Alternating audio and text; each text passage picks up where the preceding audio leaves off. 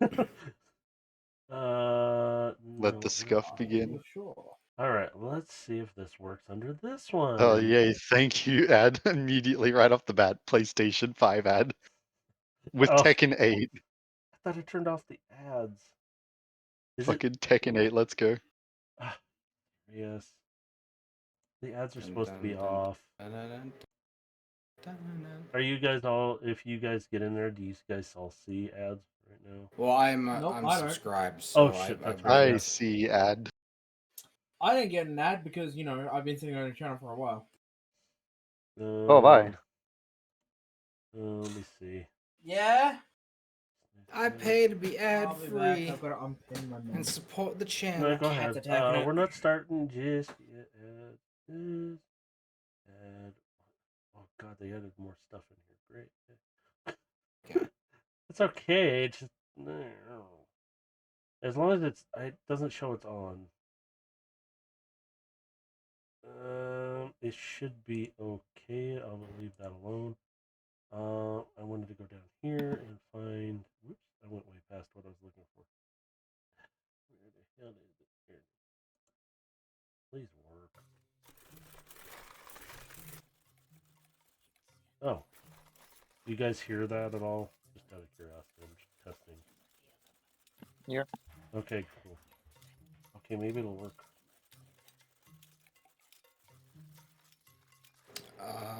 Let's try this one. Okay, yeah, I'm hearing that now. I can. Wasn't hearing what was playing before though. That was initial. I figure usually sometimes I have to stop it and start it because you guys can't always hear it. Yeah. Okay. Alright. So let's try this.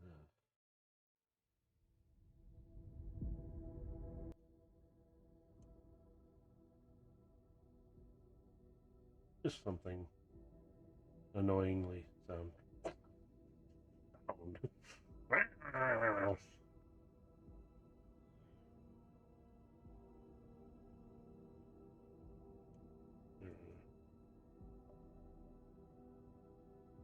And I need to flip to this screen before I flip to that screen. And yay! We are ready to lose our minds. It's a great place to be. Welcome to the. We never had it to begin with. We had mine. Murder. All right. Time. Great way to start the stream. Murder time. Murder. I've got a candle burning too, just to make it authentic on my side. Let me turn off all the lights so I can get really into the mood here. What satanic Big ritual are we doing this mood. time? Big mood. Which Alright. eldritch horror are we summoning this time? Hey, be glad I've got your icon on the stream to show when you're talking. Matrix's misses. That's who we're summoning. Oh, please. That's Don't. Unicron. That's Unicron no. plus. See, I know you're trying to be a contrarian, like, oh yeah, sure, let's just go and bring her. No. She's No. very. She is beyond chaotic, and I don't want to have to edit stream every time she comes on. Okay. It takes a lot of time, and I don't like doing it. She's very I love how unfiltered, unfiltered- and that yeah. unfilteredness does not comply with TOS. No. I'm to apply my own filter then. Yeah. Yeah, you need to at least So, have a anybody- little bit, because TOS, like, I mean, Yeah, we try to follow TOS here. We're trying not to go above and beyond that, please. I'll try my best. No promises. Most of our crap can be satire, but let's not try to go that way because I don't want to edit. I don't like editing. It's a pain in my butt. Like I said, I'll try my best. No promises. Oh, God. Hang on. Let me get voice mod going. I think it has a bleep function in there. Remember, Fran is also I think Australian. it'll. Yeah. Yeah, let me see. I think it only works for my side though. Dang it. Though It at times I does. have less of a filter than Baha. One multiplying. Oh god, something Yes. wants to update on my computer. I'm doing it right now. No. Stupid thing. Ah. If anybody's catching these after all this, you can see there's the page where you can find past episodes of all these sessions of both the D and Destiny and the Transformer campaigns that we're doing. You can find other crap I do, which is whatever it is I do. Lose my mind even more, which stay out of my insanity. It's mine.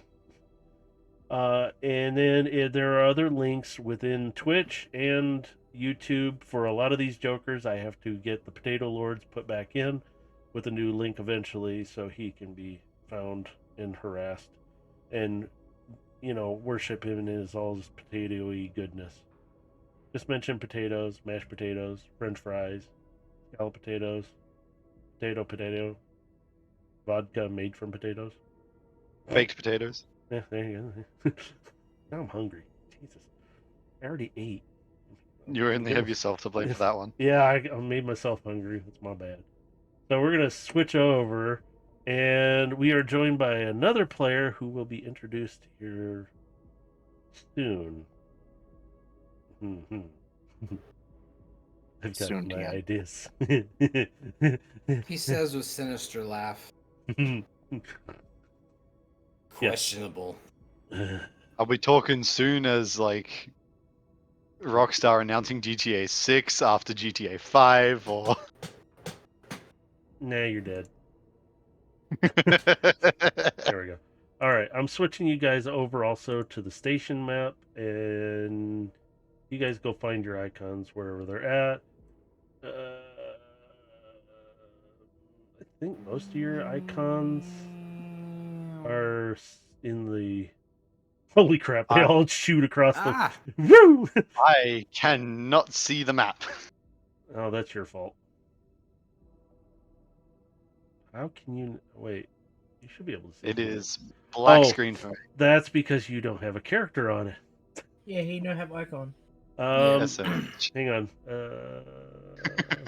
Actually, wait. I thought I gave you an icon. Did I not? Oh, I Apparently gave not. you an icon, but I didn't put it on the map for you. So you can wait to see the map. How's that? You can just look at I stream. guess. Yeah, you can look at watch it on stream. You can see everything on there. You for can the see time being. my map then. You Yeah, see I'll just stay muted until the point of entry. and then your character is introduced only to be crushed by a boulder.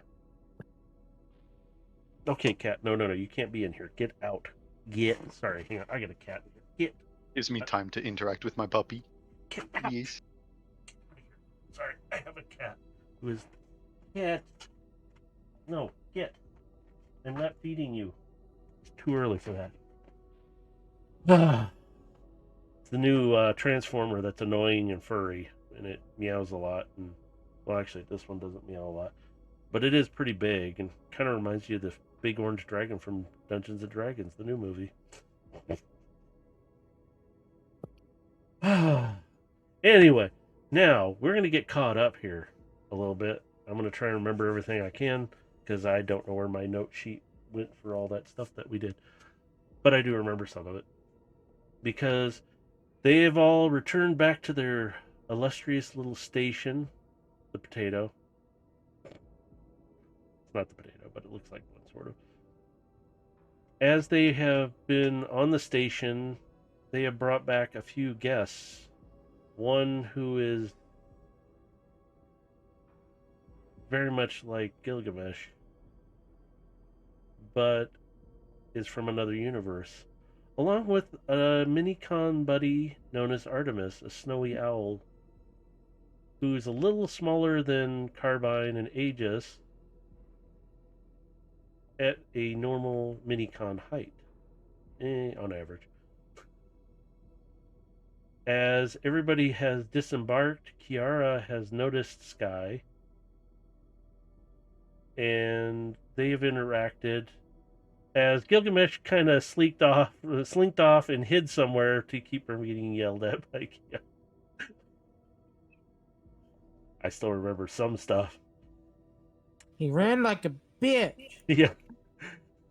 As they have greeted each other, Kiara is still a little puzzled by this situation because she recognizes some of what she looked like from the pictures, but she knows this is not.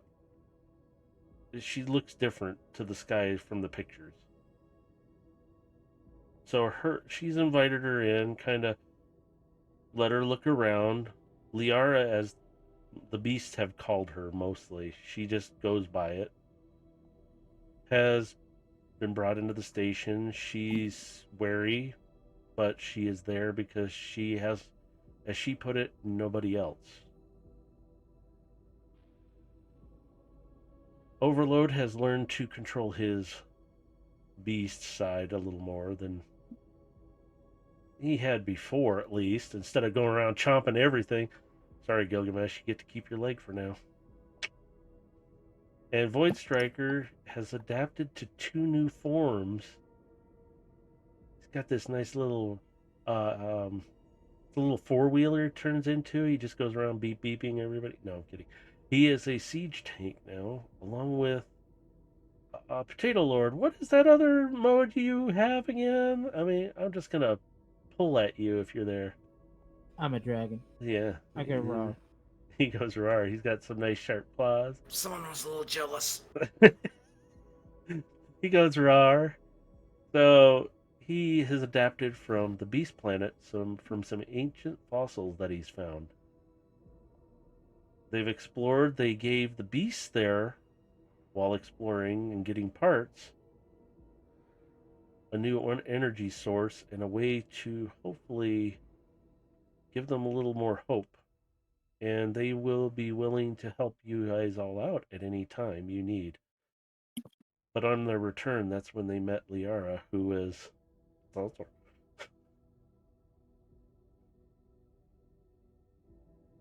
been watching them closely with the help of Artemis. Artemis is a little friendly owl and sticks with Sky a lot. I'm going to use both names back and forth a lot, so because it's one of those things. You guys are on the station. Where are you at currently on the station? Because not a lot of time. I'm just saying a little bit of time since you come back through the space bridge. Space bridge. Sorry. With a spaceship. I'm. Void Striker's doing what Void Striker does to relax. He's in the lab. With somebody nearby watching over him, seeing if he needs any help. Addie is pretty interested in your new look. And she's kind of hanging around you a lot there, Void Striker. She's like, I like this new look, as she takes one of her fingers and kind of runs it along part of your armor. And she kind of poking at you here and there, checking you out.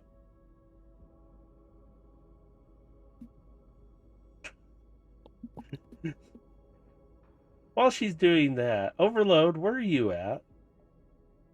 I'm in the main, I guess, not main hall.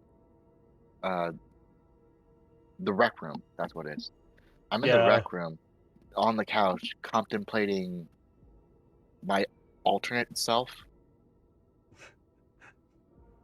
Because I'm still still amazed that another me is involved with politics.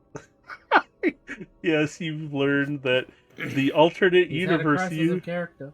he is a type of senator Overload instead of Oh, above soldier game, I so intend to ask her many questions about this. And Void Striker is also, I should point out, in the alternate universe is actually in a sense, a soldier, but he's a royal guard type soldier who is very renowned for his abilities and strengths. So I mean, while you're that's part of contemplating the this, point of this. yeah, Aegis is with you, and he's just sitting there like he's watching you. Like, are you still confused? That's all. He's just like asking you this question. Are you still confused? That's all he's asking. Yes, but also I have a mental question as for myself. And you see one of his eyebrows go up while looking at you, and he goes, "Mental question. You're thinking." Yes, I've been kind of been able to do that recently. As I'm like looking at him sarcastically. He just looks back at you. Eyebrow seems to go up higher. Thinking. And he just looks you up But and down. but what I've been thinking is that if I wasn't fueled by vengeance to avenge my fallen brothers, could I have turned out like this senator this guy was mentioning? He just kind of turns and he's walking across the like the coffee table in front of you, and he goes, "That's an alternate universe where things might have been different. So I don't know. You're asking the wrong person. I'm not a science person. I'm just guessing. But from what I've heard Carbine talk about," and he kind of leans in close, "sciencey words," and he does that in quotes. It's something about the, I don't know, variables or something, and something changing here and there, and you, instead of being that, became this. Whereas in that universe, something either happened or didn't happen and caused you to be this. Variables. And he does quotes again, and he just kind of like, I don't know. I don't know. And he kind of walks away with his hands up in the air for a moment, and he just kind of plops down, kind of not lunges, but jumps over backwards and lands on the couch part away from you, and puts his hands behind his back and puts his feet up and crosses them, and he just looks over at you with the eyebrow up, thinking, though. And he just kind of rolls his optics, and he's like, "Why don't we put on the races or something? I want to watch something or do something." Kind of like, whatever.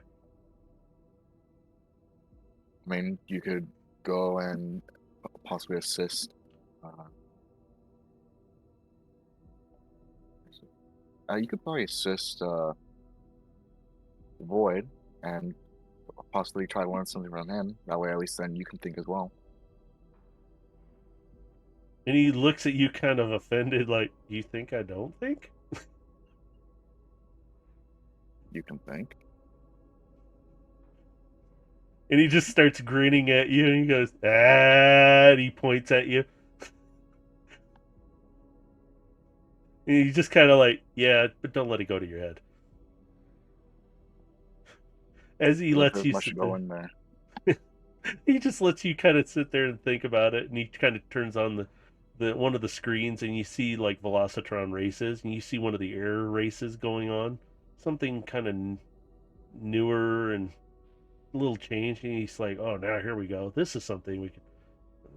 And you see him just kind of sit back a little bit, and he goes, "It is a little puzzling though that there's and he kind of leans forward, and you see his feet don't touch the floor when he sits up. They kind of just hang off because he's still a mini con, so he's not that big. And he kind of leans forward toward you. There's like a white version of Gilgamesh walking around here. This is kind of weird."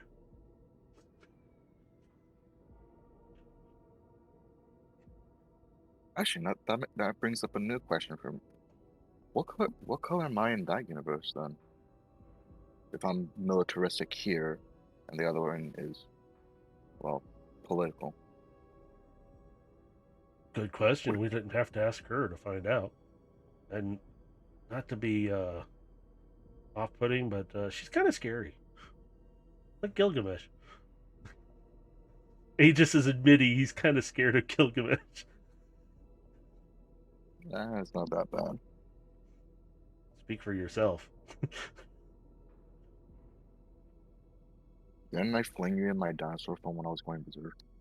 Yeah, that was different. And he just kind of looks back at the screen. I'm just trying to help my friend.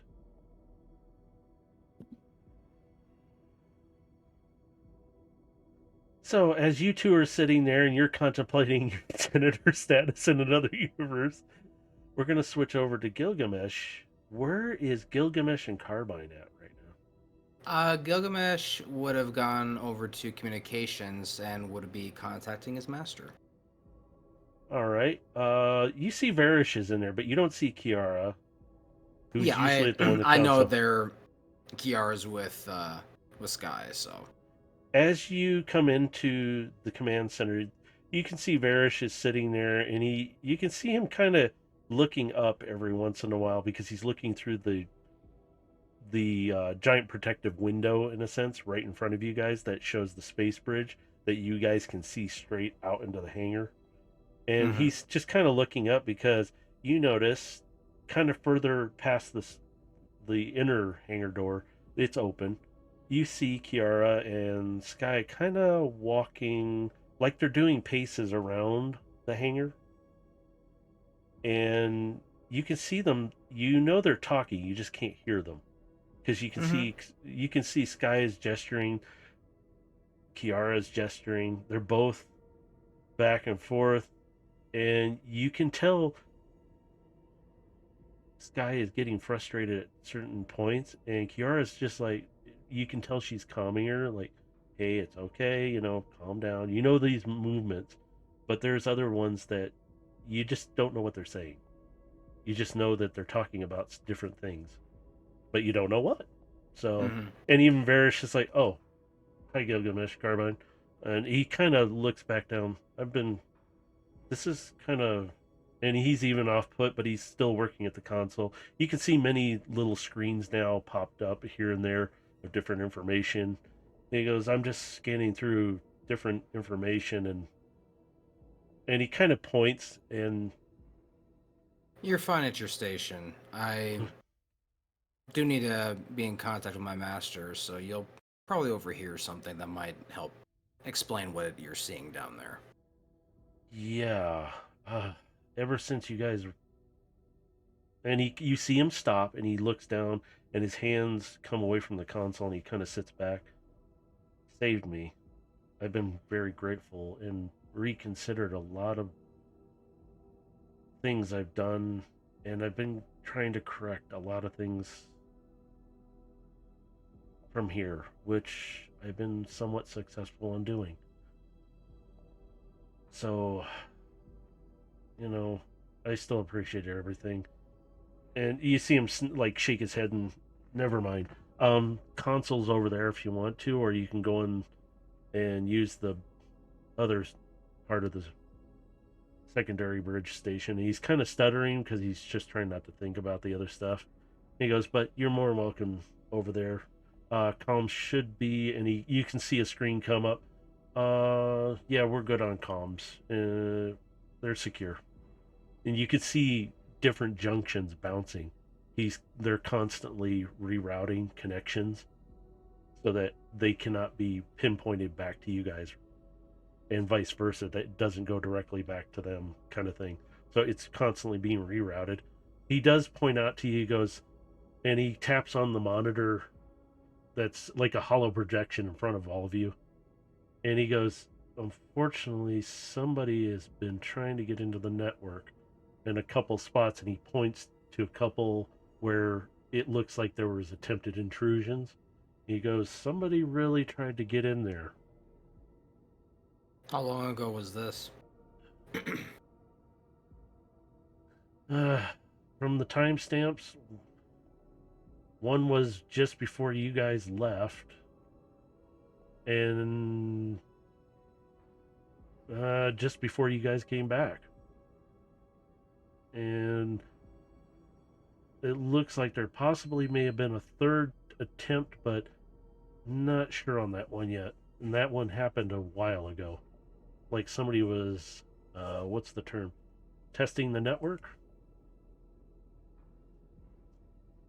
I'm not sure. Shockwave may be trying to regain control of the station or accessing its information. Redouble our efforts to make sure the network is secure. And he stops and he goes, "Oh, we actually have, thanks to the guild stepping in." And he kind of pulls up another hologram kind of over, and he kind of waves the other one away. And he goes, "Yeah, speaking of Shockwave, those intrusions, at least the two," and he pulls up, here's a section of the coding in Cybertronian. You can read some of it, and it's an attempted like backdoor intrusions and stuff. Oh, God. Yeah, this is the fun of having two dogs in the house now. Hey, chill, you two.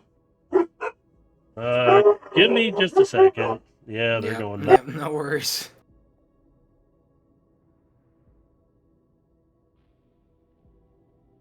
Dave.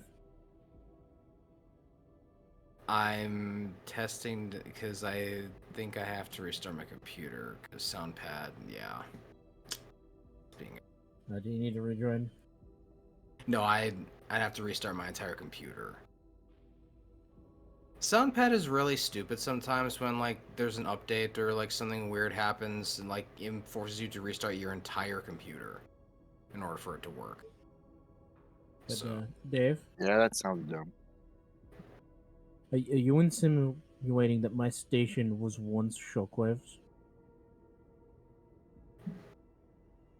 are you seriously telling me it was not? It wasn't. Shockwave has been here before, yes, but it wasn't Shockwave Station. It's always been Void Strikers. Okay, then riddle me this. Who could it be? I said Shockwave has been on the station before. It Yeah, could no, be okay, Shockwave. but it could be hundreds of people. Okay, again, but the point I'm getting at is then if not Shockwave, then who? Could be anybody from Void Strikers Past.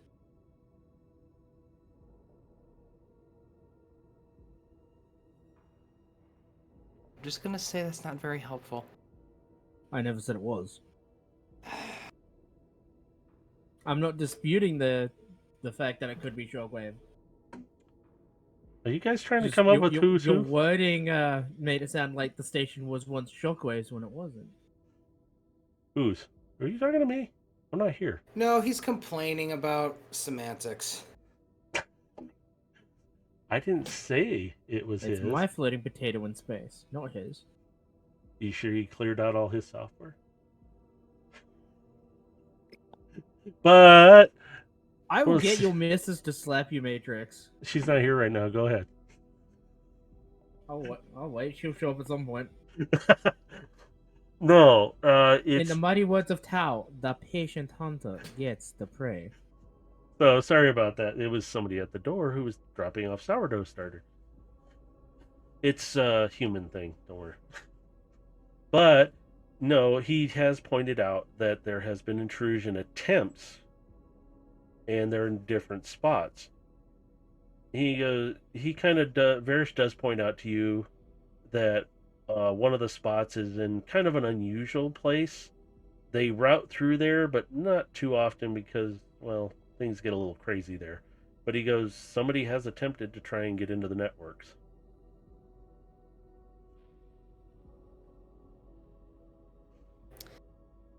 Well, reach out to the guild if you need additional network security. We need to plug any holes that someone might filter their way through. And it might be through innocuous systems too, so Well, and do what you can to secure the network. and he kind of goes, yeah, I've already reached out to them. They're looking into it. They sent out a couple to check things visually in in person kind of thing, and one didn't come back. The other one said some things were kind of unusual, but nothing was damaged, nothing was attempted, like somebody didn't break in physically at the locations. But the other one, they haven't heard back from the bot that went out there. I see. Yes, and he kind of hesitant. It makes me nervous. There's been a lot of chatter from some of the planets about activities unrest in a sense. Like something's going on, and not just Cybertronians, but other species are getting a little uneasy out there. Like something's going on.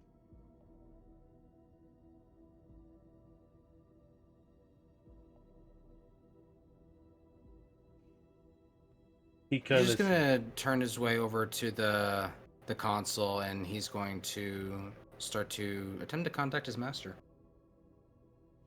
Varys just goes back to working on uh, doing what he's doing, scanning things, looking up different things, and he still keeps looking up every once in a while.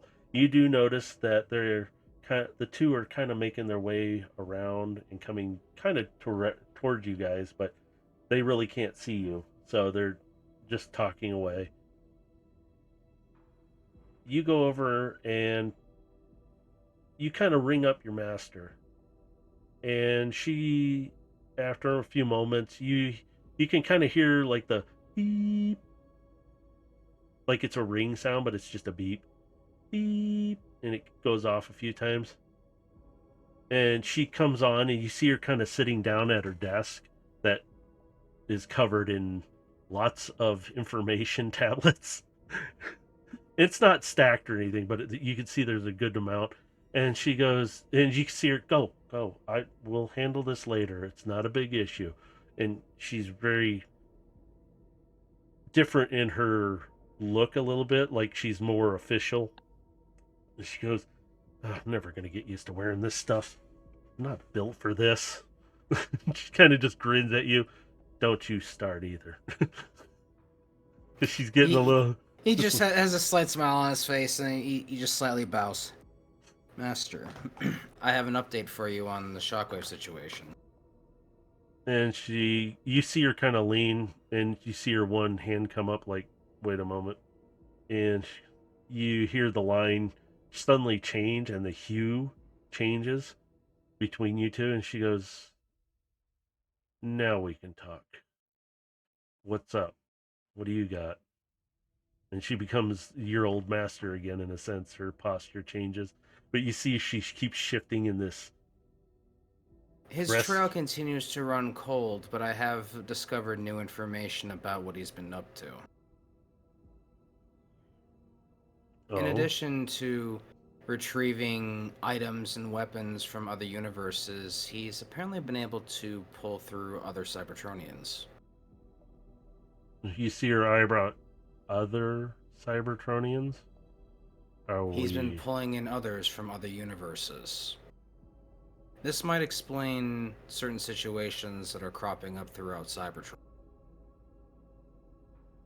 She leans back in her chair, and you see her look down and look back up, and she's kind of.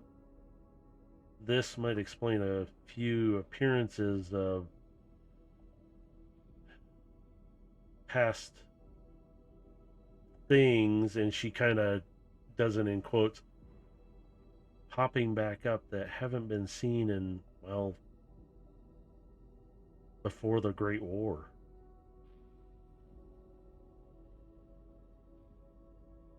Before the Great War? Yes, there have been certain bots who've been, well, they're supposed to be dead, but when you visually, and she goes, hang on, here. And you see her pick up a tablet, and she's like, not this one. And you see her toss it up, more BS. She's like, bureaucracy. Oh, here it is. And you see her slide it out actually from underneath, and she goes, forgot I keep it here now. This master is getting a little rusty. She taps on a few things, sending you some images coded. They'll get to you here in a second. She sits there while they're transmitting over. You're receiving this small file with images. She goes, these bots are ones who we know are dead and gone. And you can see comparison of a past bot that was in the wars who was either very brutal or very destructive.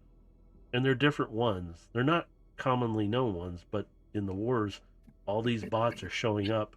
And she goes, they've been dealt with. We have collected a couple of the bodies, and we've had to exhume a few bodies to compare. And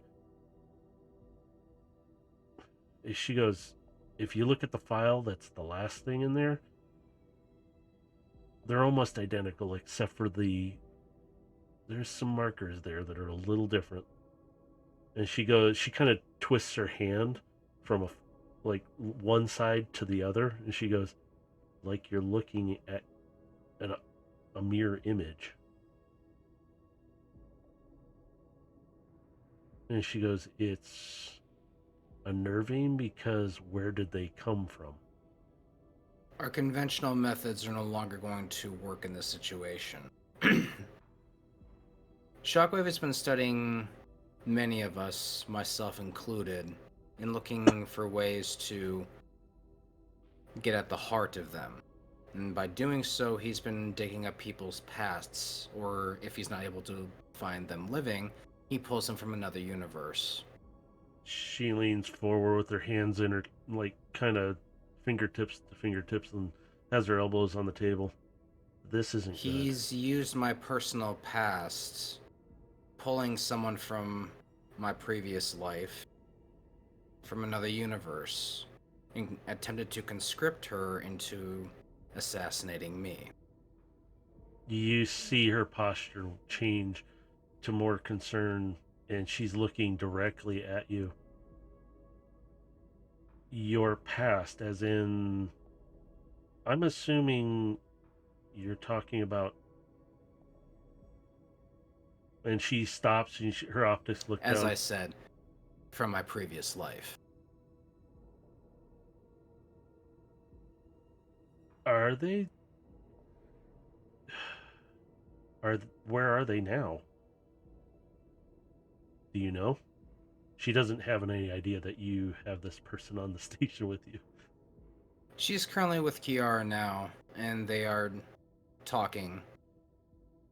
I trust Kiara to at least do a fair character assessment as to her authenticity. For now, though, we do know that she was held by Shockwave in a laboratory that I'm attempting to locate, but for the moment, it's been a little hard to pry the information. I will attempt to come there. I need to see this directly, but just me. And I'm going to bring a special device that we used on the bodies here. It's not going to hurt them. It just needs to scan. We're going to see if this is what they think it might be, is like another parallel universe to ours. If anything, we might have an idea of what he's doing. He might be trying to build an army, which is very dangerous. And you can tell her expression's dead serious. You need to watch her carefully for now. She's under careful watch here on the station. And you see her demeanor change, like, okay, good. And she kind of leans forward closer to the screen, like she's trying to whisper to you. What are they like? And she's saying more of a question of just asking you generally, like, what's their personality like? If I'm being candid, they seem very similar to us. She seems genuine. She was tortured and experimented on by Shockwave, so there's some obvious and genuine resentment. Who wouldn't have resentment towards Shockwave? He's not exactly anybody's friend.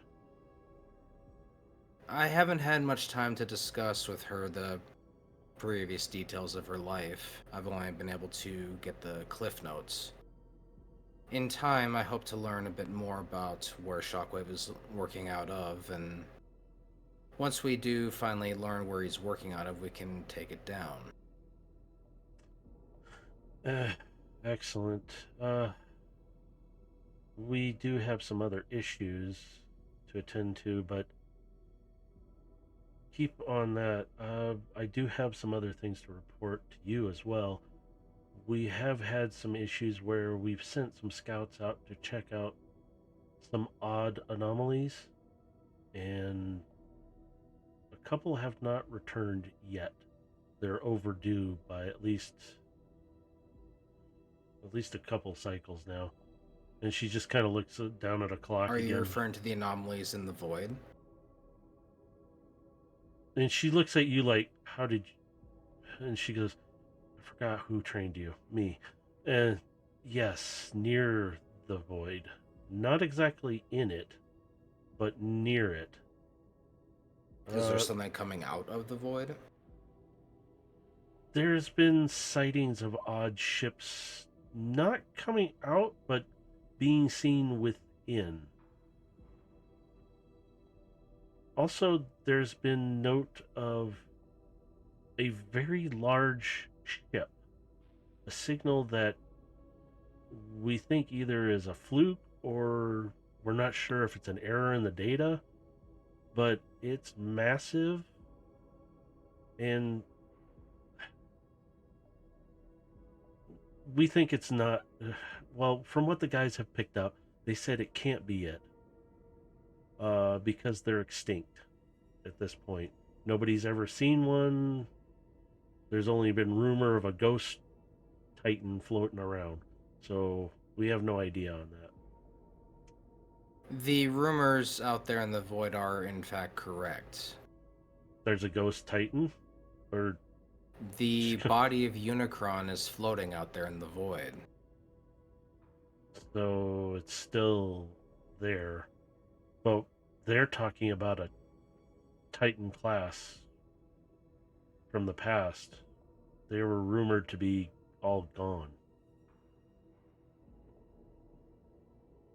This one would have... We do know Shockwave did manage to kidnap most of the previous leaders of both Autobot and Decepticon.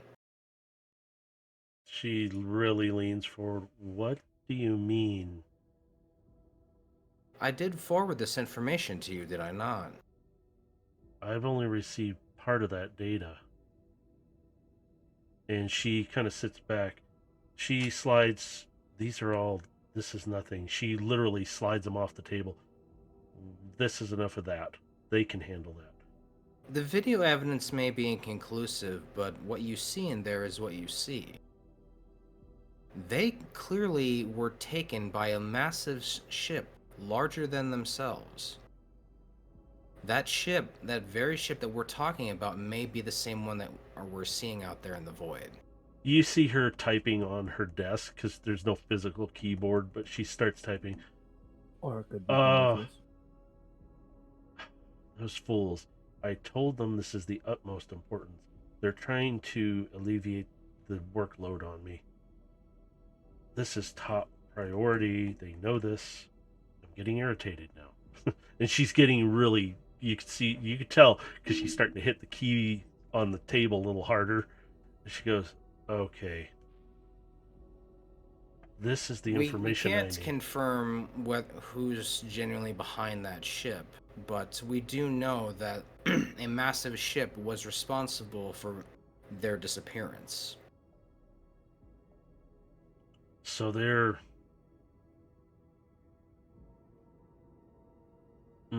this is not good. Were there any bodies at all? From this, it says there was nothing in there. Not even Teletran or even the Decepticon computer systems. You can see her reading through it fast. All of the bots and a fair amount of their systems were ripped from the ship. They were both derelicts. Yes. The ships are still out there, and it may be to our benefit one day to eventually retrieve them. But for now, they serve as a very grim reminder of something much larger that took them. Yes. This is coinciding with certain... There have been bots disappearing here and there. Not prominent ones. but just spots here and there, Velocitron, a couple of the other outer planets, random ships in the night get kind of seen, and suddenly somebody's disappeared. They're not sure why. So we have all these ships that are unknown. Some look like a past seeker. We've gotten a picture of one. She kind of pulls it up and you see it, and it's very fuzzy. And she goes, "It's not a great picture even for what we got, but you kind of make out thrusters and it looks like some kind of ship. You just can't identify it."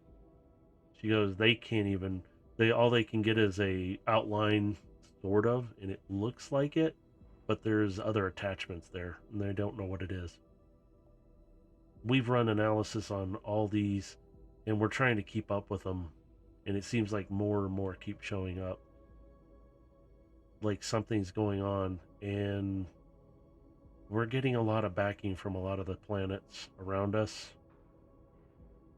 because they have a feeling something's going on. Some of the governments have stopped fighting with each other and started working together because they're all on the same page that something big is going on. They just don't know what.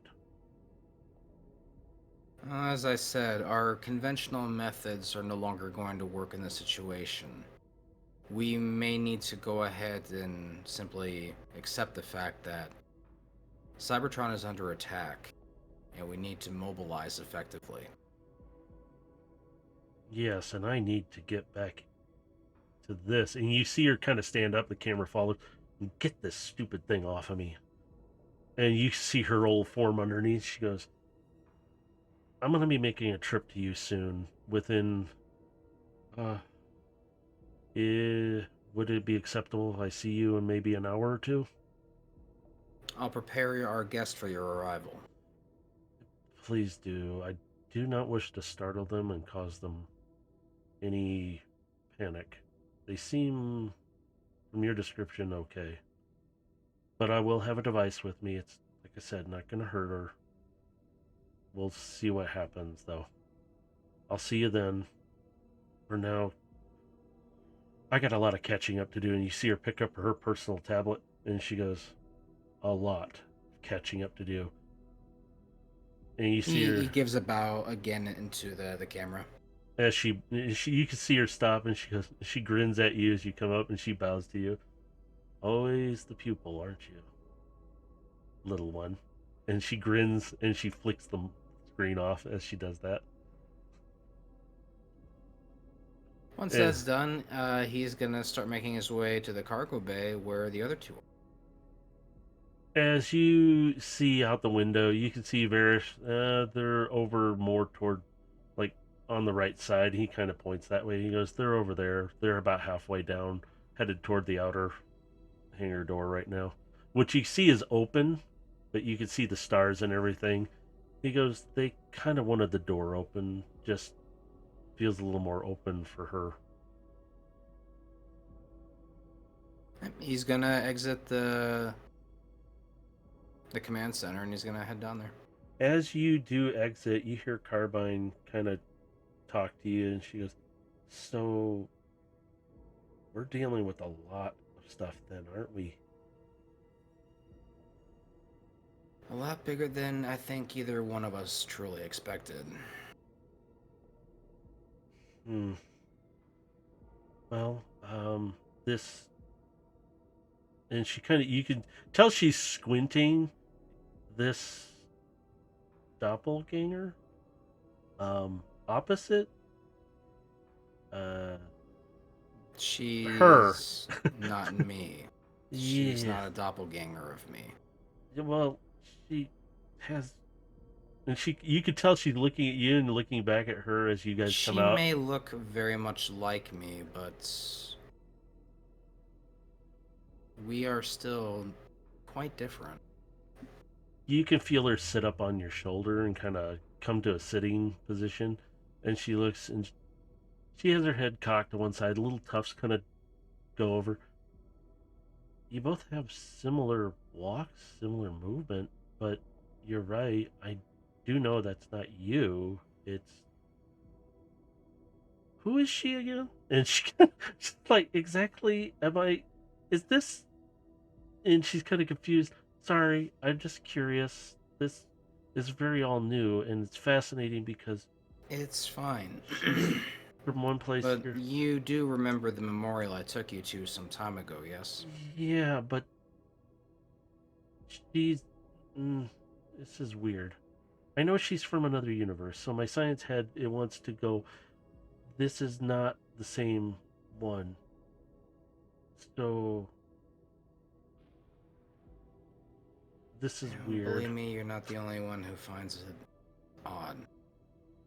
You I've stood before her grave many a time, and Ye- now I'm looking at her from another universe who walked a similar path to my own, yet, just from the little tidbits I've already heard so far, she's had it harder than mine.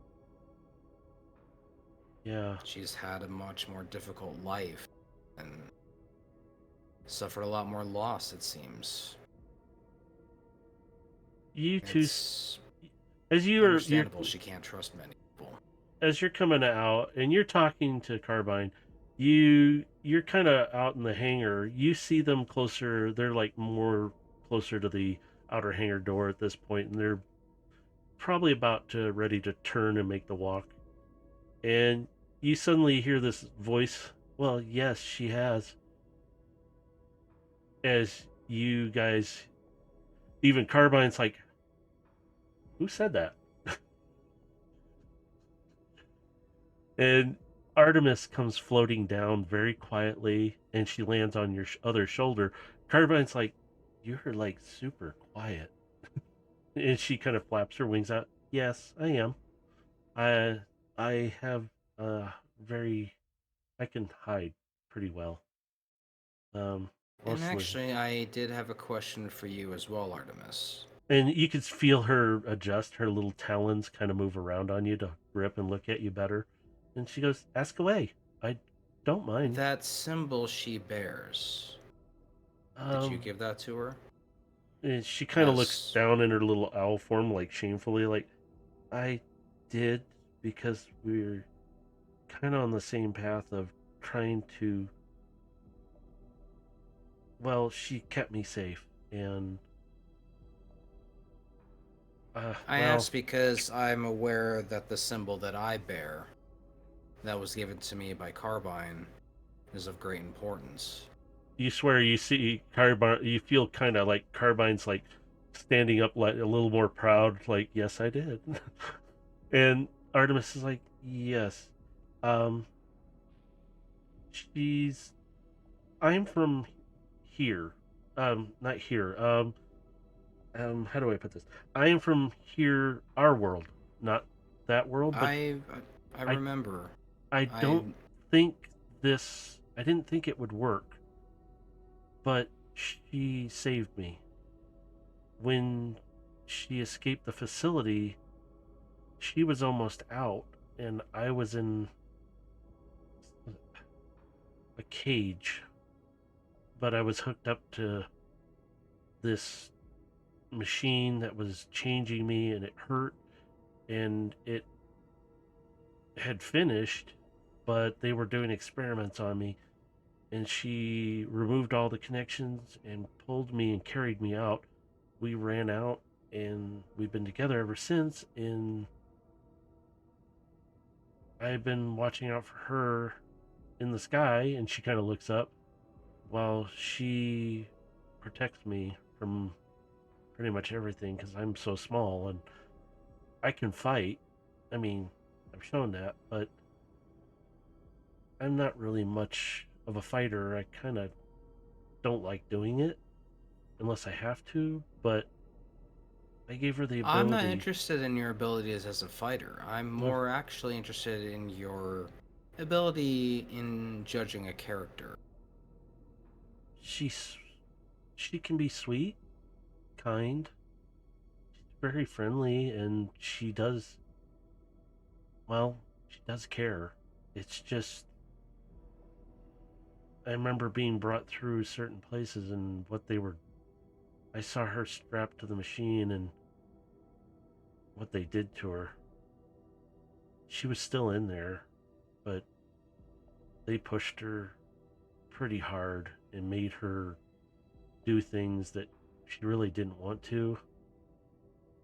We were attacked at one time after we got out of the facility. She started to show mercy to one of the bots, but then she kind of, when he said the wrong thing, she just tore him apart. But she's come across others where she's been like with that village of the beasts. She's been really kind to them, and they've earned her trust as much as she's earned theirs. So she is a sweet person underneath. The Cybertronian is still in her. It's just whatever they did to her, and now she's more of a But fighter. do you believe her to be genuine? That there is no ulterior motive to her actions? Yes, she's got nothing. I've seen into her mind. Good. The last thing she had hope was, I don't think it's my place to say his name. You don't have to. Just know that I trust in your judgment, as I trust the other minicons in their judgment. When bestowing these emblems, it is of great importance. And I know that for that to be given to anyone requires a certain level of trust. She looks at you. Trust me, thank you. I do not know how to. I've been alone too, and just try not to hurt her. She's been. Her I have no memories are. intention of hurting her. Her memories are good, and then lots of pain. So I just want her to be okay. As you guys are talking, you see them coming around. They both see you, and they kind of gestured toward your direction. So they're like diagonal to your positions as you're coming in. And Okay. Artemis kind of like, oh, I didn't warn her you guys were here. But she doesn't seem mad. She's kind of smiling. And your other friend there, she seems really nice. So, and Carbine kind of chimes in, oh, yeah, she's great. She gives best scratches. She kind of just flops over a little bit, like, yeah. And Artemis is, yeah, I've got to get to know everybody a little more, and finding more mini cons has been great. I mean, Nyx is here. Everybody's here. It's not everybody, but enough. And she kind of, I'll stop. She kind of just. As my larger friend who owns the station has said, this is the Minicon's home until we find you guys a replacement. I've got to get used to home. It'd be nice to have our home back. And Carbine kind of leans up and she looks over. Yeah, we Well, would. for now, But consider this a safe haven. I'd like that. Yeah, I'd like that a lot. And you can see she's kind of more of a stuttering, and she's not sure what to say. She's kind of trying to talk, and she's telling you all this Gilgamesh stuff. is not looking for anything. He's just... Yeah, she just, you could tell she just kind of jumbles on with things. And Carbine's like, you can stop. It's okay. It's like, Artemis like, okay. Like, yeah, sure. Just kind of looking around. And as you're walking out, Kiara comes up and she thuds you really hard on the arm. Even Carbine kind of jumps up like, whoa. Why didn't you tell me sooner? And you see Sky or Liara kind of stepping back like, did I miss? Because the lead I thought was for something else. And he kind of looks at her a little like, And you can see Liara kind of like, it's okay. I mean, I thank you for showing me around and everything. And I mean, I appreciate the quarters, but I've been sleeping in woods and mostly hiding in places because I don't know how to. And you can still you see she's nervous and she's like doing her hands like she's rubbing one hand with the other and she's looking around still nervous like, but I feel safer here than out there right now. Here I feel hidden. Not well, as I said before, this is gonna be a safe haven for you and for the other minicons for the time being. We do have some other questions for you though, and I would actually like to introduce you to my master. She will be arriving within an hour. your master? Okay. Yes. Should we expect her? Is she here? And she looks around like, Not yet. to... She's currently dealing with other issues on Cybertron. She says she should be here within the hour. Oh. The situation is growing much more dire, unfortunately. And you see both Kiara like, what do you... Kiara kind of jumps in. She's like, what do you... I put my tablet down for one moment. So you see her pull it out of a side spot on her leg, and she goes, oh, yeah, there's a lot more. Varish has probably been keeping up on it, but he's been letting me talk with Sky. And she stops. Sorry. And she looks at both of you like, sorry, Gilgamesh. It's fine. I'm Little- more concerned about the matter you had told me about, though, previously. The lead I was chasing down before. Yeah, there's a lot. And he kind of looks over to Sky and just like, it involved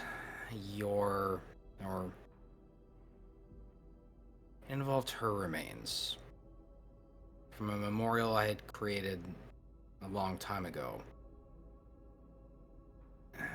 And He looks to Kiara. And Kiara is like, her remains, as in... And she You points told me towards this. Sky, like... Above game, yeah, remember, yeah. he... And she's like, yeah, she's trying to be sensitive about it, like, her remains, like, pointing, like, okay, yeah. Do you want me to do this in front of her? Or... Because...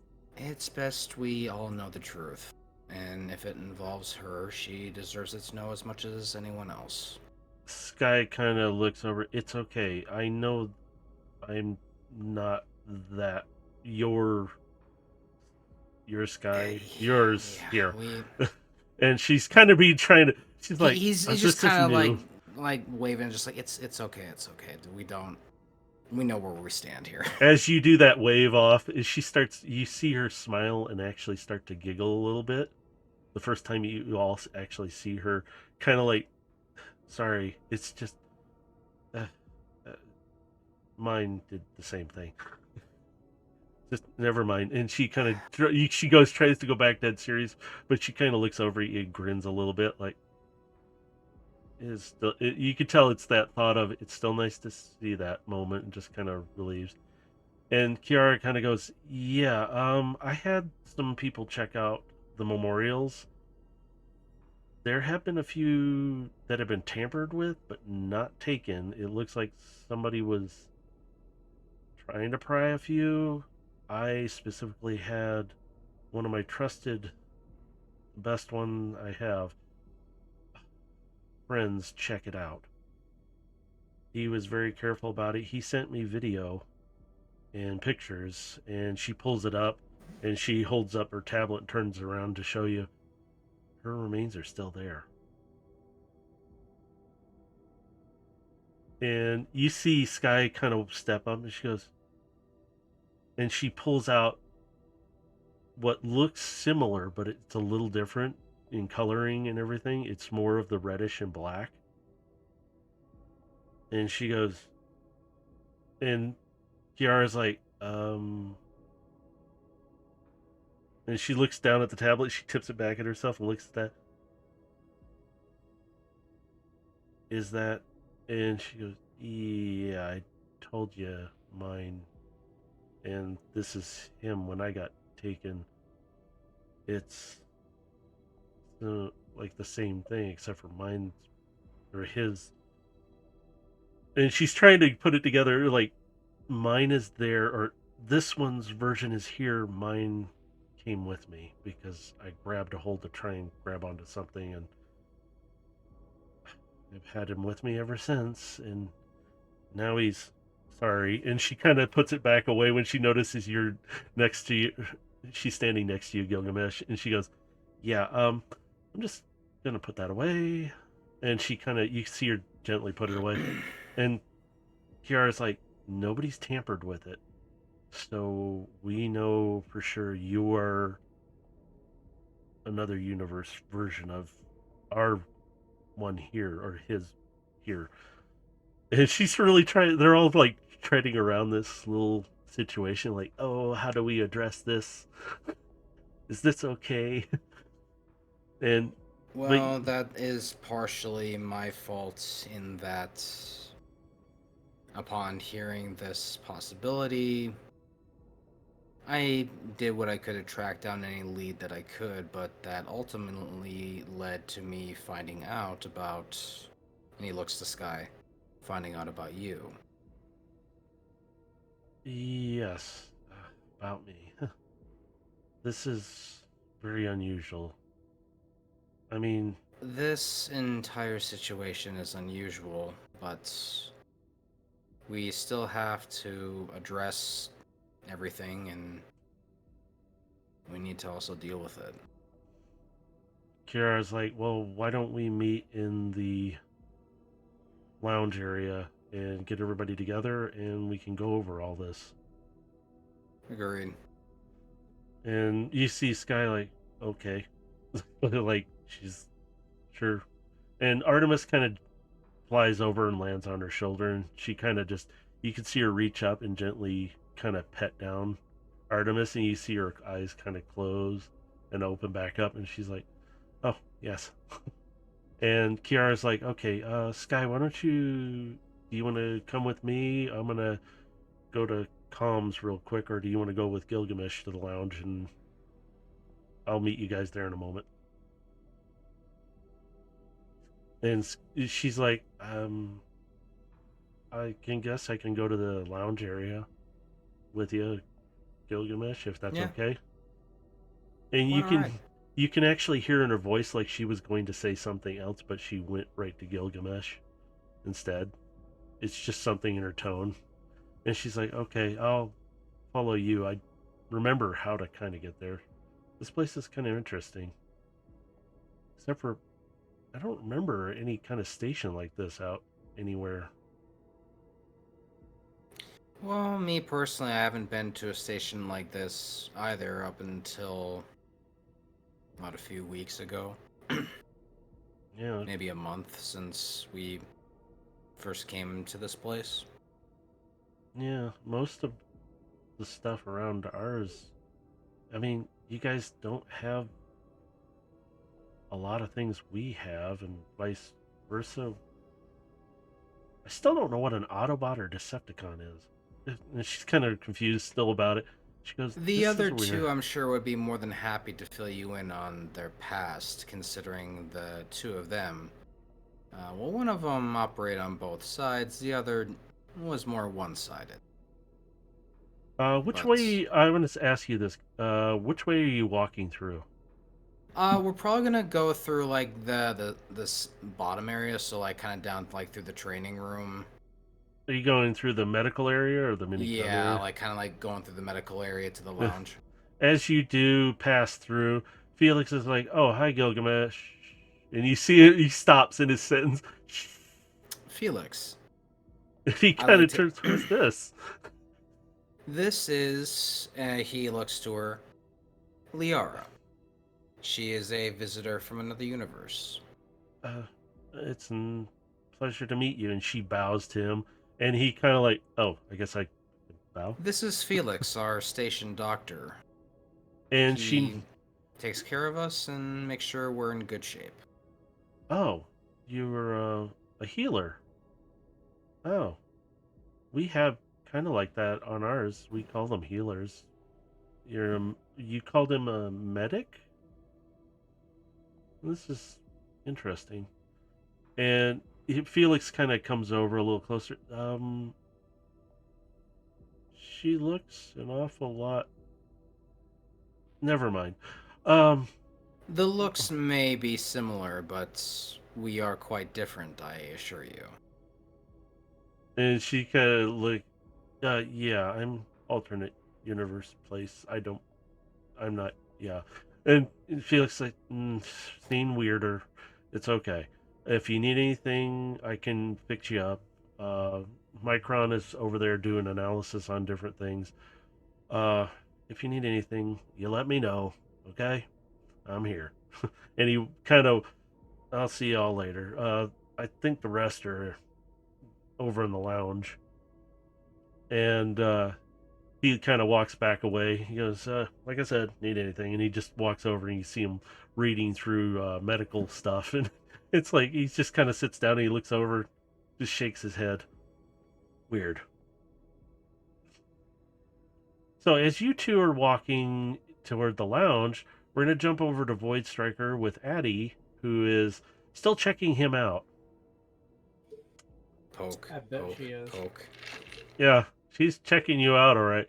She's kind of like, so you go to another planet, you come back looking way different, but I'm not objecting. But what'd you find?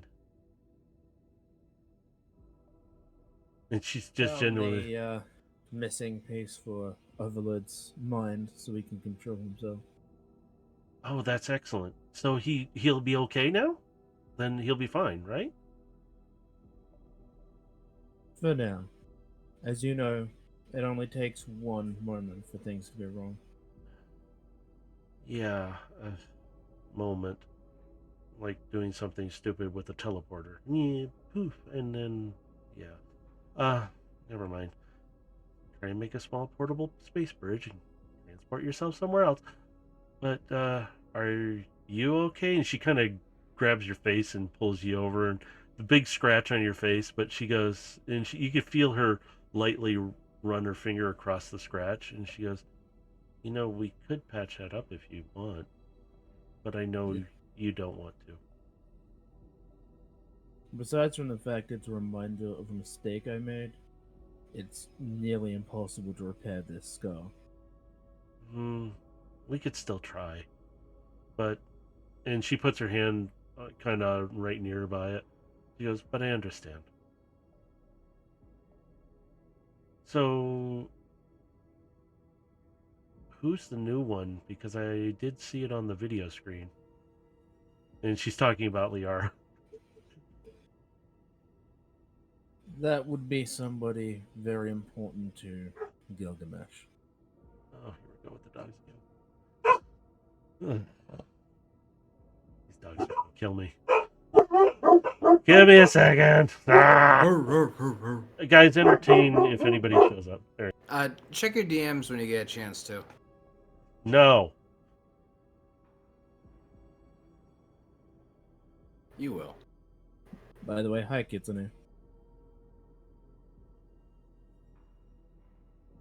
Kitsune.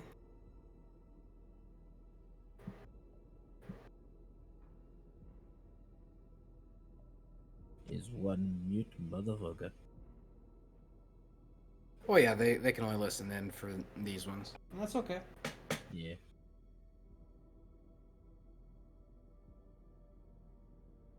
They get to listen to us live. I keep obsessively checking my emails. Why? What you looking for? I'm waiting for an Arctic Entertainment email. Ah. Valcana? I don't know what that is.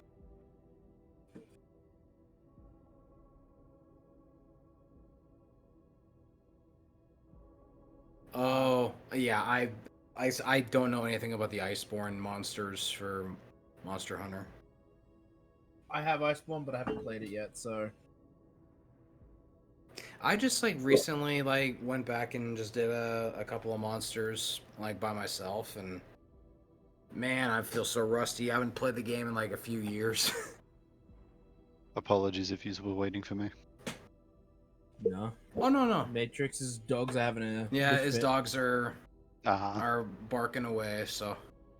I'm Fair. gonna try and start steering things in the way to get you introduced to this session, hopefully. That's Yeah. fine. Everything's set up. No, I get I introduced. want to go to Velocitron anyway. I get introduced when I get introduced. That's it. Velocitron or Cybertron, one of the two.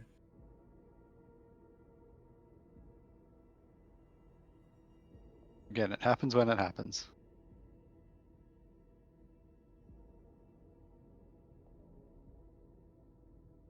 I mean, it's you're already assuming difficult for that me, I like, beat the going base back game. in.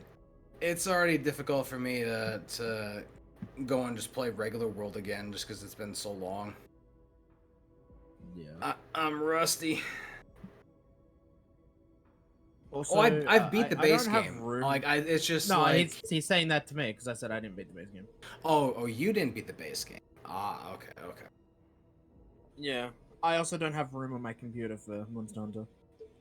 Yeah, it's like... I suppose with the DLC, it's like well over 100 gigs. Because I think the base game is just like... It's like 95. Technically, you have to install it with all the DLC content as well. Oh, so that's part of the 95 gigs then. Yeah. Ah, okay. Because just because you don't have the DLC doesn't mean other people who are playing with you, they haven't.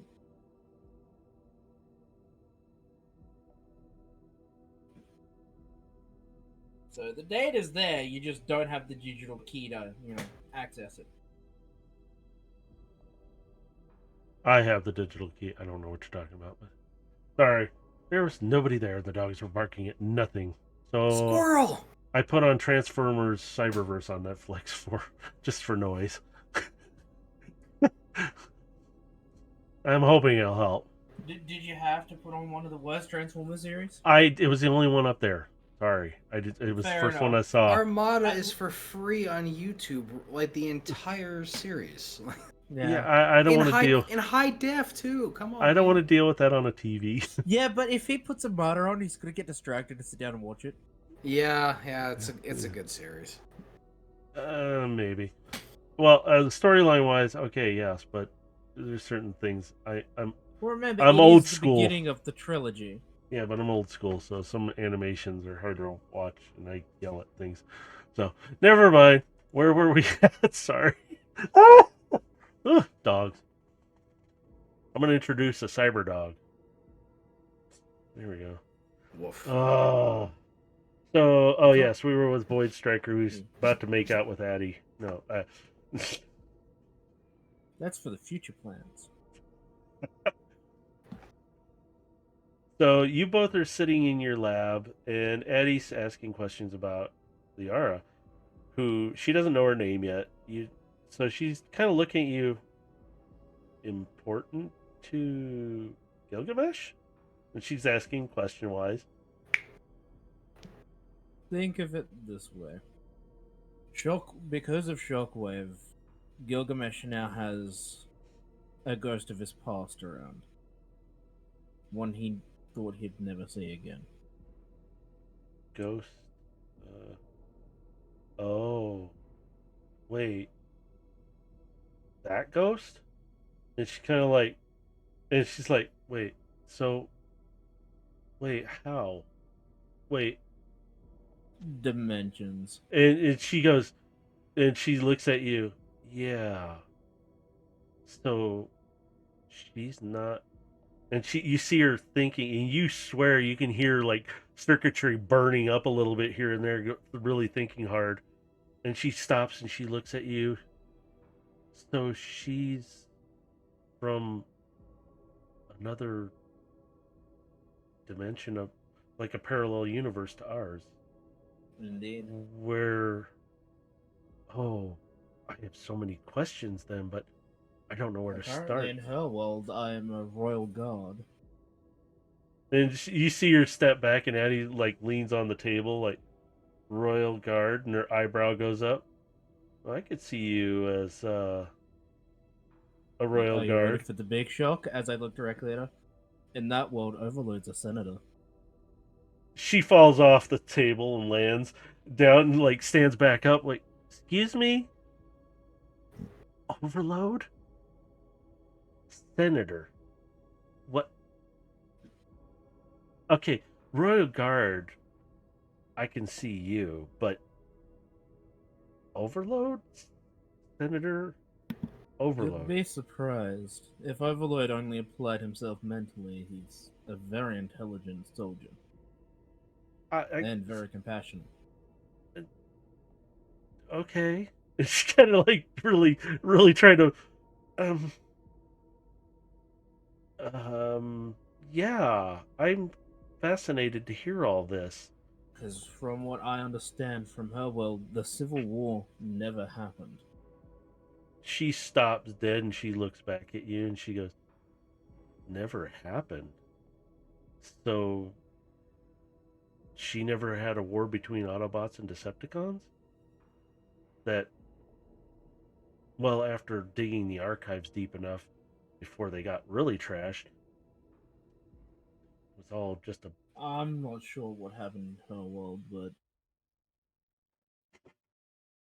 Interesting. I'd like to know more. And as she says that, the doors open to your it's not lab. exactly my position to ask. You see Kiara kind of pokes her head. Hey, if you two Sparks are not busy, she does it in quotes. We're meeting in the lounge to discuss with our new guest some things as well. Would you care to join us? Or are I'm you just gonna busy? lean over and just go, we're free, don't worry. I'll be scratching a paint job later. As I say that, I'm just gonna flex my new clawed hands. And you see Addie, you know she's turning a different color, and she's going later as she kind of walks away for a moment, and she turns back, and I expect a good scratch, and she walks away. Kiara just rolls her optics. Oh Jesus. Okay, I'll meet y'all over there, and you see Kiara go back through the comm center as Addie kind of passes through the databank section of it and heads over. And she pops her on head my back. way. I'm going through this server room and uploading Yeah. the new data from every section and then continuing on. Addie's kind of just ahead of you, just leading on. You all get in there.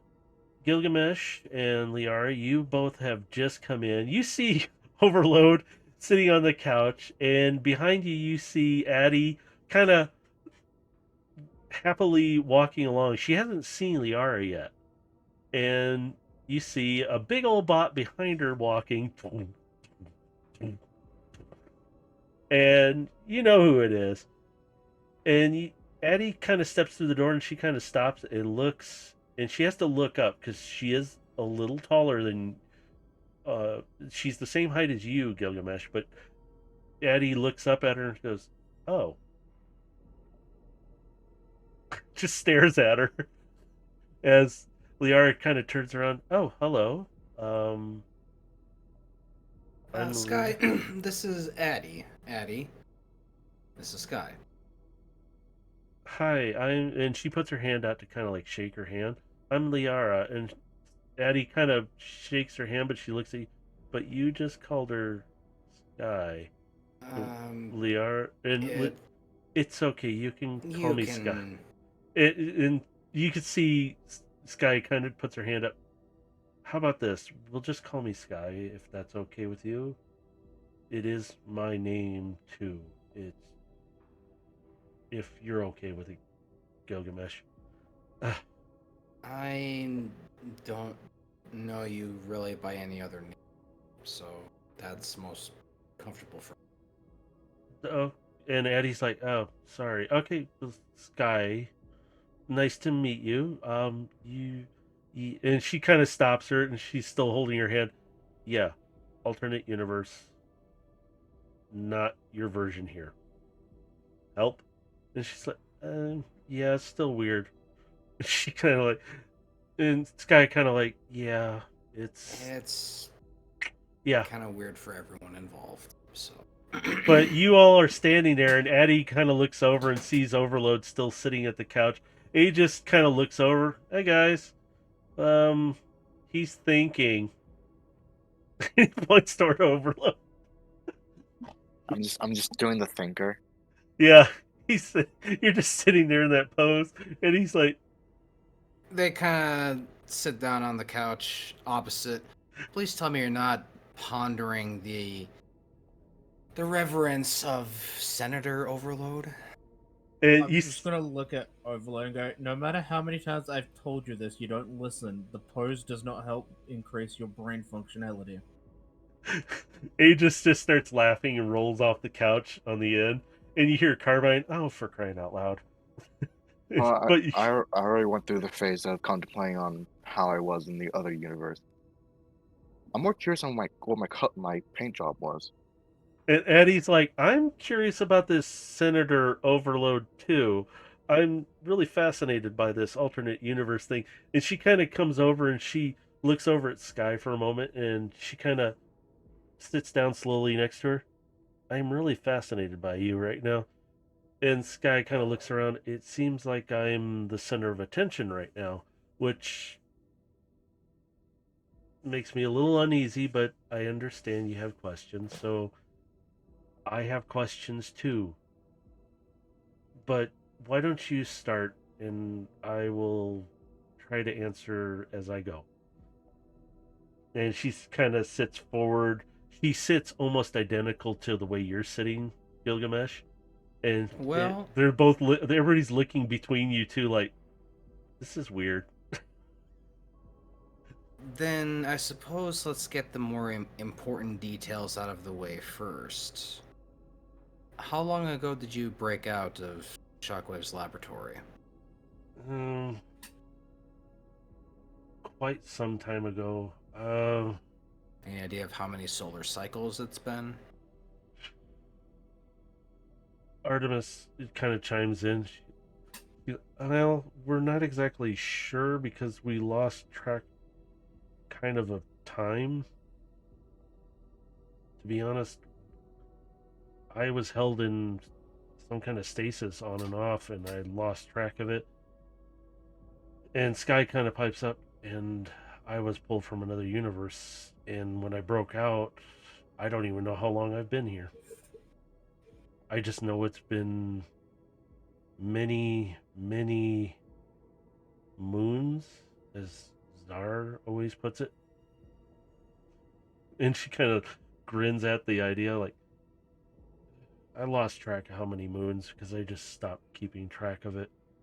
I was away from the place. I was safer than I was before, and I wasn't being tortured. And she holds up her hands, and she's just looking at them painfully, and you see them ball into fists. And she kind of lowers her hands back I don't down. mean to make you relive some painful memories, but I will want you to at the least point me in the direction of this laboratory. Oh, and Artemis is like, oh yeah, absolutely, we can do that.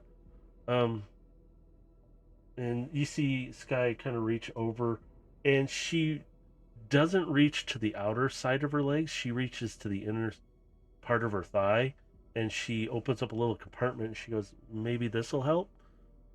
I kept a recording of a certain amount of data when I left. It was location wise, might help.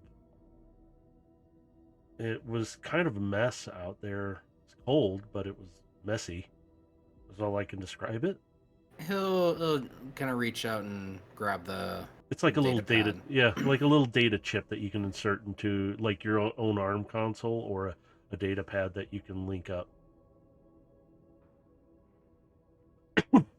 And it might help tell you where I kind of came from, but again, I can't really give you a timestamp because it was all Well, even if you can't, the blurred. laboratory might be able to help provide us that information. He's gonna insert the chip in. Is there kind of like a public viewer that he can display this up so everyone can see this? Yeah, you can plug it into any tablet, and then all you have to do is, like, in a sense, connect up to the screens that are in the lounge there. Yep. So he's gonna do that. He's gonna plug in the chip and he's gonna connect it so everyone can view the same data that he's looking at.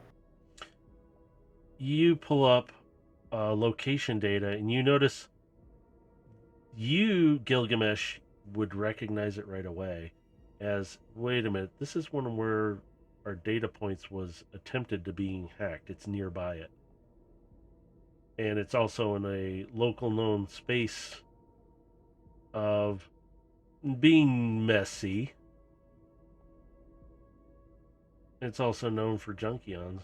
By the way, I already had this kind of set in place. I just wanted to have it.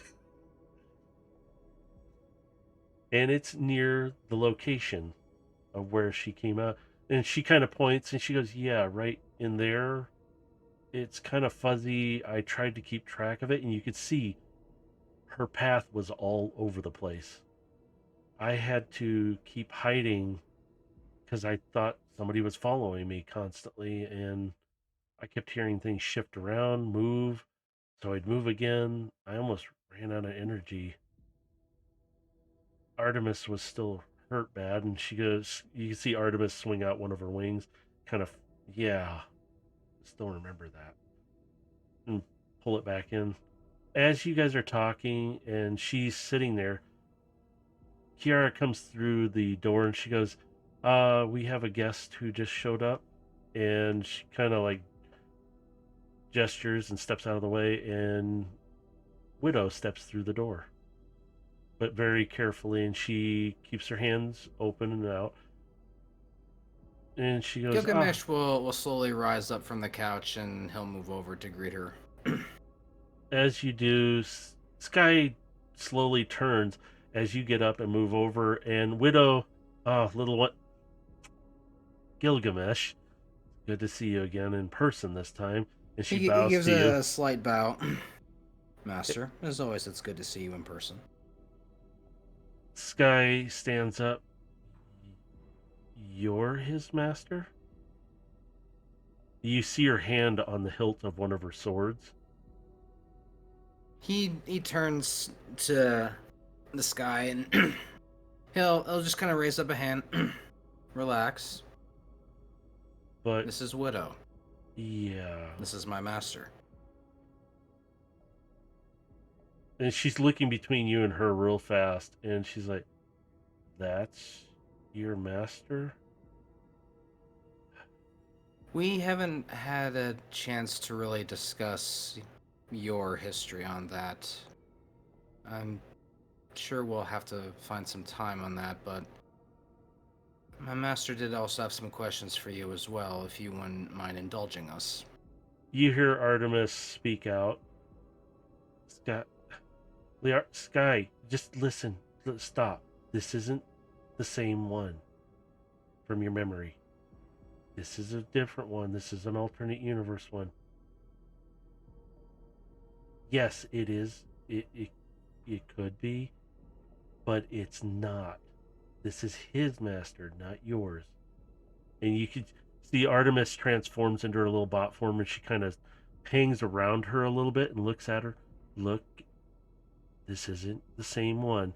Widow's kind of like, I'm assuming on your universe, I am not the same as I am here. I have no intention of harming any of you or anyone. And she's very careful. She's keeping her hands wide open and away from any weapons. And she's like, if it helps, you see Widow slowly reach for any of her swords and that. She slowly lowers them and sets them down and takes a step back. I have no fight with you. You can see Sky's grip get a little tighter, and her optics Sky, narrow. please. I trust her. She has taken care of me for many millennia. She's been one of the best people in my life. You can trust her as I trust her. You see Artemis turn. She's very angry. I understand. And I don't blame you for your anger. I don't know what happened in your universe, and I can't pretend to imagine the pain that you've experienced. But I'm asking you, here and now, to trust us. To trust in me. You see Artemis kind of look back again. I don't think she's listening right now. Before you can even react, she's pulled out a blade, bright blue, and it comes up so fast. She's got it right at Widow's neck, and Widow's not moving. She's just standing there, and she's like, no, just stop. Let her be. And she gets really close to Widow, and she pulls the blade back, and she gets closer to her. I will step closer. Sky, I'm begging you. Don't do this. You see her slowly put the blade back, and it slides down, and you hear that. Ding.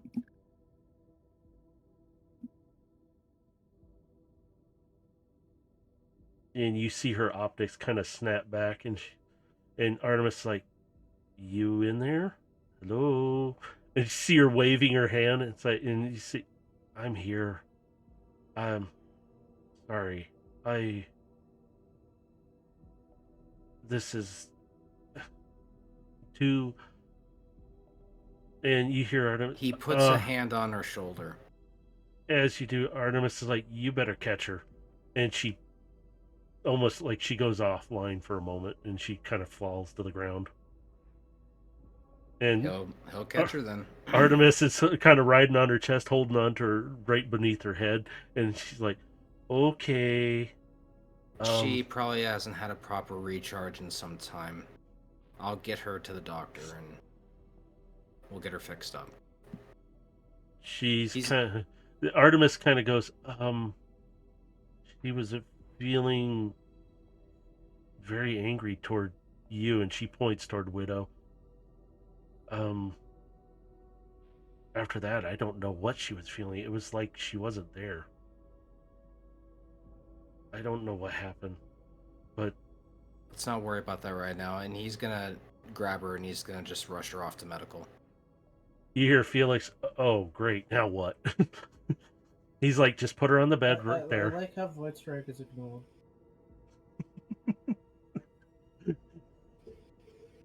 You guys see the door is open, and she's right there. Gilgamesh, you can see Widow kind of leans around. I didn't expect it to be good, but I didn't expect that. I hope she's going to be okay. Run some preliminary scans and just make sure everything in her systems is normal. Before you even get done, he goes, I think she just needs a good charge. She is super low, and Artemis is like, yeah, we really haven't had a lot of time to charge. Usually we get food from the village, and then we charge up that way, and we really have been running on nothing. And she goes, speaking of, and you see her arm console pop up, and it's a tiny thing to you guys. And she goes, Felix, while she is asleep, though, I would like you to run preliminary scans over her body. Nothing invasive, but she was captured by Shockwave previously, and we do know that he does love to leave something that lingers behind. you see Felix look out the door. He looks right at Void Striker. I think this is more your department than mine, and I still have a lot to learn. You mind stepping in and helping me with this? And yeah, I mean, the door is wide open. It's a wide door. I'll walk into the midday. And before you guys can even start, you see Widow kind of follow you in, Void Striker, and she goes, I do have a device here I need to run on her to see. It's not going to do anything, just scan her. Is that going to be a problem? And she kind of looks to you, Gilgamesh, and you, Void Striker, and Felix. Is it going to be a problem if I do that? And Felix, like, looks at both of you guys like, what do you think? We're going to be running scans medically of her body anyway. Another scan wouldn't hurt. And Felix goes, why don't I stop these? Go ahead and do your scan first. Felix just kind of steps back. Widow kind of comes I up. have to ask, though, Master, what are you scanning for? She turns on the scanner, and it looks kind of funny, and little arms come up on the side as she gets closer to Sky with it, and she goes, well? And she turns toward you, and it goes down. She turns toward Void Striker, and she does it way up to him, because he's way taller. And she reaches over, and as she does, it goes up and then back down as she gets closer to Felix, and then she turns it on herself. Yeah. Anybody from an alternate universe. And Artemis is kind of standing on the side table, and she goes, yeah, nothing happens, but when I get close to her, it detects if they're from an alternate universe. There's particles that are in their bodies that show up. This was a test So device. we have an effective method of finding out who is who. Sort of. She goes, this is a small test version. I can report to them and tell them, hey, it does work. And Felix starts the scans up. He looks at you, Void Striker. Can you give me a hand with these scans? Because these don't look right. I'm going to transform one of my arms and connect directly into the medical systems. All right. What would I want you to roll for something? Dang it! What am I rolling to roll for? Do you want me to roll medicine? Yeah, it Yeah, would just be do like a medicine check. Yeah, just do medicine at this point. So as you're hooked up to this, Felix is kind of looking at you. Are you seeing what I'm seeing? And he's holding a tablet. You're seeing it in your HUD display in your optics, and he goes, this is wild. And it almost looks identical other than some structural details to you, Gilgamesh. So Void Striker, you're seeing this overlay as much as Felix is. So the both of you are sitting there and go, and he looks at you and he goes, and he looks over slowly at Gilgamesh and he looks back down at the tablet and then her. You literally are mirror images of each other. But that's not possible. That makes things a lot simpler and easier to fix. Yeah, it does.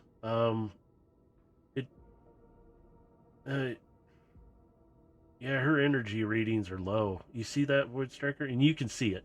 You can see it more detailed than he can. And you can see she is really, really low. And her mind is active, but her body is just in standby because she needs to charge up.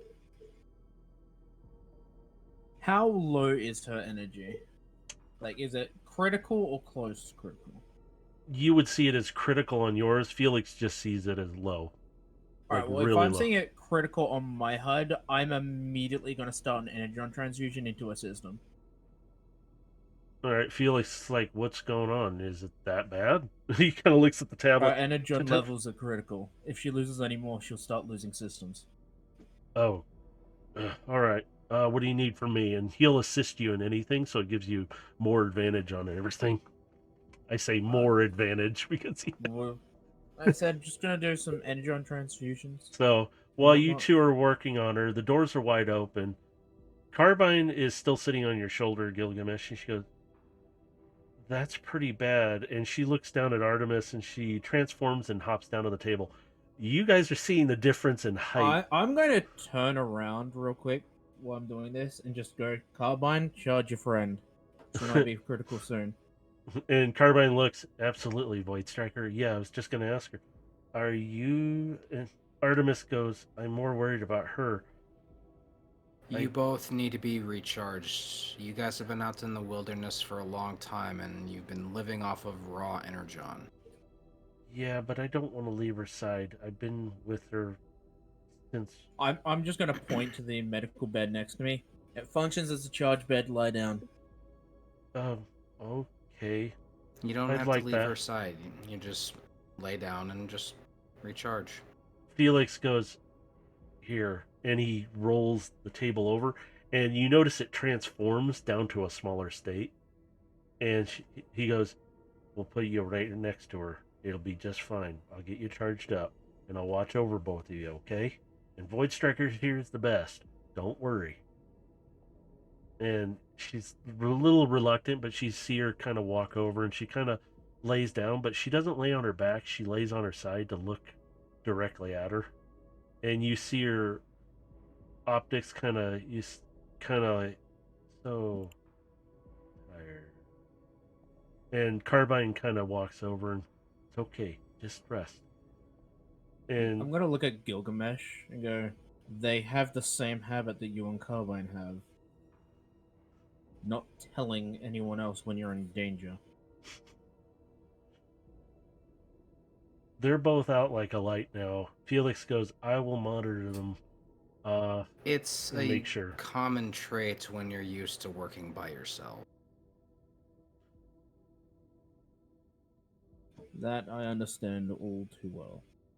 I need Void Striker and Gilgamesh to roll a perception check, as well as I'm going to roll for... Okie dokie.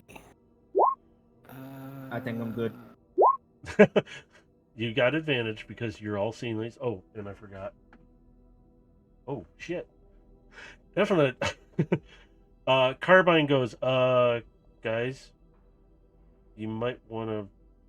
It looks like the sky is dreaming or in a state. You see her one arm grab at the one hilt again, and you see it to start to come out, and Carbine kind of runs up and kind of grabs the I'm hand. going to use my one hand. I would like to do a strength check to stop it from pulling it. Okay, go ahead. I would actually want to Yeah. do that ahead of you.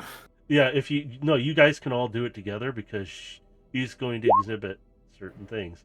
Now, you're all working together. Even Carbine's joined in on this. And Widow kind of steps out of the way. She's like, too many hands. And she backs up. And you guys hold her hand. And you're just... Carbine's like, she is really strong. Like you. She's like holding it. I'm looking to Void Striker. Does this room play any ambient noises? Each of the beds have a white noise machine attached to the head. He's gonna look to that, and he's gonna look to play like jungle noises, like a jungle noise ambience. So as you do, Carbine and Void Striker, you're both holding her down while Gilgamesh is still helping, but he's tapping on the thing, and he gets to the right sound, and you hear this jungly sound. It's like animals, peace. You suddenly see her body just relaxes, and the hand drops. And Carbine is holding onto the sword. You're all three holding the sword still as her hand relaxes, and Carbine kind of gently takes her hand off and sets it to the side and kind of like pats it. It's okay. You're safe. Once I'm sure everything's set up, I'm gonna detach myself from the medical equipment and stand back. Carbine's like, maybe we want to just take the swords off of her for now for safety. And she carefully lifts I'm off gonna one of look them. at her and go, how do you think Gilgamesh would react if he woke up with no weapons? She releases her hands. Good point. She looks over at you, Gilgamesh, and she squints like, yeah. You're assuming you'd be able to get every weapon off of me. Well, I meant the big ones, but Yeah, but trust me, even if you took these off of her, I guarantee she has something else hidden on her anyway. Carbine's like, Not to mention, she'll yeah. still have her beast form. So as you guys, I was more referring to other weaponry, but you are right about that as well. Is everything fine in here? I heard a struggle. Have you finally finished thinking? No, Senator, we're okay here. Addie's just watching with astonishment. She goes, I wanted to ask her a few questions, but I didn't expect that. Addie, I Well, have she a is pretty favor for you. exhausted, and Like I'm Addie, I have a sure favor to with ask of you. Addie's just like, uh-huh. And she just sits there for a moment. She comes into the medical bay. If this Cybertronian is like you, Gilgamesh, so your universe is, and then this device, and she points to the device in Widow's hand, and Widow looks down at it, looks at her, like, yeah, this is not good. That means if he could be pulling other things, and Widow kind of looks at you sideways, Gilgamesh, and looks back at Addie like I think it's already she's putting it safe to together. assume that he has been pulling from other universes already. And at this point, we may as well be assuming that some, if not most, of Shockwave's forces will be pulled from another universe. Assume there is no longer just one shockwave. And Addie just Exactly. hands go up. Great. He could be First, working in tandem with another Shockwave from another universe. And Or who knows? several. Exactly. There could be more. and maybe we've got a senator here, and she points toward Overload. Joking aside, the severity of the situation is escalating at a rate that I don't think most of us are really ready to handle. Kiara is nearby, and she comes in, and she's like, This isn't some quick, easy, sneak in, assassinate him kind of a job. This is going to require armies. This is going to require... That is something that can be built up in the background. Right now, we should probably check out that lab. Widow's like, yes, it would be good, and don't worry about the army part. I think we got that. And she kind of looks over at Kiara, and Kiara just kind of grins. Oh, I yeah. trust you two to be able to rally the troops when it does come time. In the meantime, though, we need to look into this laboratory of his. If we can gain any information about his whereabouts or where he's working from or anything that he's currently up to, it's worth the risk. And you guys all hear this voice. Yes, it would be interesting to join you, if you don't mind another mini-con joining you. Not at all. And you see one of the tables, she's standing there. She uncloaks, and it's Nick standing there. I sensed some trouble, and I was nearby. I just thought I'd come in. I didn't want to startle anyone. And she's very calm, very collected. Widow turns to her, and she's like, you seem very calm. Like, just the look she's giving her, like, But Nyx bows to everyone. She's, but I can join you maybe to give some help. You're always welcome to join us, Nix.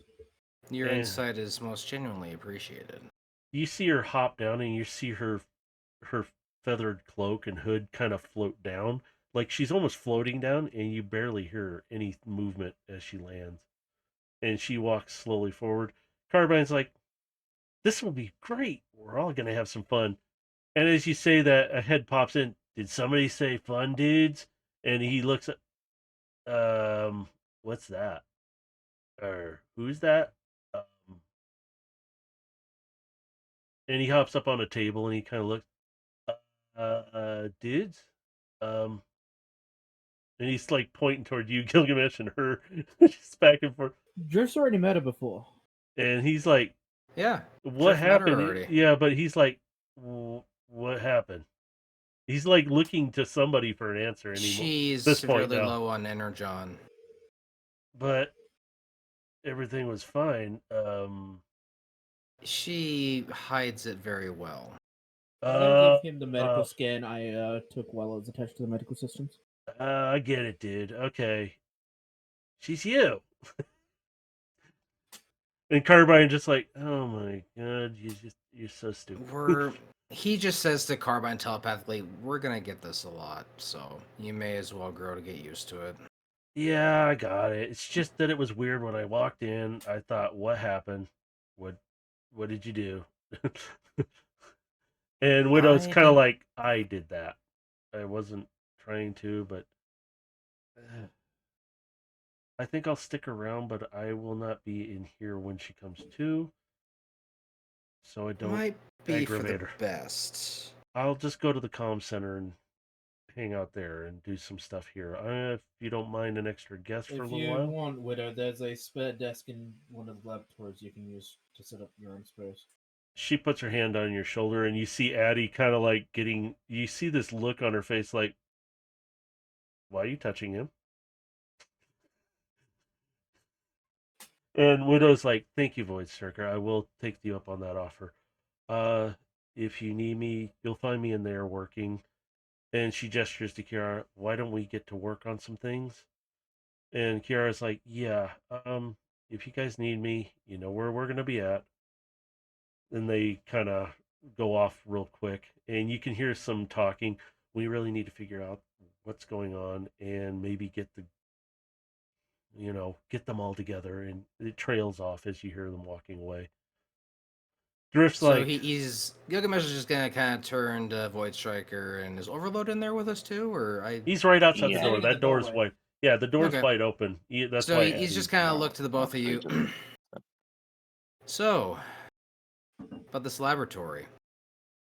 And above game, this planet, because I didn't really hear a name. Is it Velocitron? Nope. You've been No, there it's too Junkion. many times. Knock it off. It's the rings of Whoa. Junkion. Yep, you're going Well, to Junkion. Okay, Junkion. It's a little messy. Have we been there before? Nope. No, we have not. No. This is a new I location remember- for you. I remember there was the junk place where we fought junk. Yeah, that was bots. just that was a whole different thing. This was not the exact same thing. That was something much more dangerous. So, Junkion. You ever been? I've been a couple times. Might have. I've been to a lot of places, to be honest. If you've been to Junkion, you'll remember. That's what I mean. I've been to a lot of places myself, but I'm pretty sure I've never been to this place. Junkion is home to a unique subculture of Subterraneans.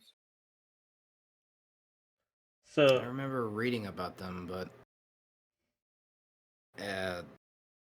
something about they just repair themselves with whatever spare parts they can find, and it's The Subterraneans that it developed in a way that you could literally remove the entire top half of them and they could still function at about 60% efficiency. and at this point, Drift jumps in as like a turtle, and he's like, "Yeah, dude, it's like so cool. They can like pop themselves apart." and like recombine themselves in a different way, and it's kind of funny, but it's really cool. Oh, dude. Some Oh, people consider them combiners, despite the fact that they are not. the improvisers. Yeah, dude, Yeah. kind of like that. They do improvise a lot. Sometimes they do combine, but they like Void Striker said, they're not combiners. They just kind of use other parts. And Yeah, he's trying to I make remember this them now. like how it links together. It's weird, but it's cool. I've only Yeah, done there like once, and it was fun. yeah, I remember them now. And they're all right. Just don't, take a part they like. They might get a little mad at you for it. Dude, I Just accidentally did that when once. we get there, let them approach us, not the other way around. They're Exactly. kind of defensive if you approach them without them realizing. Fair enough. Anything about the planets I should be concerned about before we go? The planet has a very weak gravity. Yeah. It it's strong enough to cause rings of junk to go around the planet, but not strong enough to keep the junk on the planet. Hence, the rings form. I remember when those rings formed. That was a long time So ago. what you're saying is if you jump strong enough, you might jump into orbit. Pretty much. Yep, meaning I'm gonna need to stay grounded. Simply causing spikes on your feet to appear should keep you grounded quite well. Oh, it's just I'll have to remember to jump more horizontally rather than vertically.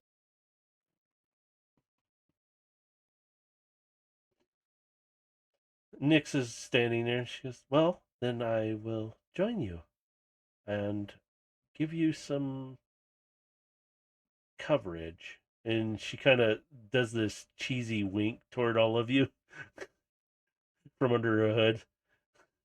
And Carbine's like, yeah, that would be great. And Aegis is sitting in the other room and he's like, so we're going to go to the planet of junk. Yay. You see his thumbs come up. So thrilled. It's where one of Shockwave's hidden laboratories is. Yeah, no. Hey, do you think we get to smash something? Maybe. If you ask nicely, the junkyards let you Probably. smash a lot of things. Sweet, I'm in. And he transforms, he flies over, lands on Overload's shoulder. What are we waiting for? He said smash. Let's go.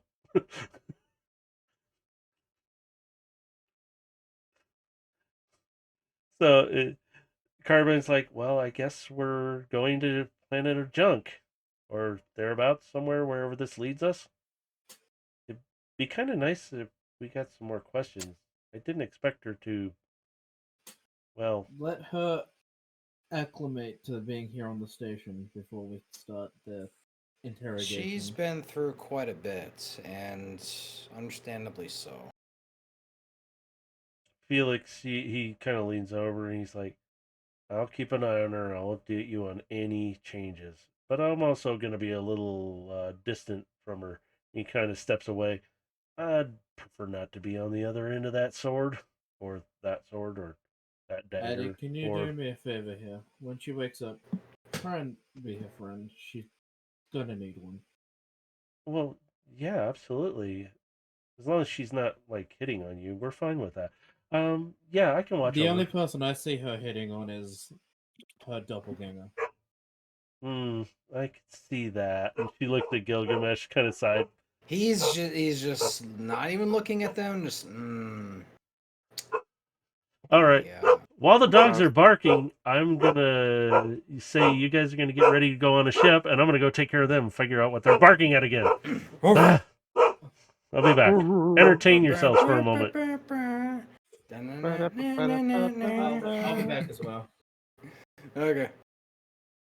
Hello, chat. How's it going? It's probably just us anyway. Okay.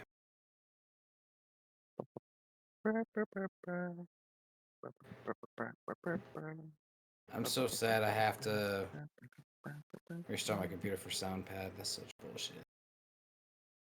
It is what it is.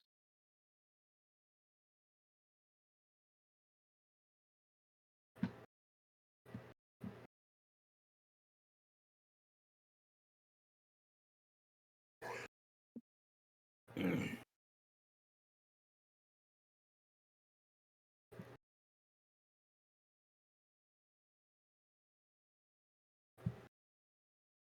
what weird shenanigans are we going to find in Shockwave's laboratory? Cleanse yourself. We can find many things, but the most terrifying thing we could probably find would be a Furby. Oh God.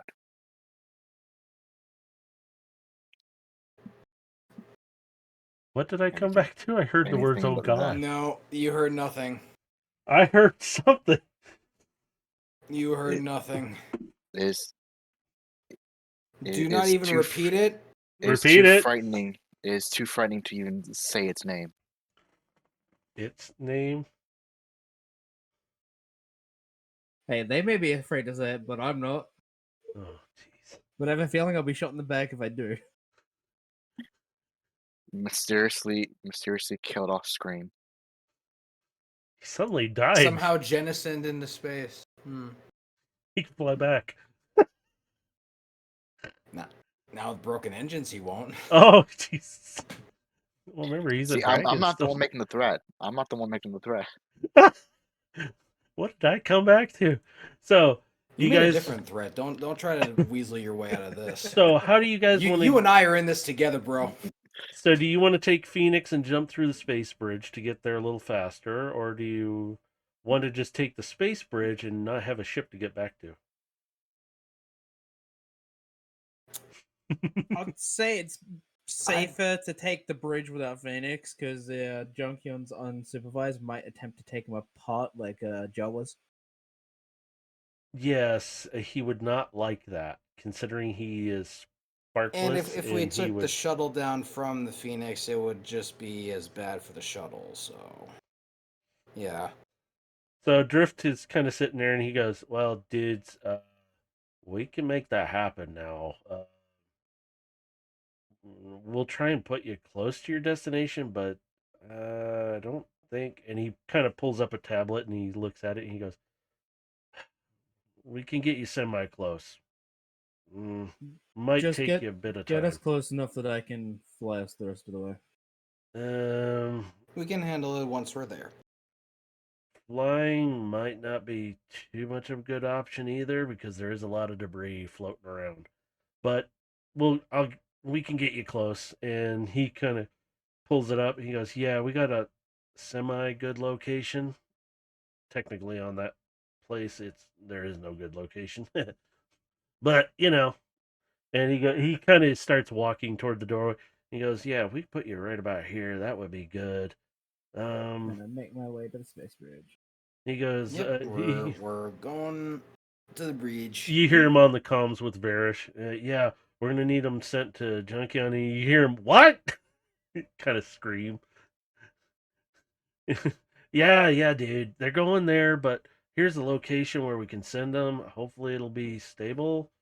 Can you get a readout at all? It's kind of hard to get a lock there sometimes, but he's like, "Yeah, right there. Yeah, you got it. You think that's going to be good?" And he comes across the comms to all of you. Just to let you know, you might have a little drop as you come in, because we can't exactly get this on the ground there too well. How far of a drop are we talking? A semi drop, about 30 or 40 feet, give or take. That's acceptable. Well, I'm just guessing it might be more or less. I hope I don't put you inside the planet. But here we go. Firing it up, and you hear the whole system.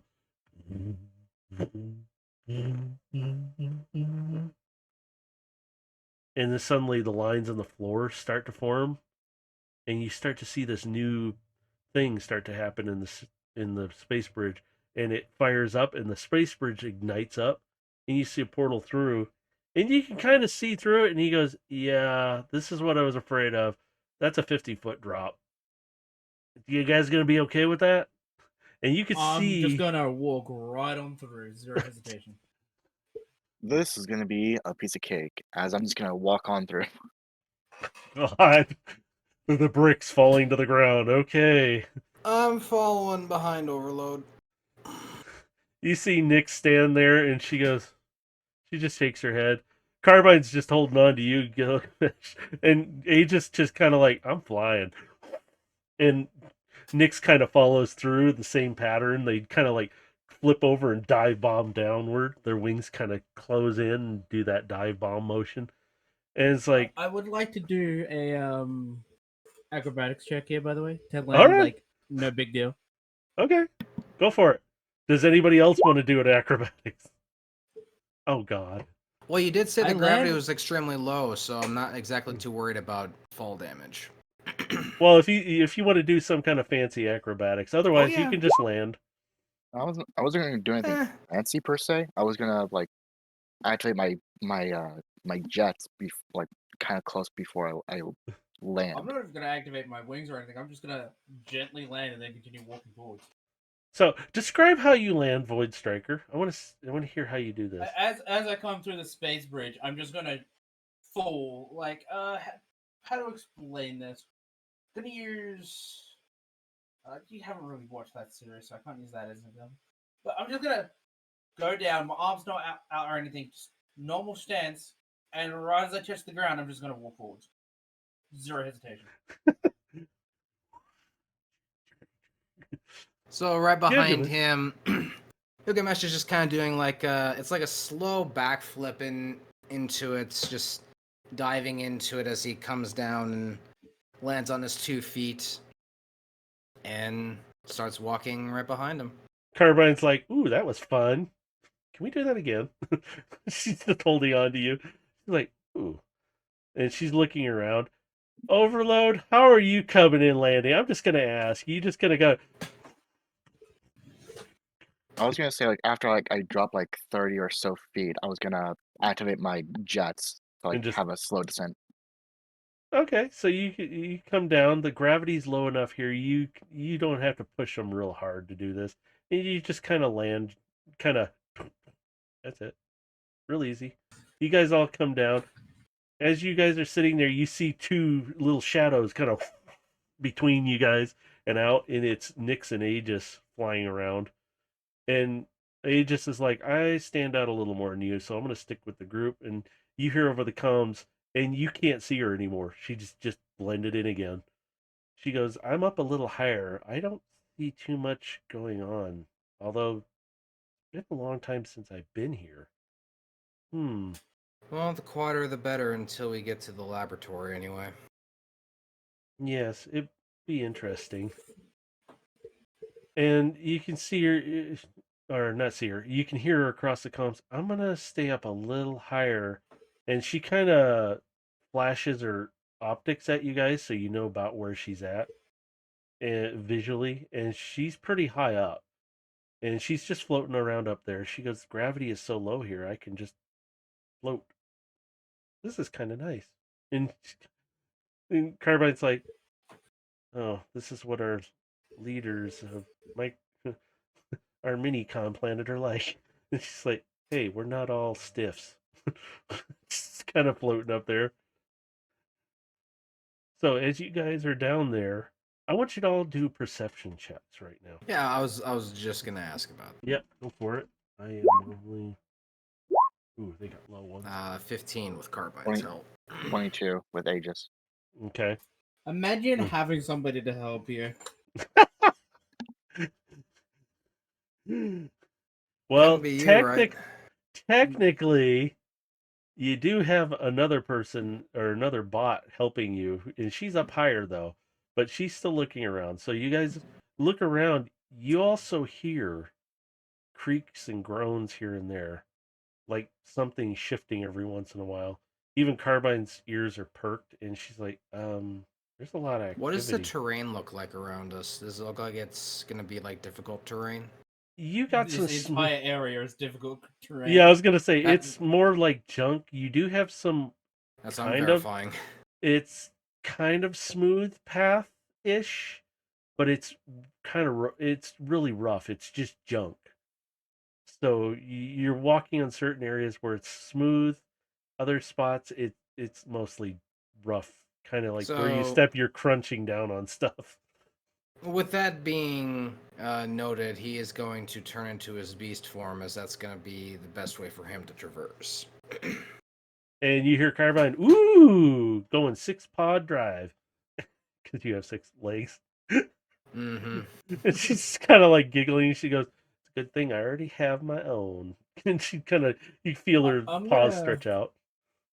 transform into tank mode, considering that's all terrain. Oh yeah, you can drive over it with that. Overlord, do you want to transform, or are you finding your bot form? I'll transform into my vehicle form. All right. So you transform into your big hulking vehicle form, which can drive over some of the surface without too much trouble. Well, if he's driving behind the tank's gonna flatten a path for him. Yeah. So you guys are okay. So you guys are driving along, and Gilgamesh, you're able to just kind of skip across. You can feel the metal. You can feel different pieces of metal. And even Carbine's noticing because she's just riding on your back. She goes, I am hearing a lot of noises. Do you guys hear this? And you guys can hear different noises in different spots. And even Nick's up I above. have She a goes, yeah, question. Would yes. I be able to increase the volume of my voice while I'm in tank mode? You could, but you got to remember you're in space, and since this has got less gravity, it might impact how far it will actually travel at this point. I don't expect you to go too far. Just far enough for the surroundings to, not hear us. Okay. What do you want to do? What do you want to say? I am going to broadcast the universal greeting. Oh Ba God! weep gra weep ninny bong. Ah! Well, you knew it was gonna happen. Yep, play it. Ah! I know you got it on yours. Ah! Let me see. Where did I haven't used that in so long now. Oh God, I don't have it set on the right one. No, I failed. Oh God, Ah, whatever. I what failed. I what an failed. opportunity. Hang on. Oh, here we go. Let's see if it actually play even. So, because last time I tried it, voice mod did not like wanting to work. So, and I just Yeah, I've already voiced my grievance on voice mod on this session. yeah, let's see if it'll even. Hi, cat. I don't like you. Go away. You bite. Sorry, the cat's down here. Oh, now you're gonna work. Bow weep grana weep nitty bun. You see a little bit of movement around up ahead, and you kind of even Carbine's kind of getting on edge. Guys, do you hear that? She's kind of nervous, and even Aegis is like, what's going on? And he's I'm gonna flying pretty halt low. and go into foot mode. You hear Nyx come across. We have movement ahead, and it's coming toward you, but it's under the junk. Oh, Is this after he just broadcast a greeting to Mm-hmm. everyone?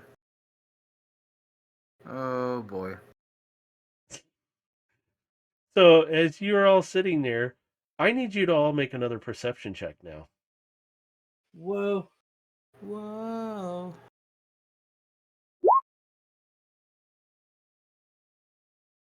You're all standing there. Well, actually, you're driving there. Two of you are Running. driving, the one's running. You all have to stop in your tracks because right ahead of you, you see 3 lines coming, kind of joining. It almost looks like they Jurassic Park don't go in the tall grass. You see it kind of moving, kind of in a little slithery zigzags a bit here and there as it comes towards you, and then they just stop about 30 feet from you. And you hear So Carbine, they're gonna swap into foot mode. and you sit there for a moment, and a head pops up from the middle one.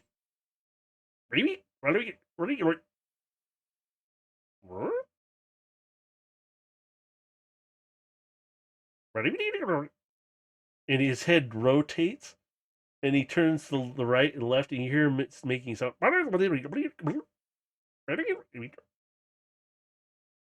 Two other heads pop up. They're drastically different. They look weird as ever. And you suddenly see their hands like push up and pull out, and they kind of pull themselves up out of holes. And they're standing there.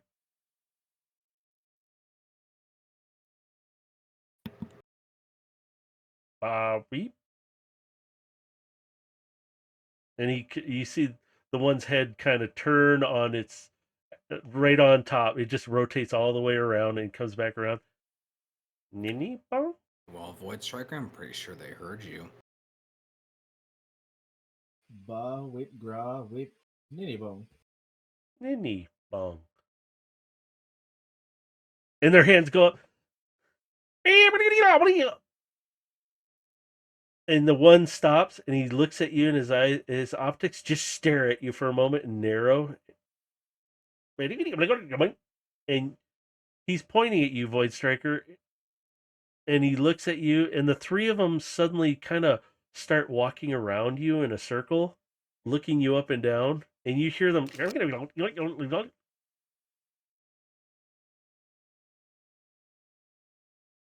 And then they just stop in front of you and look up. Are you going to get it? Void Striker. Affirmative. Void Striker. Yes, yes. I speak language. You understand? Yes, you are now speaking Sabaturian in common. Common, not common. Radio broadcast. Radio wave. Radio. And they're all three of them. Radio. Why here? What? Can't have our junk. And they all kind of We are get not defensive after posture for a your, moment. Drunk. We are here to investigate a signal and a facility. Signal. Facility. Oh, you're talking about facility. And they point all three of them in the same direction. And they're like, facility, come with us. We will lead you. And they all start turning, and they just start almost like they're marching, but they're like doing a weird dance. And they walk away. And you hear them, and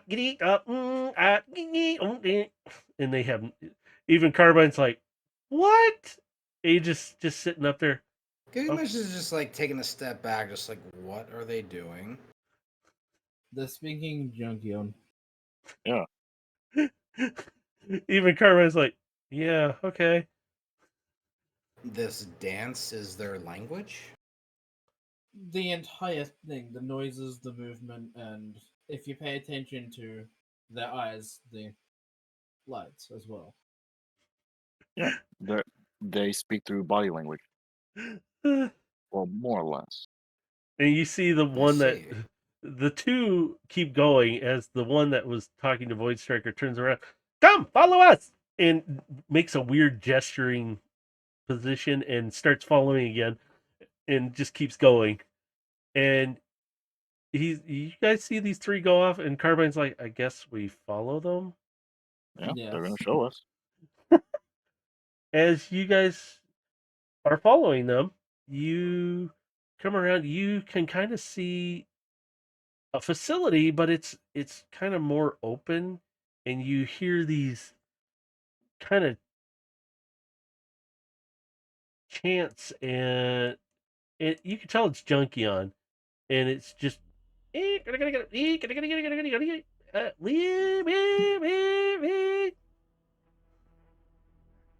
then you hear them, and then they stop again.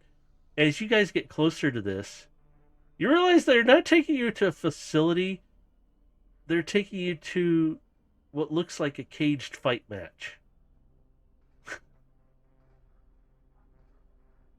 And you see the one turn around. We bring you. Look, is this what you want?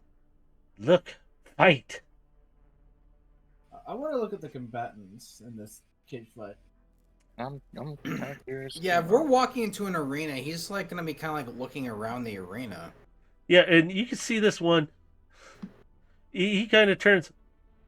Here, have seat. And he I will gives you seats gladly right in. sit down. You guys immediately you have full view of the arena, and you're like guests right now. They're all like, "Oh!" and they all recognize somebody. Void Striker, and that's all you hear is a chant: Void Striker, Void Striker, Void Striker. Oh, someone's the man of the hour here.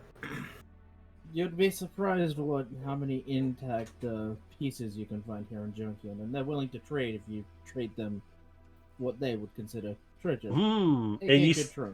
you see this one take a really posturous stance with his hand on his chin, like he's stroking his metal fake beard that kind of falls off as he's doing this, and he's holding it now and he doesn't realize it.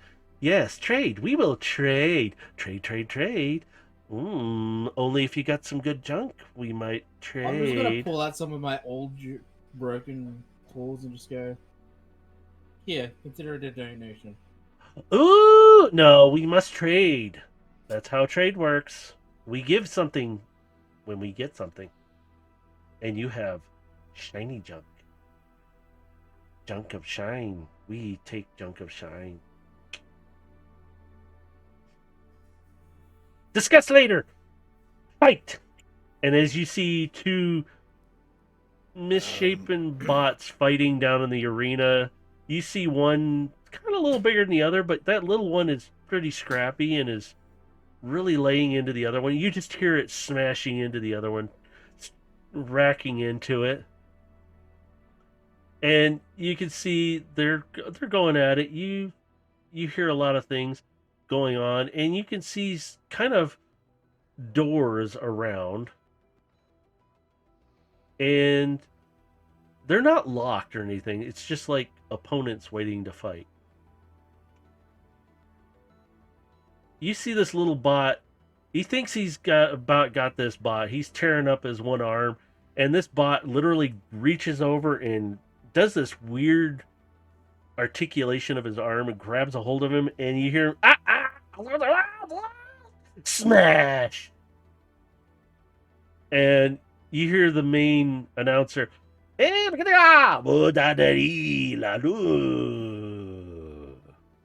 you see all the rest of them like doing a bowing thing.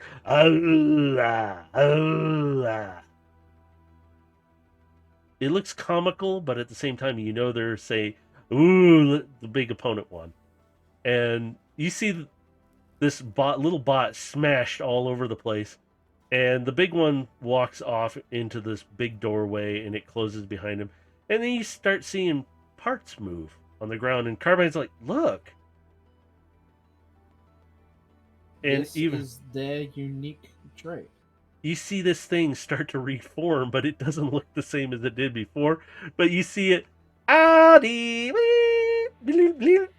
you see up, and he pulls out a spot and he puts it on the other arm, and he puts his hands up, and the others, you can hear all the rest, yeah, and then they put their arms back down, and there you see him kind of hobble off the field area. You see the door on the opposite side to you guys, so you're kind of at a diagonal to this position. You see the doors kind of swing open, and you see this kind of largish bot step out. He's not in the greatest shape, but you can't tell if he is or not because he's a Junkion. And the doors close behind him, and you hear the train is getting more ads on the stream. Is it doing an ad? I wouldn't know. Yeah, Dave won't. Neither would I. Okay. I thought I turned it off, but I guess not. I'll have to fix It's it. fine if it is. I mean, well, on the you should YouTube, subscribe if you're not. yeah, and the YouTube side, you can watch it without the commercials. So He got sandwiched by Samsung ads. oh, great. Well, here's the interesting part, and everybody's gonna miss it then after this. As the doors open up on the side that you guys are, you hear all the bots and you see all the Junkions around you stand up. Ow! and they bow, and you see a bot's you can't really fully see him. You guys are kind of high up, but there's a bot there, and the door's closed behind him. You guys kind of see the top sides of him, and I need Trin to unmute so he can describe himself. I didn't say I was going to be nice about introducing you. Trin, are you there? Wake up! Let's see. Fuck. I'm throwing you right into it. So Trin, hi. Describe your Hi. character and your character self there. So what can they see? Right now, From they can their see the position. top side of you. They can see a little bit of your description. As you start to turn around, that's when they start to see you. So go ahead and describe yourself. But that doesn't. Nope, you're what kind of bot are you? Is what it is. Are you a seeker? Very much so. Are you? He's a bitch. He's a- We'll get to that later. So, you guys do see this form. What are your colors on your body and everything? You would mostly see a lot of black, accented with a little bit of red and purples. So you guys see this bot. Kindred spirits. Though Black and the red right here. would be reminiscent of some old Earth symbology. Probably lost to history now. At this point, yeah. Damn, So- communist. So you guys see this. What is your character's name? Their name is Howler. You wonder why they're making that sound. Because it mimics a similar word that they've seen in radio broadcasts. So they sit there, and they all start bowing again toward you. As you're facing this bot, you think it's kind of bowing toward you to kind of, pay respect toward you, and it stands back up. At least that's what it kind of looks like in its junky on form. $10 says they saw a broadcast of an old samurai film.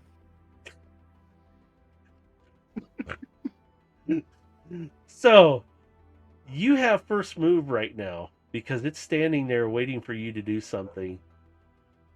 I'm letting you go first. What do you want to try and do to this guy? Do you want to hit him? Do you want to cut him? Do you want to just smack the crap out of him? Now, firstly, I'm gonna respect it. I'm gonna, give a bow in return. Can't see the map, by the way. That's all right. You don't need to. We're just doing theater of the mind, so don't worry about Fair it. enough. Which I am do going to need- return the bow. You're just one-on-one, so you can. Yeah. Yeah. These guys are watching you and judging your every movement. Yeah, they can judge all they want. I don't give a shit. So, I There we go. gotta ask, like, Hang so on. he's very much a seeker, and A he's little going bigger up than a against... seeker, but not quite soldier type build. Okay, It's just- and so we're seeing clearly like a Cybertronian bot up against a Junkion Mm-hmm. in this fight. You can see he's been through a little bit of fighting himself because he's got a few scratches that can be repaired. But the Junkions are sitting there, and you can hear them. They're like doing this ooh sound toward you all, and it's like, what in the world? He's gonna kind of lean over to the Void Striker and kind of like elbow him and just like a little bit of a nudge. Is he a prisoner of theirs? Junkions don't do prisoners. But And- they have him fight in their arenas. And you see the one that was talking to you. His head just turns on like 180 right around. Doesn't turn his body. His head turns on. Oh no, he came willingly. He fight. He the great howl. And he does that, and as his head turns back around. I will. I'm gonna humor them. and give them the thrum of my jet engines. And they all stand up when you do, and they're like, "Oh!" And it's just really loud. And even Nyx comes across your comms, guys, and she's like, "What is happening?" This is interesting. Junkian culture at its finest.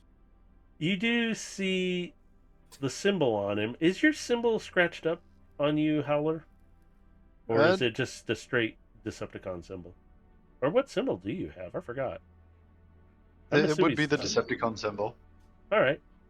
Though it could be scratched up from, other fights.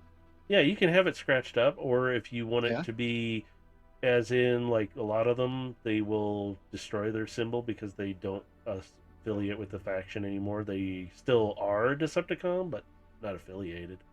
So, that's up to you. I'm going to leave that to you part. Nah, it's your just part, scratched up. Yeah, There so it is. you guys do see his symbol. It's pretty well intact. You got some scratches on it, but that looks like normal wear and tear. Undeniably Decepticon. Yeah, and Very much so. but you hear this crowd, "Ah!" And the other bot over starts, and he's trying to get them to chant for him instead. So That's adorable. he takes a step forward, and he's kind of lopsided. He's got one larger arm than the other, but he's still kind of balanced. But you can see him taking a few steps forward at you. At you. You can't understand a word he says. You just know he's probably wants to fight you. Is about it it. sad why this is going on? I've thought of some insults to give to Junkions. Not at all, knowing you and your vicious mockery. So, Trin, what would you like to do? Because he's I'm gonna remain standing there, on guard, with the jet engine spooled.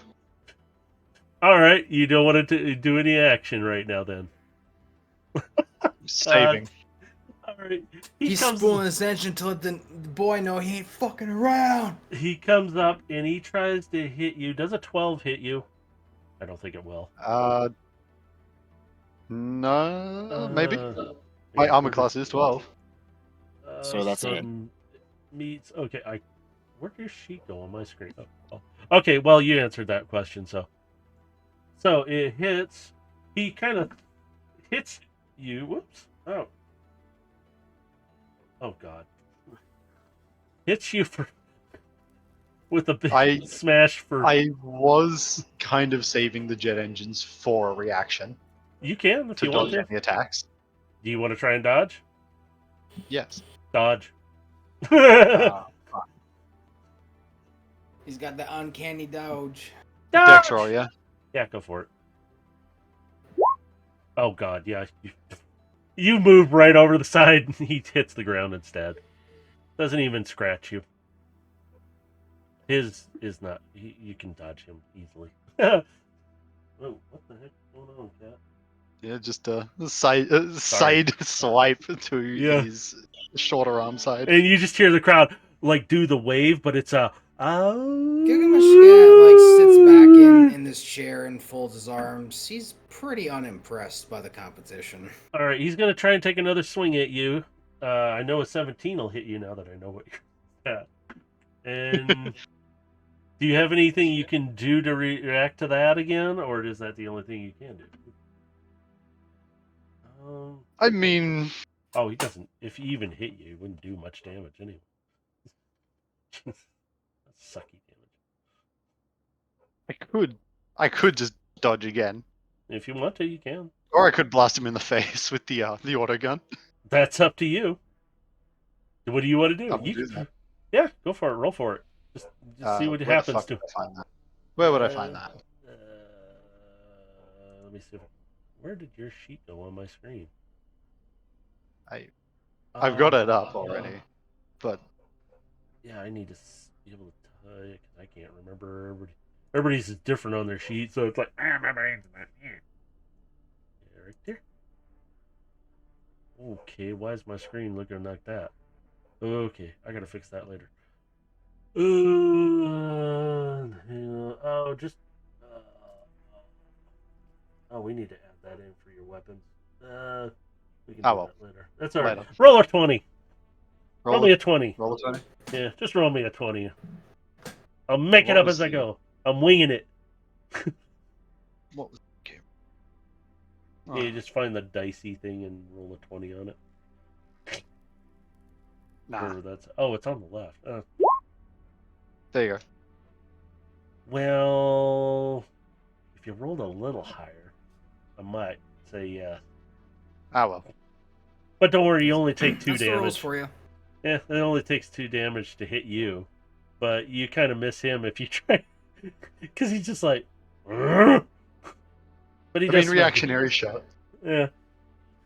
So, I mean, he doesn't really do much to you. So he stands back and looks at you, looks behind him where you shot, and he looks at you again. "Rrr?" And he kind of like, why'd you do that? So you get to take turns on him now. It's your turn. Slap the crap out of him. And sorry about the dogs. They're outside. I stuck them out there. No, don't hear him right now, so you're okay. Okay, good. So what do you want to do to this guy, Trent? Come in. Or, excuse me, Howler. I got to call you by character name more. Does he have any visible weaknesses aside from, the oversized arm that would be too slow to bring on anyone?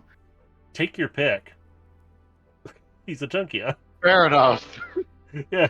He's You could focus on any one part, and it Yeah. can become its weakness. If you want to focus on a particular spot, you can, if you'd like. Like a Perform a shoulder. cool shot, miss. Let's go.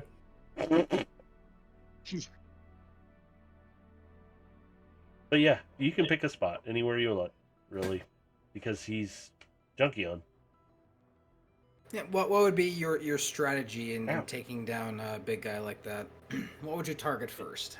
And what do you want to use to target him with? And if it's a gun or something like that, we'll just wing it with a D20 or something.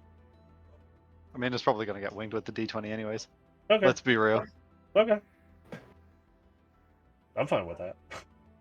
So what do you want to do? Where do you want to hit him to? Firstly, I think I'm going to try and teleport behind him, quote unquote. Oh my god. So you have to roll for that? Just or- moving really fucking quick. Yeah, in his case, this guy can't move that fast, so you can literally fly right around him if you needed to, because you're still using your engine. So Yeah. So you get behind him real fast. He's a little. "Arr!"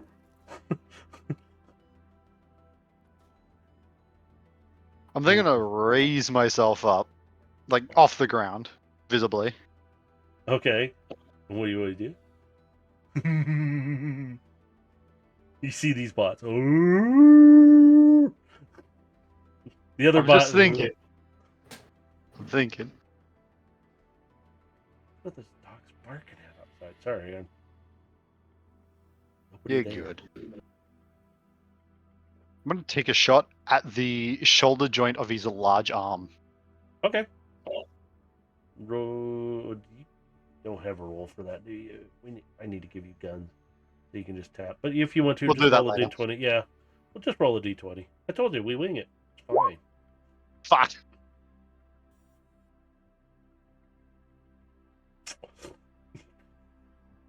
We're in the middle. What kind of gun would you shoot him with? Tell me that.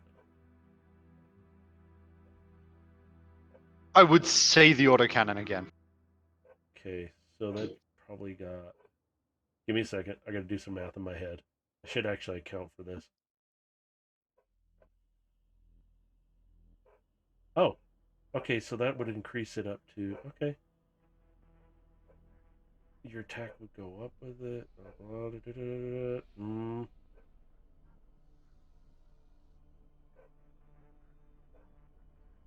Oh, so you'd actually hit him. Okay. You're going to be hitting him. I need you to roll for damage, which will be. Hang on, it's an auto cannon. Which one of you guys has the closest thing to that I usually reference to when I do these. An I think- autocannon? Yeah, I think I know who has one that's very similar to it. He's thinking now. Would be my auto turrets. Yeah, where are they? But do they shoot plasma, or do they shoot physical bullet? It's plasma, technically. Except I'm for using physical yours. bullet. Oh, wait, actually, hold on. What do you roll Let me for check again. damage on that? Wait. You only do. I Yeah, thought with yeah, this would have yeah, upped by now. revolver. Revolver. So for your autocannon, I want you to roll at Okay, no, least. all rounds. Yeah, I think they are physical. I want you to Yeah, they should roll be. at least a 2d6 on it. We need to adjust yours overload a little bit too, because you've gone up. 2d6? Your gun was. I can upgrade my auto turrets? Yes, Well, now. actually, they need to do more damage than that Yay. because they should actually be like up at a 2d6 Yippee! or There you go. maybe higher. We'll figure it out. It was a 7. I Oh, sure no, don't no, find it's just- my 9. Okay. So he takes 7 damage. You see a chunk of his arm, kind of, it's hanging on there, but he's got less mobility of it. And he turns around, tries to turn around slowly, and you see he's halfway turned around. He doesn't move on. He's big bot, so he's not going to move. You got another attack. Do you want to try and hit him again on the same arm? Yeah, except this time I'm gonna come down and kick it. Oh God! Kick it off. Uh, Get that arm off. all right, just roll me a straight up D20 again. Just God, D20. yeah, just hit me with D20. He's gonna kick the crap out of this poor guy. Oh my God! Okay, you definitely hit him. Jesus. All right. Jesus Christ. Roll me another 2d6 just for this. Oh Jesus. Oh my God. Okay. His That one, and that's Yes. Yeah, look at beta 7. Woo! His arm falls off. It's not held on very well. And you see him turn really fast and kind of stumble around and look at you with his one good arm. You don't have an idea what he's saying. He just seems a little disgruntled. It's overcompensated. Yeah, it was fun. Oh God. So is there how many moves can you do? Because I got you on 2. Do you have anything else that is possible? Do you have a bonus action by chance? Even I don't remember what you have. I gotta look through here again. Cool. Ah, screw it. We're gonna have some fun. Hit him again. If I hit him again, Go for it. How do you want to hit him?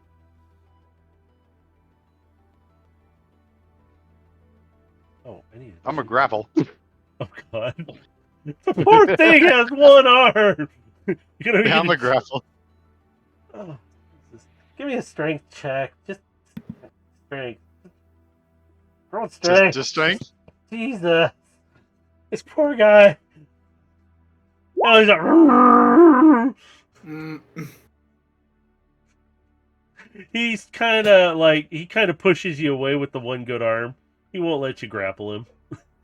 He's like, Fair he tries to go in for the German, but he just gets shoved away. Yeah, he's like, you kind of float backwards. So he's gonna try and hit you. Mhm. And since now he's got one little weak arm. Oh, that does not Charger from hit. Left 4 Dead 2 looking. Oh, Jesus. He's at such a disadvantage. Jesus. He misses you all 3 times. Your turn. Wow. That is the worst rolling I've ever done. Time to switch up. Okay, this roll better. Alright. What do you want I'm to just do gonna- to him? Please don't I'm just hug gonna him. look at him.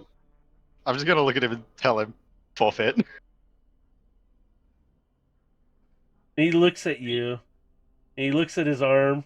And he looks at the arm on the ground.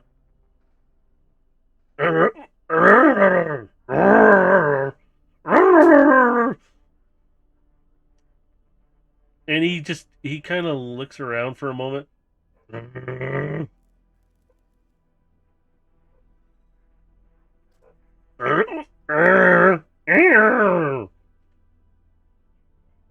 All you see him is gesturing around, and you hear the crowd kind of, oh, and it's like questioning. Sorry, I got hiccups kicking in,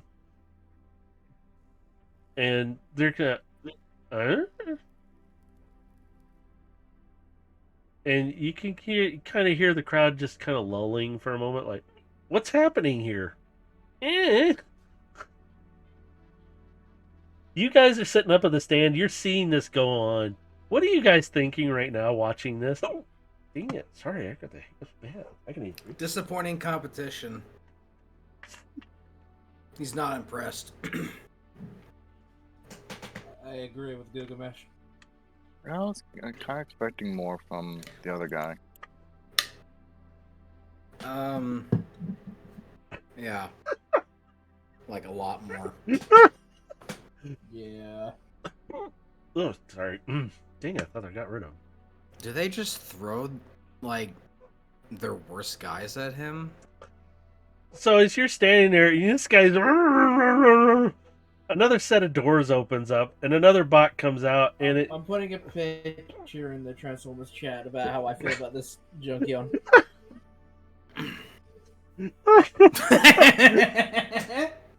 Basically.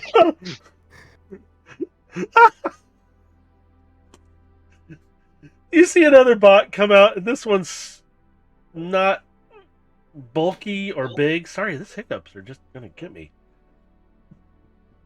Pardon me. There we go. I have to quickly take my phone out real quick. Sorry. I'll go for it. I'm just gonna describe what's happening. This little bot rolls out though, and it looks around, and it's looking at everybody, and you just see them again, and they're all just sitting there. You guys are watching this, and you see there's a bot, a Junkion, sitting up on like what looks like a throne almost, but it's not. And he's looking down, and the other bots are like, what gives? Look.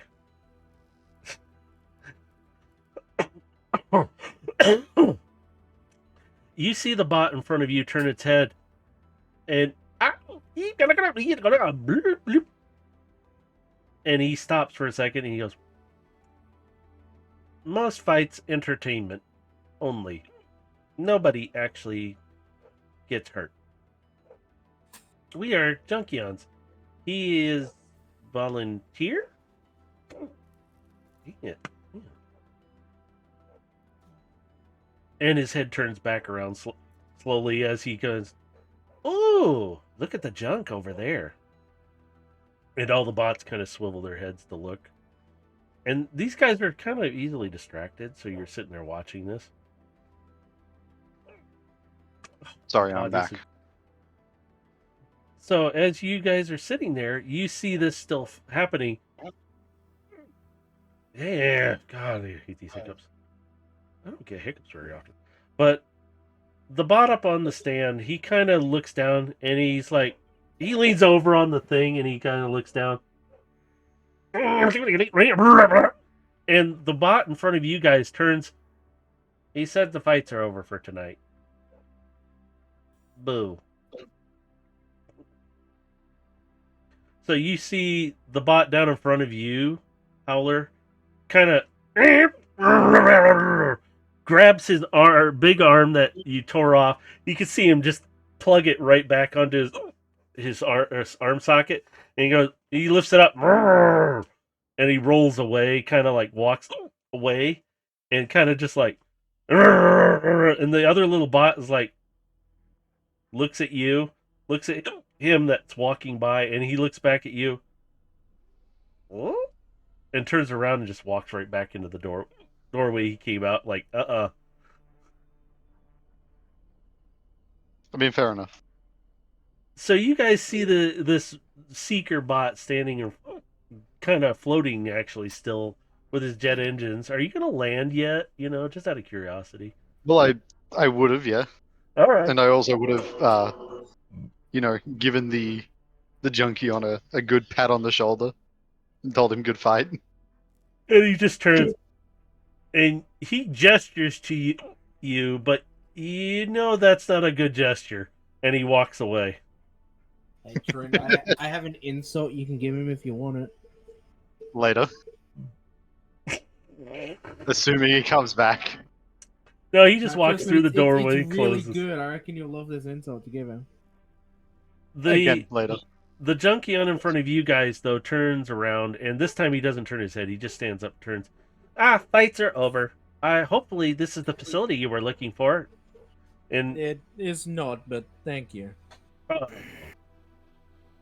but you still want to trade. And his head kind of like gleams a little bit when he says that, even though he really can't. Yeah, I've got some things we can trade. But you guys see this bot standing down in the arena, and you guys can go down there if you want to see him. But I'm just gonna walk into the arena from the stands, just drop in. And you see the junkie. We have steps. As you step off, you kind of land down there. Hey, wait for me. And I'm also gonna do the same thing. Oh my god! Yeah, Gilgamesh will The just low gravity, they're having Yep. fun. Whee! They're just jumping it down. Low there. gravity or not, I still would have done it. Now, Howler, Same. you're sitting there, kind of like you kind of dust yourself off a little bit. You're not like covered in a lot of stuff, but you see these 3 non-Junkions walking toward you. What's Howler thinking right now?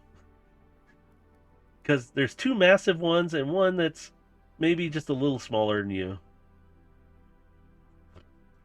Just staring, thinking of all the possibilities that they could have for approaching. So you guys approach him. What do you want to say to him? Who wants to introduce themselves to him first?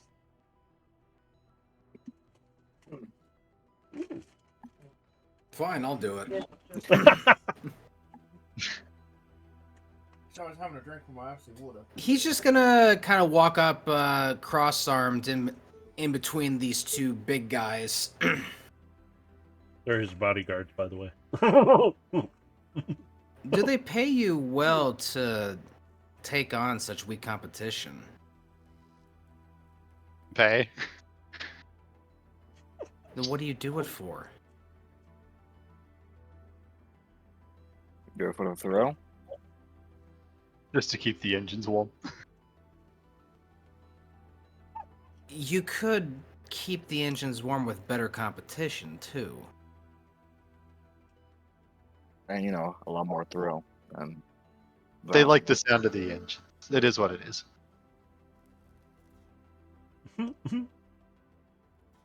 Fair enough. He extends his hand out to you. I'm Gilgamesh from the Koga Guild of Cybertron. I will reciprocate. With the arm that has the autocannon mounted on it being the right arm. Howler, former Decepticon. Clearly. And he Uh-huh. gestures to your symbol.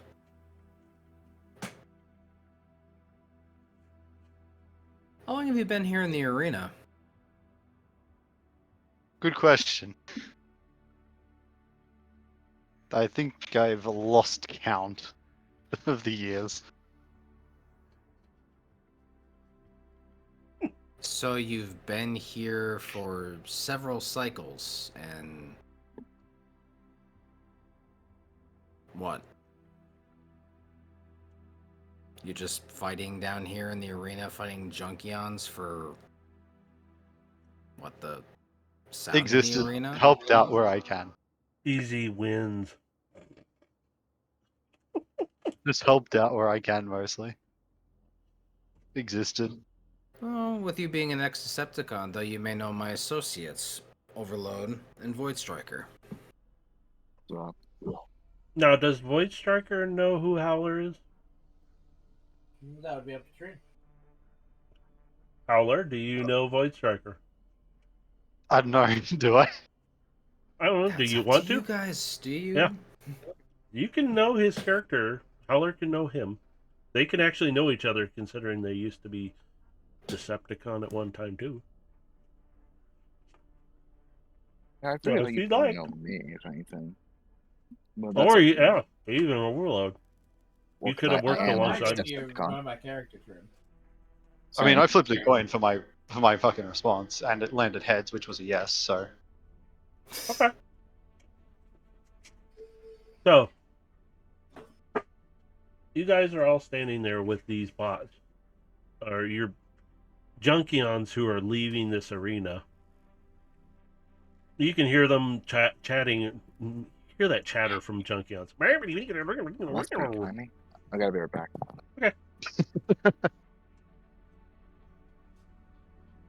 And you see the one that has been doing the most of the communication toward you guys, and he's standing there. Oh yes, a facility. There is another one. We do not go near that area. And you hear his speech kind of slow down as he talks. That's probably the facility we're looking for. Yes, Most You'd- likely. few Junkions disappear when they went near. Too close. They're that way. We don't lead you that way. And he points in the direction of where the coordinates are. How far that way?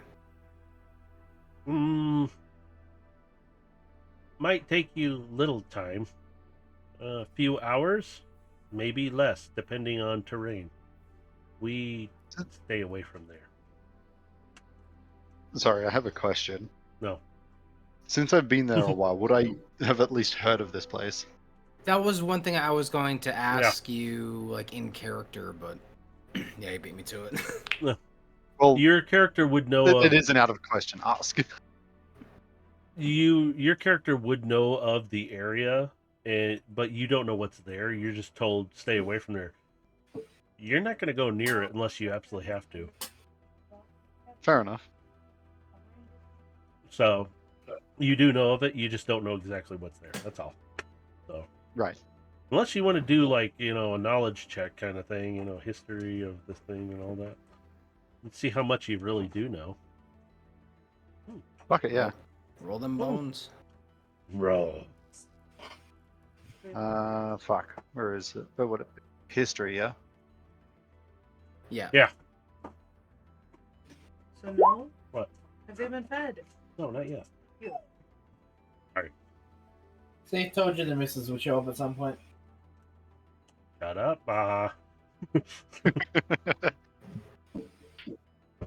No, so I didn't There you say go. voice There's my was- history roll. All right. So you know that you're told to just pretty much stay away from there. You know that some Junkions, per their history, have disappeared over time because they've traversed too close and something's happened, but you don't know what. You're just there to fight. Then I'm just gonna come out and say, you mean the Forbidden Zone? Yeah, pretty much. That's a good way to put it. Forbidden zone. And you hear the Junkion, yes, no go. Yeah, well, that's exactly where we're going. Oh, you don't want to go there. That's bad. And he just keeps saying it that way. I'd be willing to guide you. Now you got a I'll give you guy. an energon cube for it. to Oh, guide God. us. You could have just paid him in scrap. He would have been fine. I'm pointing to the seeker.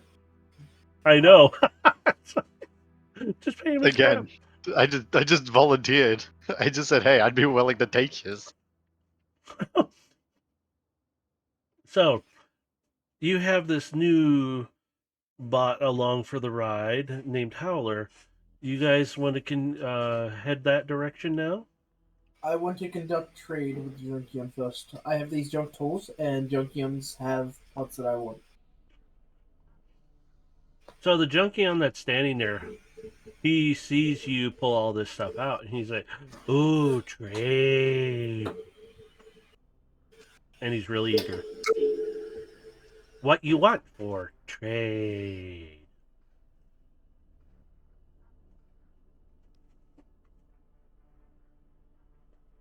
Oh, Hi, dog. Sorry. So he wants So to know. while Oh, they're yeah. trading, Gilgamesh is going to approach Howler. So you've been here a number of cycles. What makes you want to stay here though and not leave? I just like the people. Easy win. No, I just like the people. See, I look around at a place like this and I can't help but think this might be a perfect place for someone who's wanting to run away from something. What do you think I've got to run away from? I don't know. But just judging by the scenery and the kind of life you lead, just seems like there's a little bit more to it than that.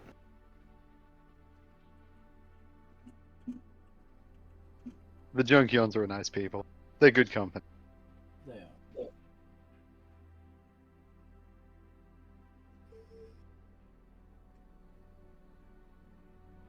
Hmm. Can I make a perception check to see if he's hiding something? Yes, please do. 22. You have an idea something is up. There's a reason he might be there, whether he knows it or not. But you kind of remember looking at the list, and Carbine's on your shoulder. Wait a minute. Howler. And she's in your head talking to you right now, Gilgamesh, and she's just sitting there. I'm asking her, are you pulling up the recent bounty lists? And she's like, yes. And she's just sitting there. Tell me if you find his name. She goes, oh, I found it. Yes,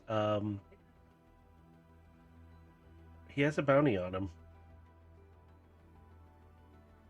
You want to know What how did he do? much? What's he wanted for? Something about stealing an Energon coffee. He's only worth 10 Shaniks.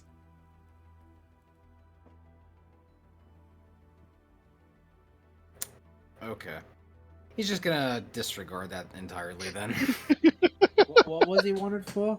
What was it? Stealing a coffee! An Energon coffee! He didn't pay for it.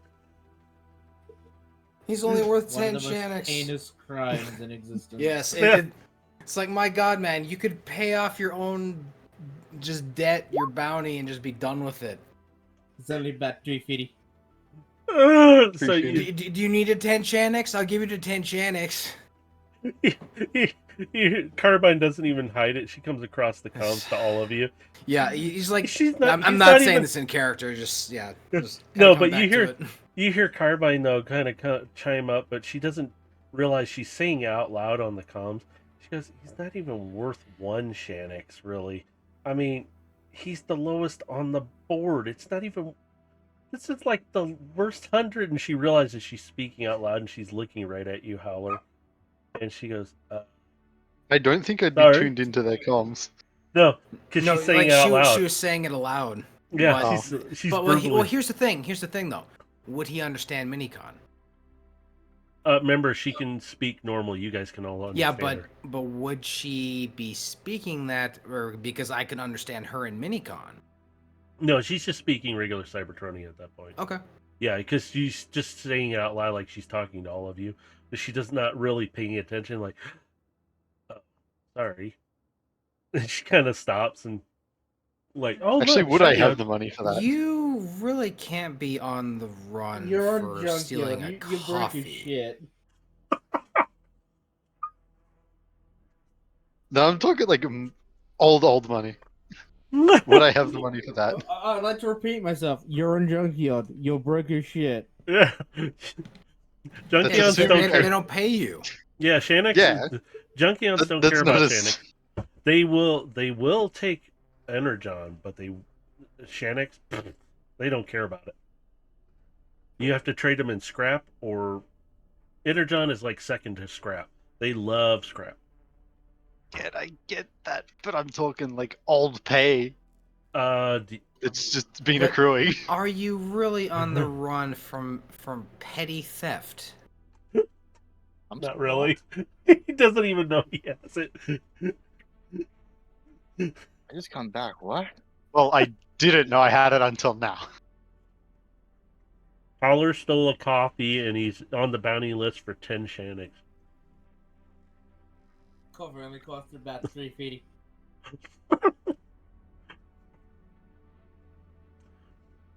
And, Carbine does read this, and I will let you know, the place that put the bounty on him is no longer in existence.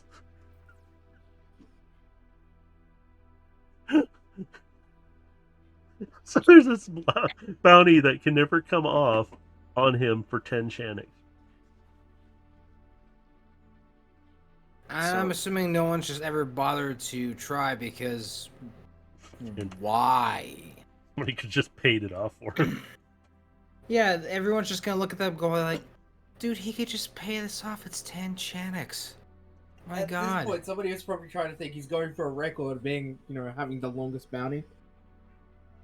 It Because has been no up there one's for gonna quite bother some time. taking it up for 10 Shaniks. Yeah, it's been up there for quite some time. But how long? Long enough. It's kind of, lowest on there. Been up there for quite some time. Is it old enough to have rusted? In a sense, yes. That's why the place that If data put it could up. rust, it Dusty absolutely Cyber- would. Yeah. Dusty In this case, Cybertronian fart Yeah. moment. yeah, if you sit there and think about it, it's like this data is so old, the place is no longer in existence, and nobody's going to collect on it because there's nobody to collect from for it.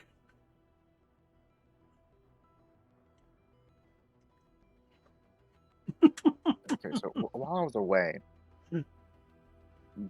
he has a bounty on him for 10 shanks for taking a cup of coffee Mm-hmm. So Interesting. while to you a were place gone, that no longer exists. I pressed him a bit on why he was here and trying to see if maybe he was hiding out for some reason. And it turns out, we looked into him, background check, and yeah, he had a bounty on him for 10 checks for stealing a coffee. No, mostly my, him. my opinion on you has grown lower. I'm literally just here for the fucking people. But you're an extra Decepticon. I'd figured that was something more extravagant. Not all of us are fucking criminals. I'm not a criminal per se. Not all of us are criminals, or war criminal or otherwise. Steal a ship. It's not stealing if it belonged to someone else that was close to me. Did you inherit it? Technically speaking, yes, because I thought they died. Yeah, but did they give it to you? Sorta. I piloted it before, and so far they haven't taken it back. Well, and since Phoenix now is sentient, he can actually speak for himself, and he will follow Overlord's orders. So, I mean, technically speaking, I never Yes. stole anything. What? Sounds to me like theft. It kind of I've was, but then it I've didn't. threatened a higher power. And there is also a pretty big difference between petty theft and grand theft. Yeah, sounds a lot like theft to me. I threatened a higher power, but that Now, isn't now, really ladies, that. you both did something stupid. Now let's move on. So, you guys want to head toward this location? Does Howler want to lead you there? Yes, please. Are you done, Void Striker, trading with the Junkion, who's really fascinated with all the Yeah, stuff we're you having have? this conversation because you're busy over there chatting away the Junkions. Oh, the Grandpa. train was done like ages ago, man. Junkions are quick. No, you're the grandpa over there having a conversation with all the Junkions over there. They're all He's fascinated. the You gotta let mum. little grow He's up. the mum who caught up with a fucking old friend Yeah. at the supermarket. And you He's got all my the- grandpa having to visit like 6 different people every time he goes to the Kmart. Yep. I think it's more or less the other way around. I just here and now I'm being accosted by all these junkions wanting to go. Oh look, Yeah, Voice Raider's here. trade? Yeah, Trade? pretty much trade. Trolls? Trolls? Ah, troll.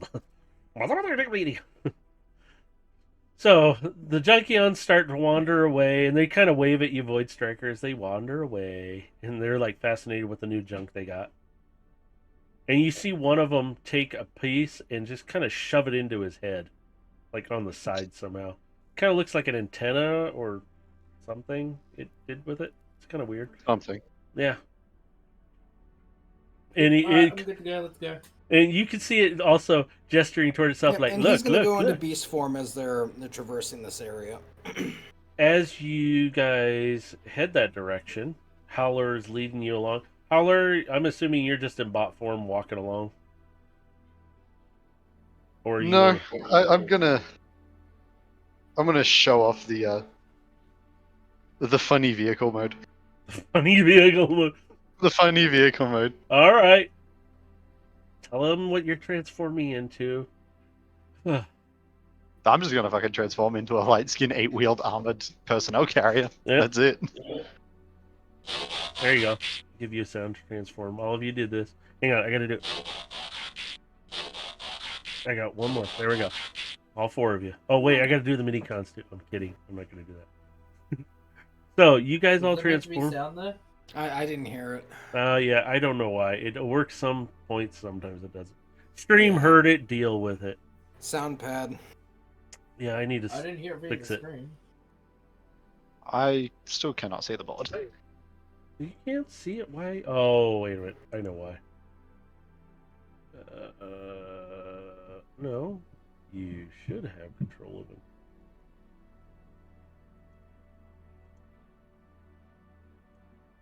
Oh, my bad. Just need to shrink it down. Hang on. Whoop. I think it's this one. You know what? I'm just gonna give you night vision. I'm gonna be lazy. I'm gonna pump this up. So maybe you'll see something. I don't know. I see it right in the very top corner of my fucking screen. Just zoom in a lot. There you go. The maps I make are a lot of times will be a lot bigger, and that's why I have to make them smaller and to where they'll fit into this, and then they become really small, and it's really a nightmare. So you guys are headed toward this location that is in a forbidden zone. You can hear some of the junkions. Oh, they are never coming back. And then they go back to their conversation. And you see some bury themselves back in the ground as you guys are going along.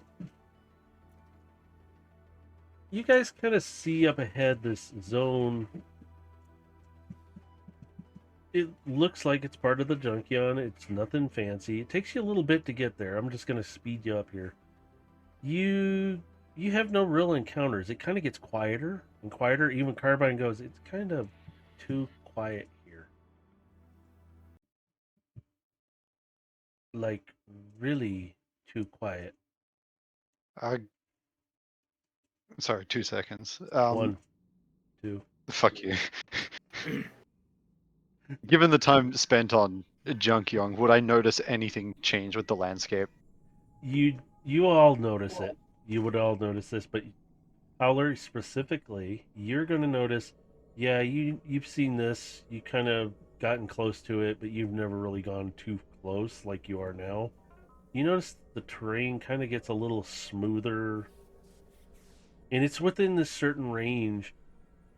You guys don't really see anything, and the junk kind of gets a little darker in spots, and it's a little darker over here as you get closer and closer.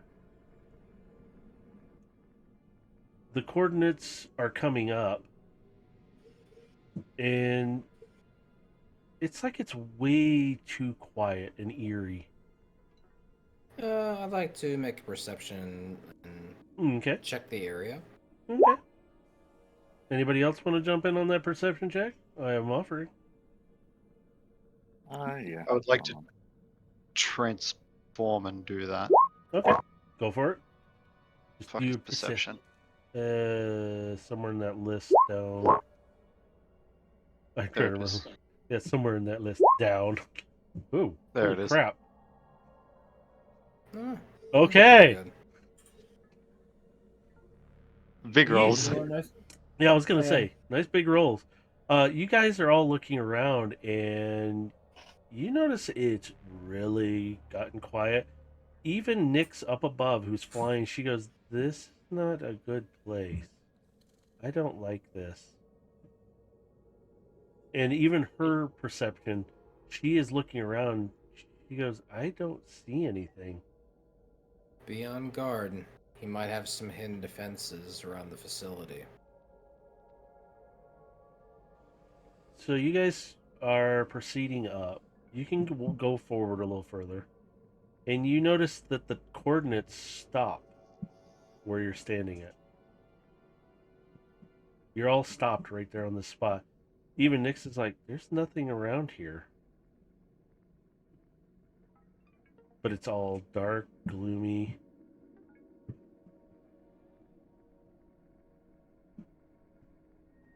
Do something really quick that I forgot to do.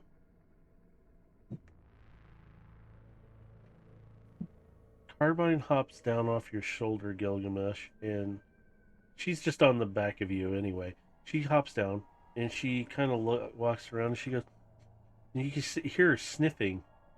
And she goes, "Smells weird." I mean, it smelled weird before, but this is weird. There's something different about the area here for sure. And she takes a few steps forward past you guys and she goes, "It's dark, eerie." And she kind of moves around. I'd like to stay somewhat close to her. She looks up at you. You're big to her still, so she's like, Yeah. She kind of jumps up you and climbs up on top of your head, and she looks down, and she's looking around, and she goes, "Wait, what's that?" And she points with one of her tentacle arms outward right in front of you, and she goes, "See that right there?" And she keeps pointing, and she kind of hops down, and she goes, "This." And it's almost right in front of you. You guys wouldn't see it normally, and she's even looking at it. She takes her claw and she kind of traces around this hexagon shape. And she goes, "What is this?" And she tries to, like, she puts her paws on it and touches it. She goes, "This feels weird. I don't know what it is." I would She goes, like to clear off the area around what she's trying to get her hands on. and she backs up from you. She's in her little caracal form, so she's a caracal displacer kitty. So she's sitting there going, I'm not sure what this is," and she's trying to look at it. And you can see her; she looks like a little kitten trying to Be get her careful. claw. And all of a It sudden, yeah, Howler, as you run your hand across it, it kind of lights up briefly, and all of a sudden it sinks down for like you pushed a button, but all you did was just slide your hand across. And she jumps back. Uh-oh. And the whole platform around you, kind of all feel it, and it lowers a little bit, and you see this giant hexagon pattern. You're standing at the center of it, and it opens up a little bit, and then it lowers down, and Nyx is up above. Guys, what's happening down there? Are you all right? We seem to have found the entrance, an elevator, perhaps. I'm coming down because it looks like it's. As you guys start to lower down, you see it looks like the doors are closing back over top, like another set are coming into place to close and hide as you go down. You're kind of going down, and you come down a little bit like straight, and you kind of, it's dark, but your night visions kick in, and you just see like piping, and like it turns from junk to well formed piping and electrical conduits and stuff. But you stop again, and you hear Nyx, I'm gonna try and get down to you guys. She tries to dive bomb down, which is she make it at the last. She does not make it, You can hear her throom just as the doors on top close. Guys, can you still hear me? I can't get in. I'm out here. We can still hear you. Okay, I'm gonna go back up and stay out of sight then. I can't get in. I'll try and look for another way. Keep an eye on anything that might be coming in surrounding the area, perhaps. Yes, I will. And she starts to fly up, and she kind of gets a little staticky. I'll keep it out, and she kind of intermittent because you guys are lowering down at this diagonal now. You're going deeper and deeper. Alright, how dark is it? It's dark enough for your night visions to kick in, and you guys see it in the huge. Yeah, so you're in the dark right now. There's no lights really, but you guys can see all the conduits from the walls with your night vision and everything. Carbine kind of walks to the edge, and she goes, and you can see her trying to look as the platform's going down in the diagonal. She goes, I kind of see maybe something, although that could just be glinting from somewhere, but what? And she like it looks a little crazy because she's like, I'm trying to see, and Aegis really is about the only thing that's kind of not glowing, but you know he's there because you can kind of see him start to glow a little bit. And he's like, do I need to kind of light things up in here? And he's it wouldn't hurt. So he goes, I'll glow up a little bit. And he glows. And he kind of gives off this soft glow. So now you guys got this amberish light lighting up. And Carbine's like, oh. And she blinks a few times. Oh, that's a little better. I'm going to activate my infrared vision. As you do, I want you to roll me a specific perception check for yourself. Because yours is going to be unique. Perception? Yep, just a straight perception, but yours is unique to you, so. He's got that predator vision. Or does he? You really can't see anything. You're in this elevator shaft. You sure about that? You still don't see anything Or because does you're in an he? elevator shaft. You're still in an elevator shaft. Because No, I'm more or less trying to see if there's like any heat coming from these oh, walls as we're going so down. you're just trying to see. Oh, okay. Well, with that, you can see that certain like ducting and pipes do give off some heat here and there. Not a lot. I'm And gonna it's- point out these ducts and go the. Oh my god, you're static. Oh, you're going static. He's emulating what Nyx would hear. Give him a second. He's gonna. It went statically real bad. Yeah, that went full blown sick. I had to pull my earbuds. Yeah, my laptop not cooperating with the good mic at the moment.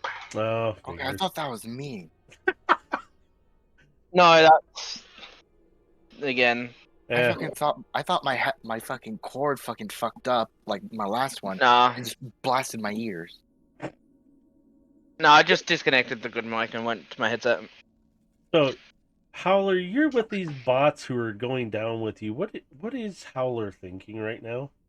Because you're seeing these little bots walking around that are a cat-like one and a bird, and they're just they're trying to figure out what's going on down here. What's Howler thinking? I want to know what he's. The fuck? Who the fuck are they and what the hell are they in? Yeah. I'm curious. So you're looking around at all of them, and they're doing all this weird stuff, and it's like, what? Okay. And you guys are still going down. It's going down for a bit. You can hear some static, not the one we just heard, from what might be Nyx trying to communicate with you guys. And it's just really staticky on and off. You can barely make out any words that she's saying at all. And Carbine's like, we must be way underneath all this junk. And she starts walking back to you, Gilgamesh, and she goes, I don't know how far we're going down, but this thing's still going down. Well, no doubt it's probably deep underground. Yeah. This is just gonna be the beginning. So as you guys are going down, it's taking a while. You're on there for a good like 10 minutes, just going at this pace of. You really should have chairs on this ride kind of thing. Is I'm gonna transform into my siege tank. you got enough room to do it? On There's a an whole elevator? yeah. This is a giant platform that's going down. So you guys are going down, and Carbine's like just pacing around, very uneasy. She goes, "I don't like this. Something's not right. I don't like this." I We do not. seem to be going to the core of Junkion. Well, she goes, "Well, not really." She points at the wall to the left and right. We're going down We've at an been angle. descending for 10 minutes. Yeah, and you think we'd be somewhere. Man, I hope we don't go to the core. I don't remember what's at the core of this planet If it's anymore. not the core, it's going to be pretty close at this point. And you guys are sitting there talking, and all of a sudden there's a bit of light that pops up, and you're riding this platform down, and you get this huge cavern lit up, but it's pretty quiet. And you guys can see everything inside of here. You're on like one wall of this angle coming down, and you see this giant cavern. Looks like it spans probably the length of Junkion because it's got an arc to it. You notice that the gravity's a little more normal rate to what you guys are used to. It Got certainly should be, considering how far down we are. yeah. So even Carbine hops up and she goes, "Ooh, gravity, more gravity." Doesn't look right, but she goes, "But look at all the lights," and she's gesturing with her tentacles, and she goes, "Look at some of them are burnt out and flickering." And I want you guys to all roll a perception check for me.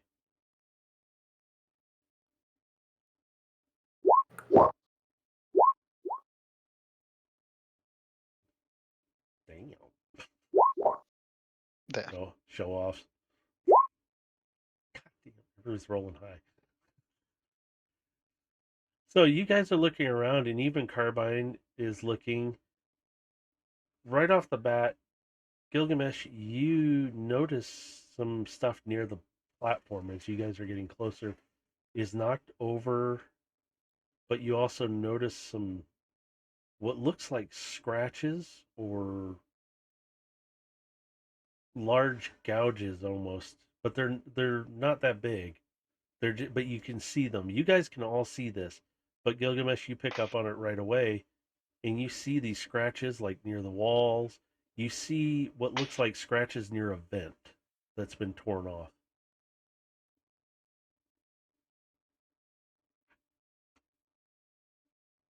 He's gonna kind of approach it. He's still in beast form and just kind of approach it. Does it look like they'd be similar claw marks to his own? You put your paw up, and the platform comes to a stop and is level perfectly with this other platform. But you notice you put your claw up and kind of put your spacing out, and they look very similar. Even Carbine's like, this looks similar to your claw marks. Even Aegis is like, yeah, and I've seen yours. I think I know how she escaped. You guys notice with your perception checks, it's eerily quiet. Like you really don't hear anything going on. It's silent. Like you don't you know there's power going on, but there's not even a hum. Maybe we should keep it that way.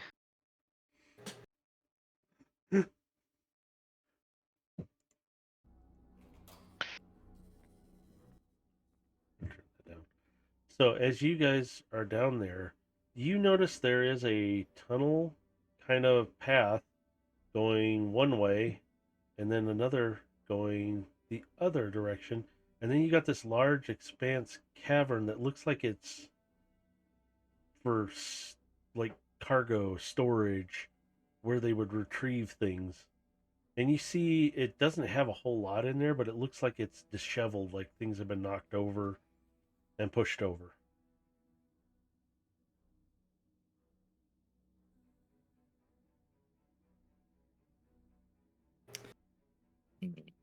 Well, we can spread out and search the area, or we can stay together and search one place at a time.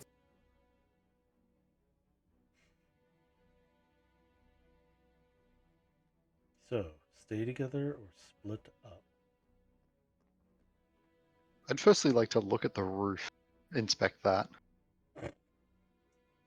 You see, it looks like it's a metal roof in a sense, like support beams everywhere. Kind of that's all it really looks like with your guys' perception check. Fair Yeah, enough. we're extremely far down. Yep. So- But it's a very large cavern. Like somebody's siege tank mode, really, you can drive around in this place without any trouble. That's how big it is. You do notice the scratches come from one direction. And it looks like where the claws were used as grip to pull themselves along faster.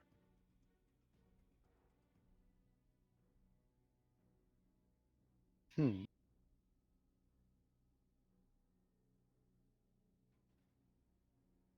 With that perception that I've made, could I ascertain how old this facility looks in terms of like how long it's may have been active? Yes, I will say yes. You do notice you guys are leaving tracks. There's like a layer of dust.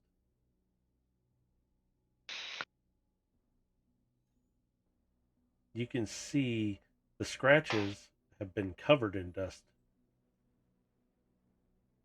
but you can still see the scratch marks. Even But judging by how thick the dust would be, how many years could I ascertain it would be? you're probably looking close to about 100 years, give or take on the 100. I'm gonna transform into bot mode and actually scan the dust, which will give us an accurate date. 97.7 years.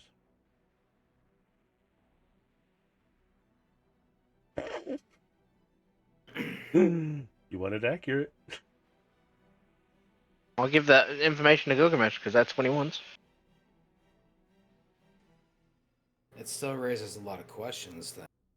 So he's been doing these universal experiments now for a very long time.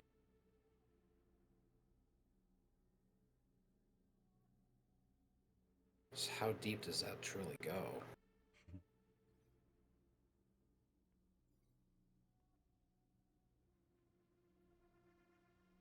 Is he gonna keep going? Like once they're off the platform? All right. So you guys proceed and move. Are you guys splitting up or are you staying together as a group? Yeah, what are we gonna do? And if we are If you guys splitting want up, to take who one would path, I can go the other path. it would probably still be best that none of us really go alone in an area. Well, Voice Tracker can take our new friend along with him. Yeah, it splits the party up quite evenly. Each party gets a light and a heavy. Howler, how do you feel about this? How do I feel about splitting in half? Yeah, and you're being just like, okay, you're going with them. Yeah, you're going with the big guy. Yeah, you're going with the big guy. How do you feel about this? Because you just met all these guys. You have no idea what's going on. You're just along for a ride of which you do not have any context. Yep. This is fun. I'm really messing with him. Do I gotta? I mean, it's up to you. You can stay there if you want and let him go on his own. Is there anything that is, is there a toll point within within the giant bloody storeroom. Maybe. I mean, there is. You can go down looking through the storage area instead. I mean, you got lights that some of the lights are out, so you don't get to see everything. But you do see there's some stuff laying about, crates, other things. If you wanted to go explore that, while Void Striker goes down the other path, and then the other two go down the path with the scratches.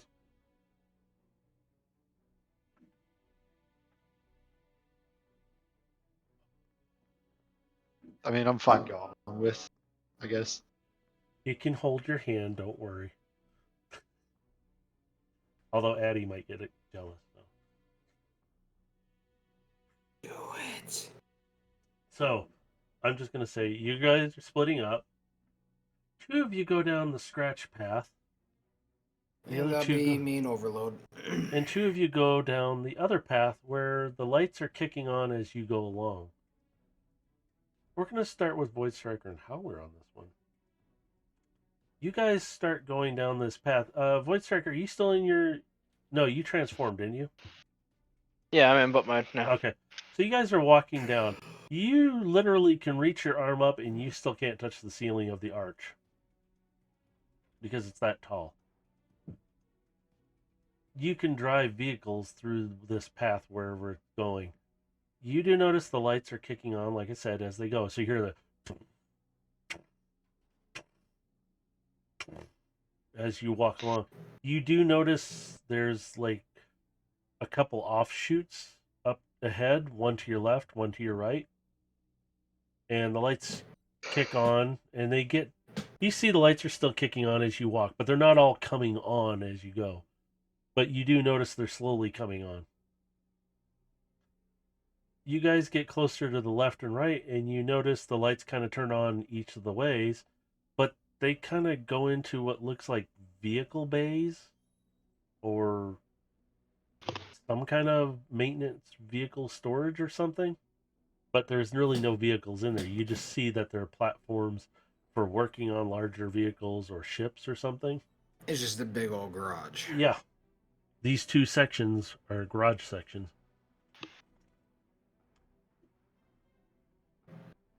Seeing there's nothing inside of there, then there's really nothing to look at, so... Yeah, it's really pretty much... But you guys keep walking along, Void Striker and Howler. As we're going through, I'm gonna periodically shift into my thermal. You know, just do the rapid shift like Predator does. Ah. I'm going to be constantly scanning the paths that we are taking and any of the offshoots.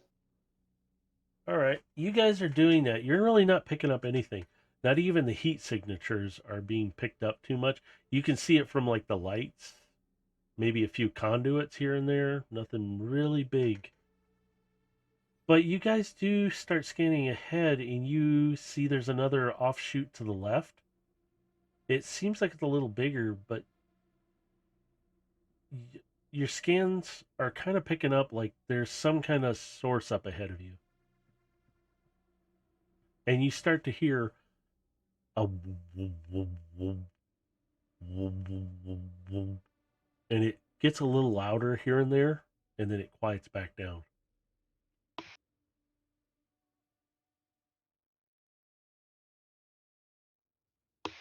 As you guys approach, you notice around the corner that it looks this huge tube with some kind of it's either some kind of liquid or energy in it. You can't really tell, but it's pulsing with energy like light, and you hear that. I would like to take a image of this and send it to Gilgamesh and ask if this is similar to the previous lab that they were in. So you send this over to Gilgamesh.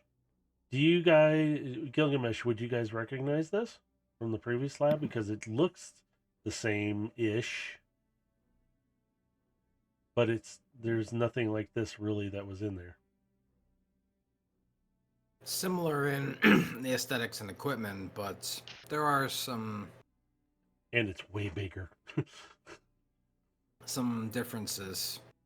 For one, this place is much larger and further underground than the previous one. And he was working on manipulated sparks in the lab we visited. So he transmits that all back to you, Void Striker, and you can see this thing is pulsing and doing. You can see a readout. It looks pretty old, covered in dust, and it's like I would definitely like to have a look at the readout. So Howler, you're picking up on this signal too, and you're getting spikes of energy. It spikes up and then comes back down. It spikes back up, comes back down, spikes up. It does this back and forth. You guys are picking up on this energy. You notice as you wipe the dust away on this console it's not super old, but it's old enough that you know that this stuff isn't like the latest that you guys use. You can see the readout doing what Howler's picking up on his scans. It goes up, comes back down, goes back up, and it's just a number that spikes up, comes back down, and it spikes up and keeps coming back down. And you see on another console, like idle number should be this. And this thing is just spiking up and down, up and down. All right, well, proceeding with caution then. Very much so. So, do you guys want to continue on, or do you want to investigate that a little more? I'll investigate a bit before we move on. Do you want me to roll And investigation? If there's nothing to look at over in the garage, we're just gonna head back that way, back the way we came, and start heading in that direction instead. Oh no, don't worry. You two aren't done yet. I'm gonna get to you. Just be patient. So, Void Striker, yeah, roll the investigation on it, please. You recognize the equipment. Again, old. You notice that the readouts are reading properly, but this fluctuation isn't normal. It should be steady, like the idle number says.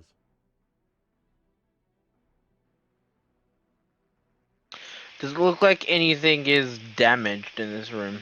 No. Does the terminal have any idea why it's going like this? It just looks like a draw somewhere that is fluctuating it. Like it's pulling a lot of energy and then it stops. It pulls a lot of energy and it stops. Tell me where this power drawer is coming from. No. The one thing it can't. It just says that there is a power draw. It just doesn't say where. It's a very old text. I'll send message to the other group that something is drawing power periodically. So heads up. So we're gonna, while you guys are sitting there for a moment, we're gonna switch over to Overload and Gilgamesh. We're down the other direction. You guys are kind of in the same situation with the lights. They're kicking on, but your night vision, both of you can see pretty far with those. Even beyond where the light is shining at. And you guys can see there's more than just a few passages off the left and right. You notice that some of them are a little smaller, like doorway size, or at least a double door or a large-ish door, but not like a garage door. And it's much quieter down at your end, but occasionally you swear you hear like a gurgling sound almost, or something like it. Pretty much just gonna try and go find the origin of this gurgling noise. So you guys proceed down. There's going to be a doorway that's a double door on your left. And then on your right, there's a single door. And the lights aren't on the inside, so you don't see really what's through the door because you can't see through the door. You just see the doors.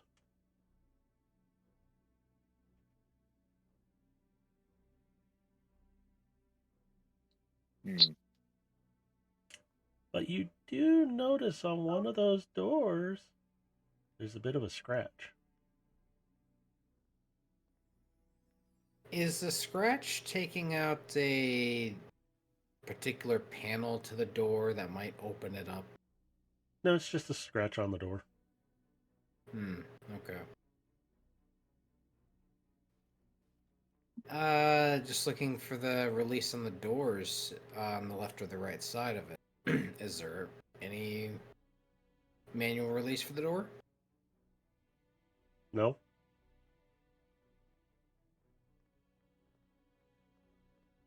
Well, he's looking around the door. We might have to force this one open. Then I should be able to get that then. Aegis Gilgamesh is gonna step to the side after you. Aegis kind of like hops down before you can do anything. He walks up to the door, puts his finger on it.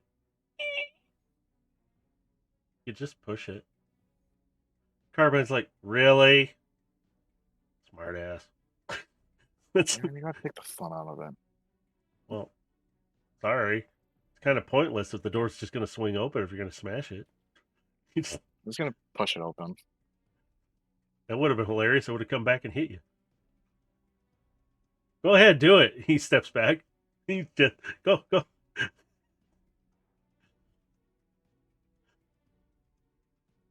He's sitting there eagerly waiting for you to do it. He must just gonna walk past him, just his eyes just half closed and just like, ugh. I want to do something, but I'm gonna restrain myself. I'm gonna push open the door. Aegis is like, what? It would have been funny. And he's like, sorry. He kind of walks in with you guys. You guys walk into, it looks like a lab of some sort. And even Aegis and Carbine are kind of like, this is very uncomfortable. I don't like this. It's pretty dark in this room. Your night visions are on. And you see lights, like green and red lights here and there, some purple, some blue, like on the back walls. And Aegis is like, hey, wait, there's a light switch here. And he pushes the button. And he goes, I think it's a light switch. And all of a sudden, all the lights come on in the room. Carbine just is in shock. Even with your night visions, she goes, as the lights come on, you guys see 3 bodies on the far wall. And they're small bodies. And even Aegis is like, what the absolute Unicron is going on in here?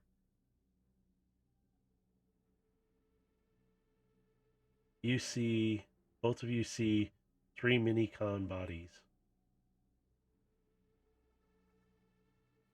Disfigured, but you can still identify the marks. Even Carbine's like, what did they do to them? Can we tell, based on the damage of the bodies, what appears to have happened? Do an investigation check on it, and I'm going to have the Minicons are going to assist you as well. Okay, and I'm going to switch into bot form as I'm doing this too. Carbine has as well. She's going to be assisting you because I rolled theirs independently to 16. You guys. Aegis kind of like, I don't understand this. And he kind of looks toward Carbine more. And she goes, this is, they tried to mutate them forcefully. And she follows this line up and she's like not touching it. She's like, she sees Aegis reaching for something. She's like, don't touch anything. Absolutely do not. And his hands go up. Like, okay. Like she's threatening him. Do not touch. And she looks at both of you. I don't care how big you are. Don't touch anything in here. And she backs up away from it a little bit and she follows the line though.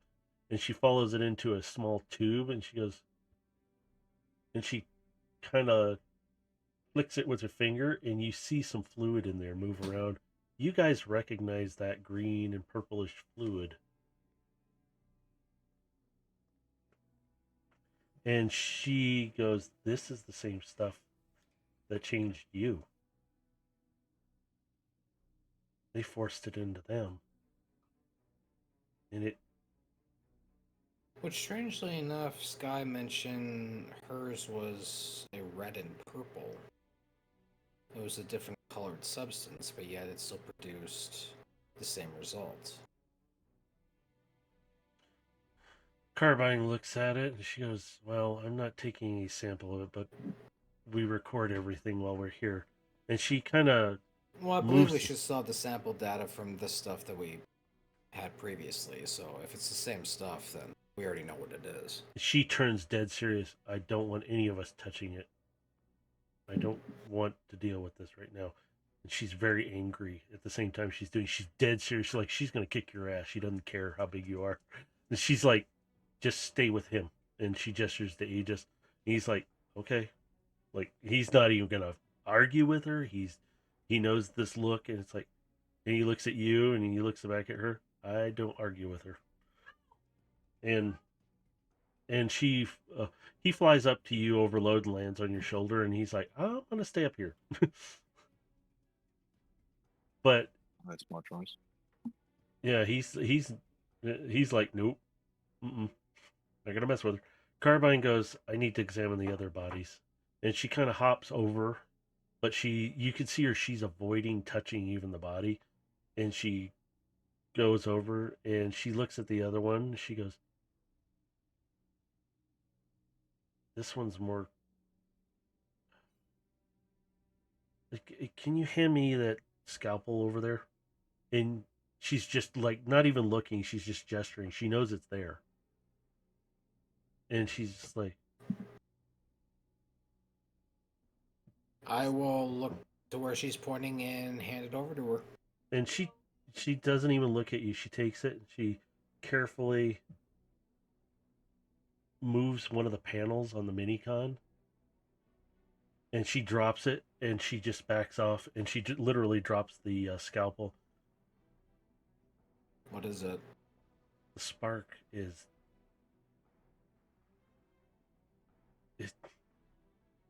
it's there, but it's dead. The spark shouldn't remain. And she picks up the scalpel carefully, and she goes, "Look." And she lifts up the panel, and you see what should be a spark. And she goes, "It's not dead, but it's not alive." And she slowly backs away, and she kind of looks at the tube, and she goes,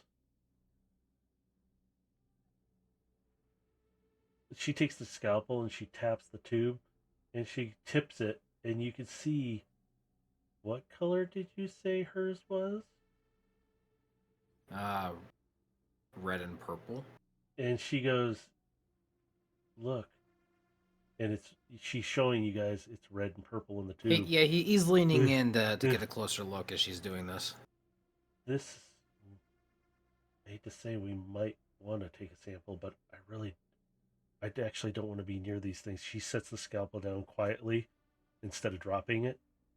"We need to be very careful because these things are not awake right now. We might want to leave this room right now." She's very hesitant. She's very scared. We need to find his central processing station. We need to find his computer. Well, obviously it's not here, but let's not make a lot of noise. And she turns to you, Gilgamesh. We'll move on from here, but we might want to try and seal these doors for now. Just so long as they don't lock us in.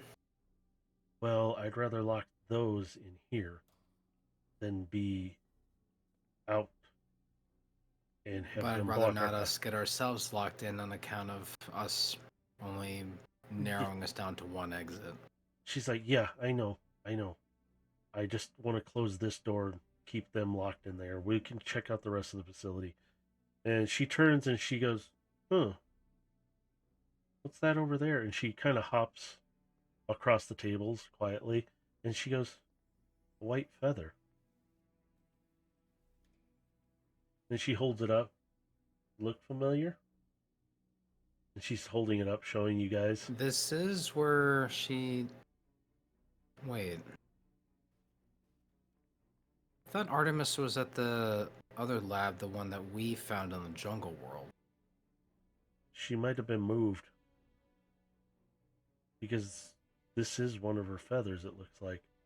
I will take it with me and we'll examine it later. It doesn't have anything on it, thankfully. But we better get out of here. Let's move on from the room for now. Mm. She's already kind of headed toward the door. She didn't even bother getting on your shoulder. She's like, nope, I don't want to be in here. She turns around as you guys come out and she goes, can we seal that door? Because I'd rather not take any chances. And she's looking around carefully. Once everyone's exited, we'll close the door. And is there any locking mechanism to it, or No, is it just? It's just like swinging doors, but they're metal. So she's like, "Can we like seal it somehow? Like screw it shut, weld it We shut?" could probably. Yeah, I was gonna say we could probably weld it. Yeah. My jets could probably do something, but might take a while. A just hops down. Why don't you do that? And he's kind of serious, but he's looking right at Carbine. What's going on, Carbine? And he's trying to talk to her and say, we've dealt with spark eaters. That was something else. I don't know what, but it's not safe. The spark is still there. And it's dead, but it's not dead. I'll be back. No problem. And she's really nervous. Like, I have to do more analysis on the data I read from it.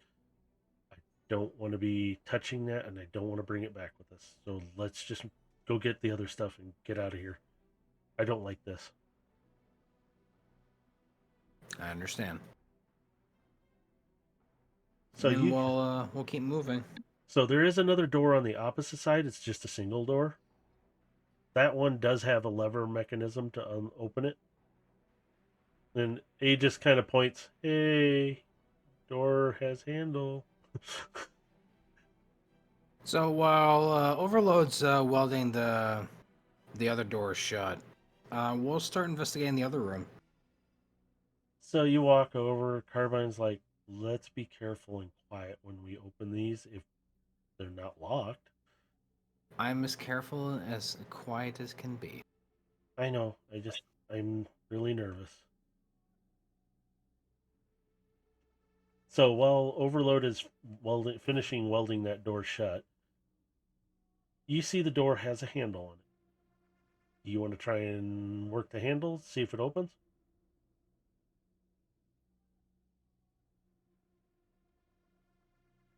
Yeah. Sorry. Ow. Hurt. So the door... He'll just like kind of grip the handle and then he'll just slowly like try and turn it. You hear that? And you feel it's free. And Carbine just slowly looks up at you. Okay. That's creepy. And even he just like, yeah. He kind of he'll take his energon pistol in hand and he'll slowly open the door and peek in. And want me to roll perception for this? I'm assuming. Yep, please do. Soft 20. As you do, even your mini cons that are standing there with you are like, what in the world? It's looks like almost like barracks, almost. Multiple charge beds, a spot where it looks like they can recharge with other amenities. small work areas. It spans in, but it goes only so far back. So you're going pretty far, but it's a large area where it looks like the bots rested, who were there and slept. And you can see off to the left side, past some of the charged beds, is another doorway. But the lights all start to come on. You hear that.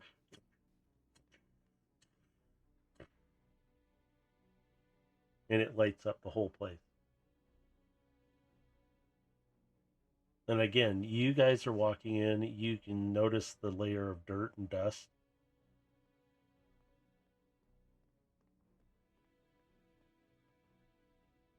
If I didn't know any better, I'd swear this was almost a full-blown medical facility.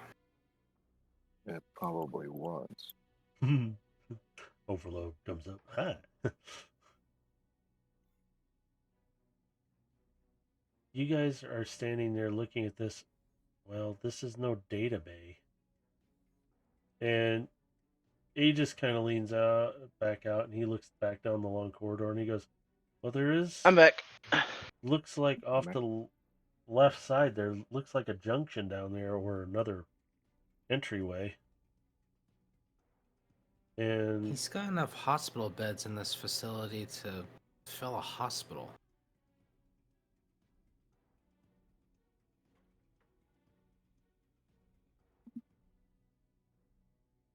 Carbine's like, yeah, too many.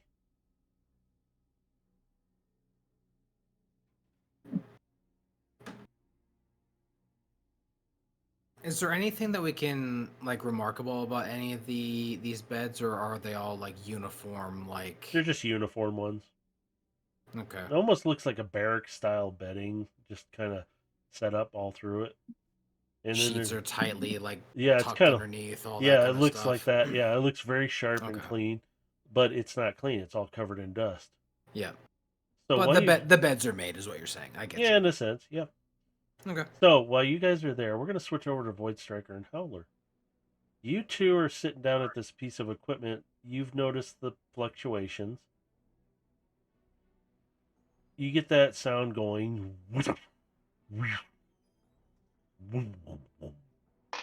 And it fluctuates again and again. And it just keeps doing it.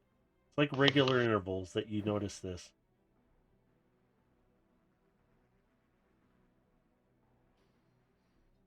Alright, well, we're not going to learn much here, so we'll move on. So you guys going to continue down that corridor? And Yeah. no. I think one of us should either stay while the other one goes and looks, or we should check multiple corridors at the same time. Well, just up ahead of you guys, there's a split where it goes, one goes left, one goes right. Young Skywalker. Nothing creepy here. Well, which way do you want to go, Trin? Left or right? Which way is that coupling going? It goes to the left. Since Void Striker seems to be more familiar with the machinery, I feel like I should be going right. Okay. So, Void Striker, you're going to go with the conduit to the left? Yep. All right. Howler, you're going to go to the right where it kind of goes down a bit of a hallway. In a sense, it looks like a hallway, but it's a big arched way.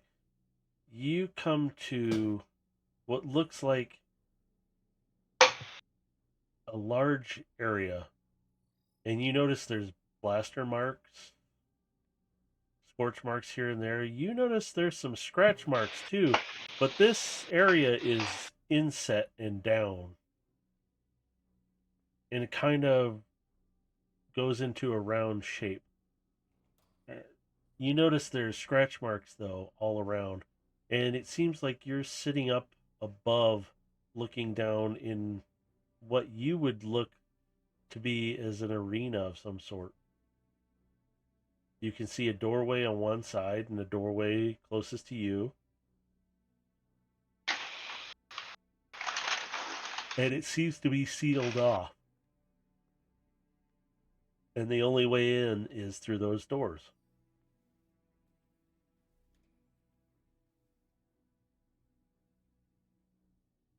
I would like I'm to not gonna commit lie. investigation on the. I completely zoned out there for a second. What's going on?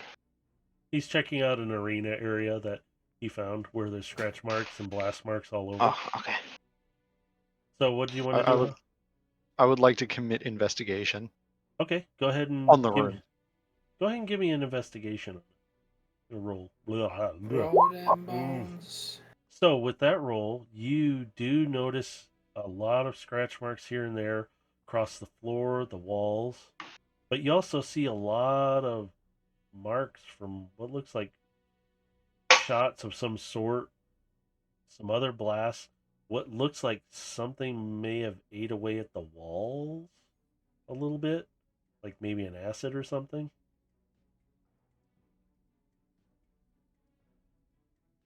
And it's fairly big, but it is quarantined to down there. Like I said, the only way in, it looks like, is through those doorways down there.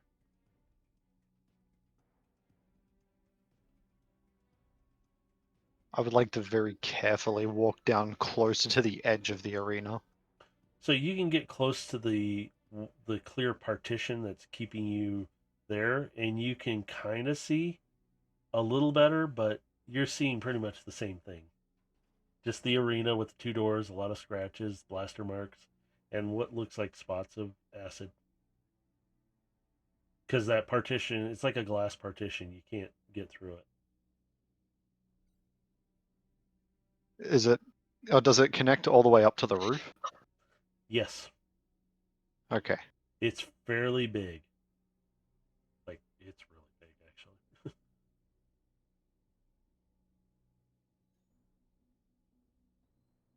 So while you're checking that out, we're going to jump to Void Striker. Void Striker, you're following this conduit down this path. Do you have your thermal running? Is it possible to have my thermal active in one eye with it being inactive in the other? Well, you are a bot. You should be able to, right? Then that's probably how I'll be moving around. Man, how do you not get a headache? No, you're sitting there looking around. You're following this conduit. You notice it gets a little hot, a little cold. It's kind of running along the top, not the top of the arch, but along one side of the archway. As you walk down this path, it goes pretty far. The lights are coming on bit by bit. Okay. And you're coming to an area, you notice it's starting to open up. And it kind of slopes outward and opens up to a larger area. And you notice there's some glowing and some lighting. And you start to see some equipment of some sort, but you're not sure exactly what it is until you get closer to it. I'll proceed forward with caution. As you approach in here, you notice it's a little darker. There's some noises going on. Some of the machinery, it's just like what you saw back there, but something seems off with it. Like, something doesn't seem right. Scan? Okay. Well, let's see. Investigate? I'm trying to remember what I rolled for it. So This is my investigation if you want an investigation roll. Oh, I think that's too low, though. I'm kidding. Are you sure it's too low? Shut up. So as you're looking at this machinery, you do see that it is the same, but you notice the readings, they're fluctuating, but at this rating, you're noticing it drops and goes further, and it's like something is pulling on it, and then lets it go and pulls on that energy, and then lets it go. You notice Question: Is the is it kind of like a heartbeat?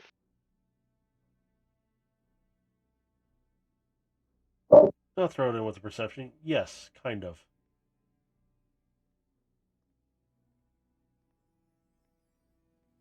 You notice this pattern is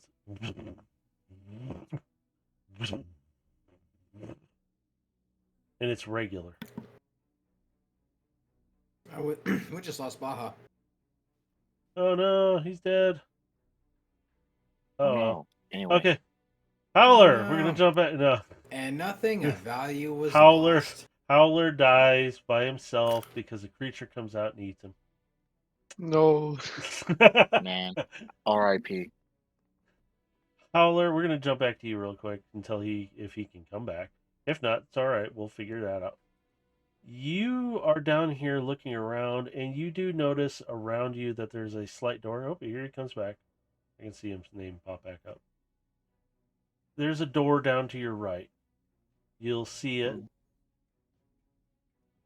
and Sorry, Discord crash on me. it's all right. That'll be what it is. Okay, we'll go back to Void Striker now. Forget Howler. No. I'm fine with this. Oh, okay. Fine. Okay. Void Striker, we'll come back to you now. Can somebody? He doesn't realize what's in store for him. So, Void Striker, Find out later. you notice though. Yes, this does seem like a heartbeat. Like something's pulling a lot of energy out. Otherwise, the power should be pretty stable. It's not affecting the lights, but it is affecting the grid itself. So it's pulling just enough power and then it lets it go. Pulls enough power, lets it go. And it seems Proceed like onwards. yeah. So as you get further into this equipment, I need you to make a perception check real quick. Oh, time to not see shit. No, apparently I see shit. No. You do hear. You hear something moving. Ching, ching, ching.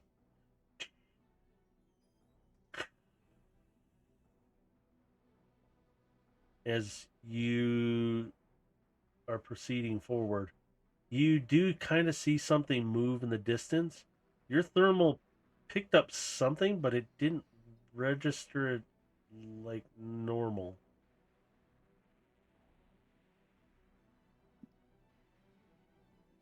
And you briefly caught what looked like part of a body or something and a tail. Alright, I'm going to open up the gun barrels of my railgun arms. All right. As you do, you still hear this thing moving around a bit, but you're not sure exactly where it's coming from. But it is kind of dark in there. You got your thermal running, but it's getting disrupted a little more by a lot more of the equipment. And you can hear this thing.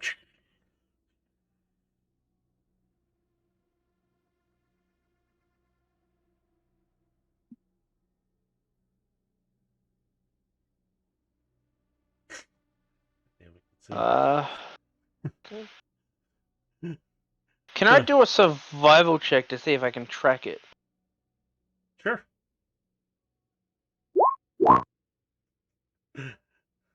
So, you do detect it behind some of the equipment, and it's pretty close to you, whatever it is.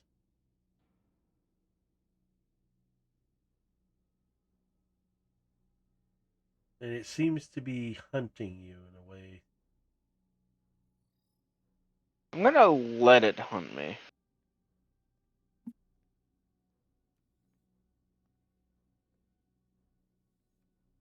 So it starts to move around a little more. You can hear where it's at.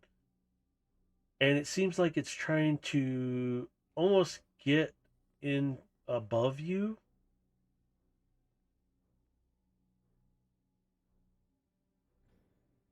As you sit there, you see this thing climb up and over top of this equipment. It's black, skinny arms and legs. Its head is elongated, and it's got this long whip-like tail with a sharp point on it. And it looks down at you as its teeth are bared, and you just hear it open its mouth and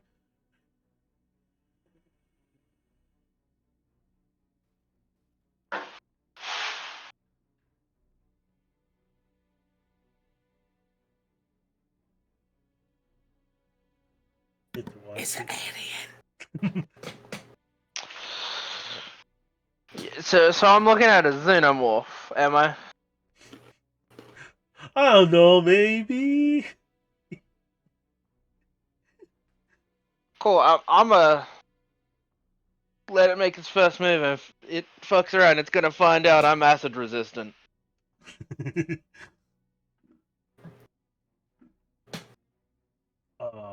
It tries to lunge at you, but I know a 4 ain't gonna hit your ass.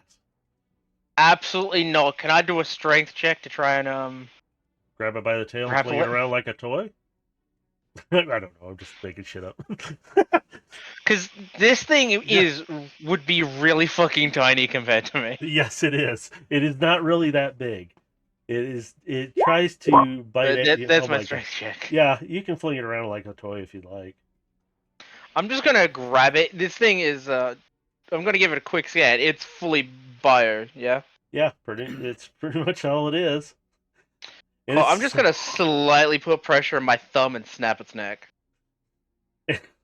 Oh my God. It did what it did on the one movie, The Predator. Yep. It's sitting there, so, tail's whipping around. You're just like, it goes limp, and you're just sitting there holding it. I'm going to send information to everyone that I found a bio predator. Watch it. The acid blood eat through everything. Yeah, that'd be great. Well, So, good to know that there's something still around. I'm telling you. That's great.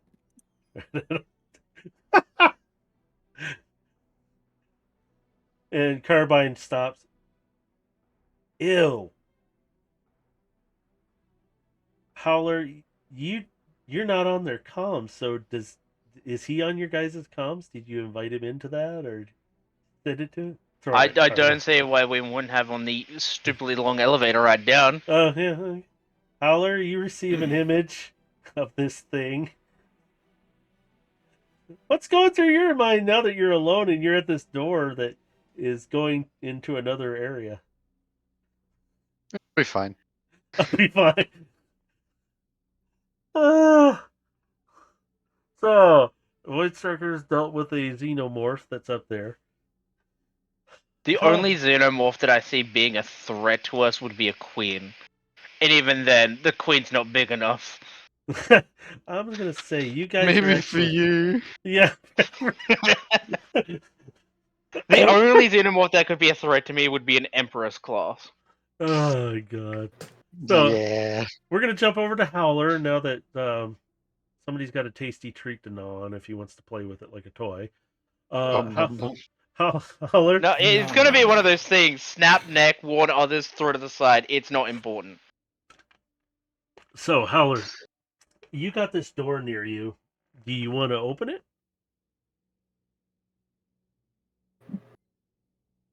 Am I able to scan through the door? Sure. Do an investigation on it.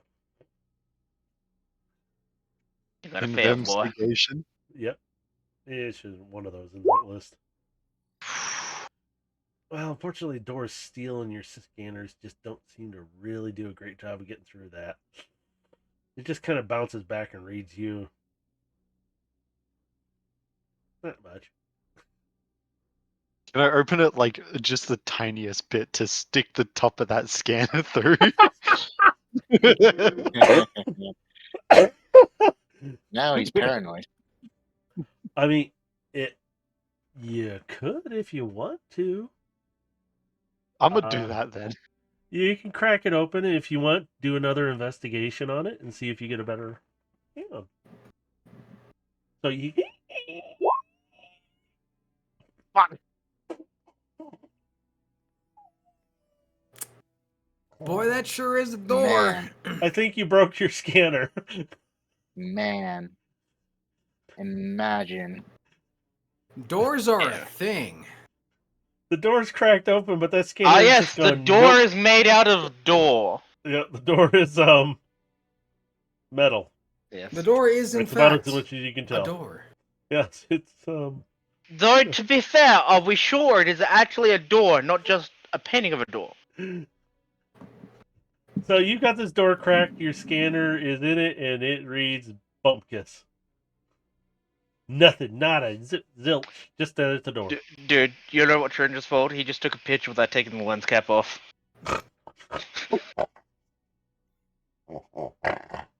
I was actually expecting a fucking nat 1 during like the gladiatorial scene right at the start, I know that your rolls have been. but this just makes it so much better.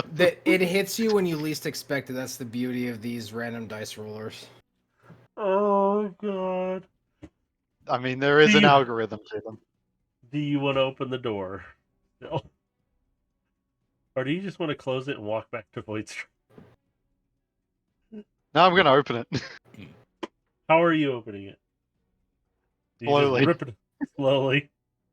So you slowly open this door. Yeah.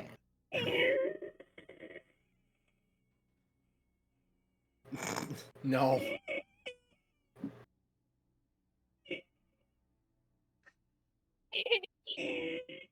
I will be scanning the room Kid's name as I'm was opening it, though. Shoryuken the door. I am cutting the pie as the door's opening, though. I am watching everything You know, as much as I can the room is dark. with night vision on. Clearly, Yeah, I was gonna say you have night vision, right? yeah. So you could see in do somewhat. I? And I don't know. Then or you'd have lights being a seeker. True, actually, because that vehicle mode does have lights. There you go. Okay, so Fuck you it, have yeah. those. Shining on the fucking headlights. You guys need to upgrade this boy. Give him some night vision. Give him some other things. Maybe some upgraded armor or something. Hey, you Nah, want to man. get hit by a dinosaur? You want to turn into a dinosaur? Hey, I No. might have a vial of dark energon somewhere. Oh God, they're gonna experiment on him. Carbide's getting flashbacks. No. He became the very thing he sought to destroy. So you look into this room, and it's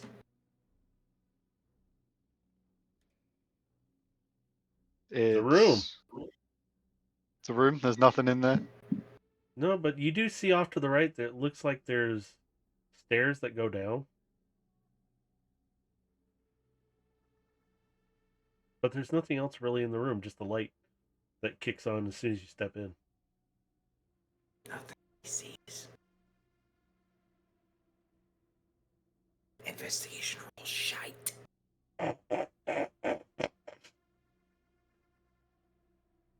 That's all you see.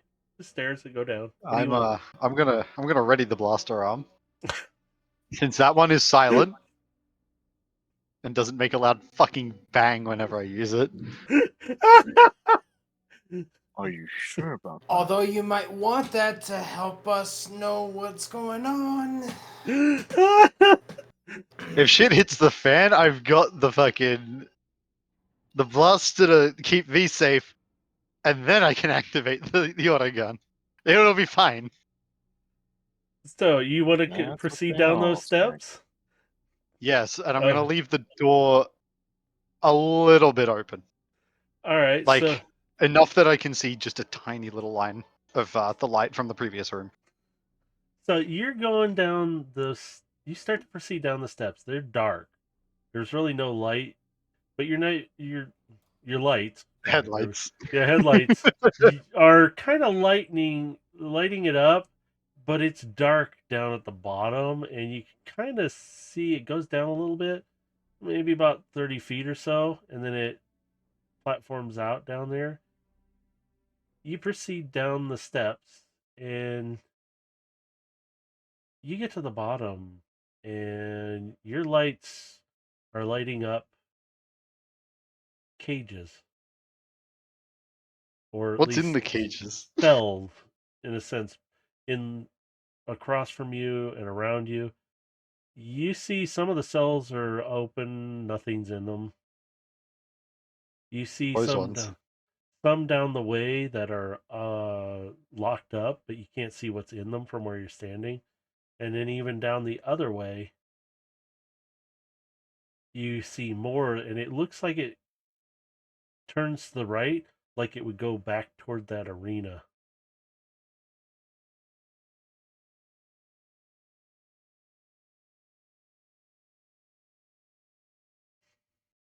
I'm gonna go to the open cages first, just to investigate those whilst keeping my head on a swivel.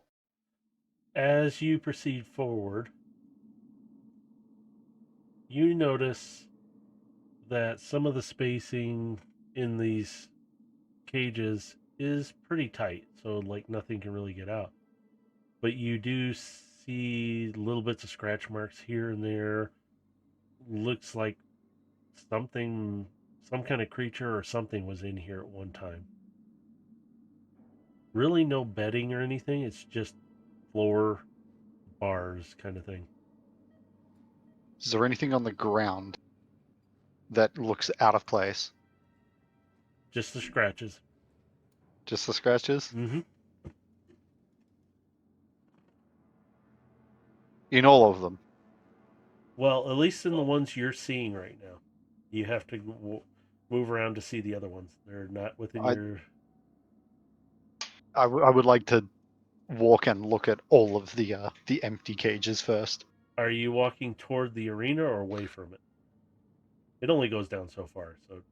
I would say away from the arena to begin with. You start to walk down and you notice you start to see some of the cages that are locked. Your lights illuminate in. You see creatures, but nothing you've ever seen before. Dead. So, looks dead.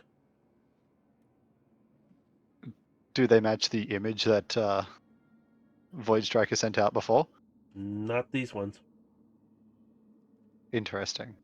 You get various different species of some kind, but you're not sure exactly what they fully look like because it looks like they've been dead for a while. I'm still gonna, pass these on, like images, and send them over the comms channels to everyone connected that it can reach. Yeah, so Void Striker, you're the closest. You're going to receive them pretty easily as you get these images and video of what he's seeing right now. Okay.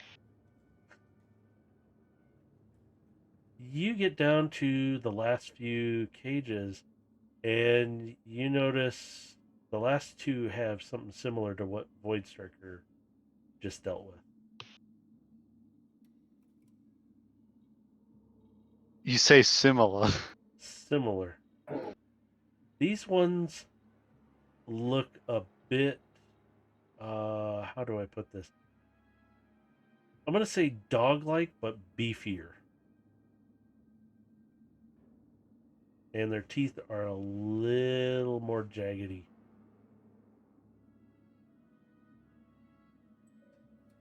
I want to leave them be and head back the other way. As you do, you turn around to illuminate the other side where some of the cages are, and you notice there's like something ate through one of the bars on that side. Or something. I guess that auto gun's getting racked early.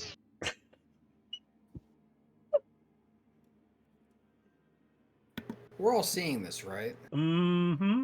At this point, he's walked back up just enough that you guys are picking up on these signals. And Carbine's like, that's not good. Now, do they look like distinctly like canine bites, or do they look It different? looks melted.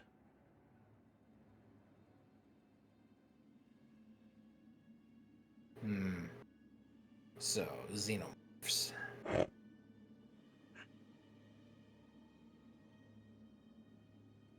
Howler, do you want to continue back down toward the arena direction?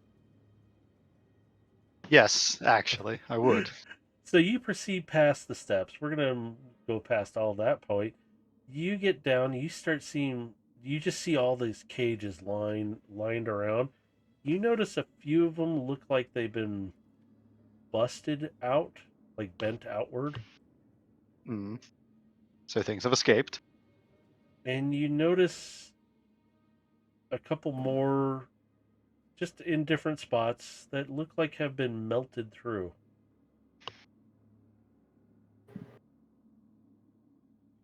Question, Matrix. Are we gonna be wrapping up anytime soon? No. We got 12 more hours to go. No, I'm kidding. No, we actually will be here in very, very soon.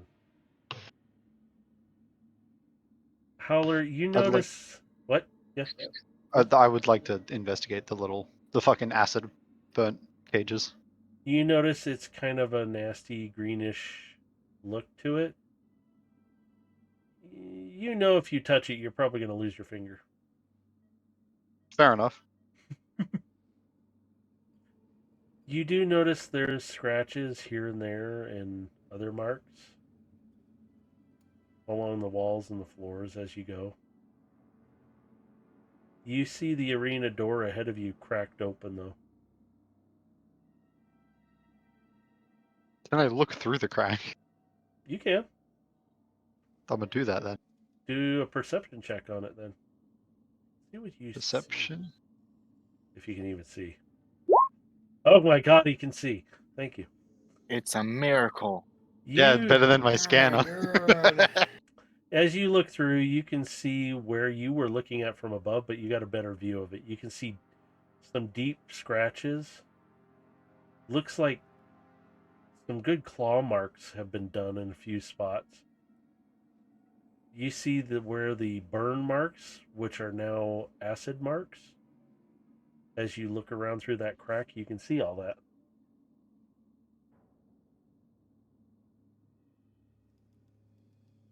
Do you want to Is open it up? there Is there what? What? just a smidge more? I'd like to open up the door a smidge more. You can open it up a little more. You got enough to where you can kind of poke your head out a little bit and look around. I'd like to do that, but very carefully. You do it very carefully, and you can see across that the other door is wide open, but you can't see what's in there because it's too far away for your lights to really fully illuminate. Not even if I turn on high beam. If do you want to turn on high beam? Only on the light. I'm waiting for a moment, like, the guy lights up the light, And it's just you Xenomorph see in the Queen. dark, and just blows out the light in front of him. Are you lighting it up brighter? Yeah, just the light facing that. You That can see open there's door. nothing else in the arena. It's lit up in there, so you can. You see a creature of pretty big size, similar to what Void Striker just dealt with. Bigger. But bigger. I mean, Void Striker would have no problem with it, but you might have an issue with it. I'm gonna take a quick snap and close the door quietly again.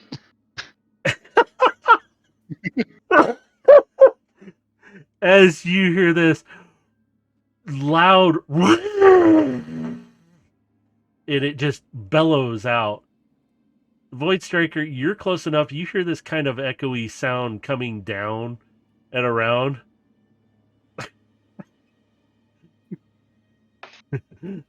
And Howler, you're up against that door, right? No, I would have backed away a little bit. Unless He it's ran too like fast. a bitch. Unless it's really fast, in which case, yes, I would still be up against the door. You see the doors slam into, but they don't move. But you do. They kind of move, but they don't buckle and come inward at you. Shred's character. No, I'm out. No. Yep. Hey, I see something my size. I ain't gonna fuck with that. So Especially if how? it's biological. Howler, what are you doing right now? He just lubricated himself badly. Are you I'm running going back back up? up the stairs. No, I'm not running. I'm walking back up the stairs. You keep hearing this behind you as you walk up the stairs. And actually, we're gonna end right here because this is hilarious. Because I'm just tormenting you right now. Hey, if I see a Bitch, biological that is the size of, run! if there is a biological the size of me, I ain't fucking with that shit.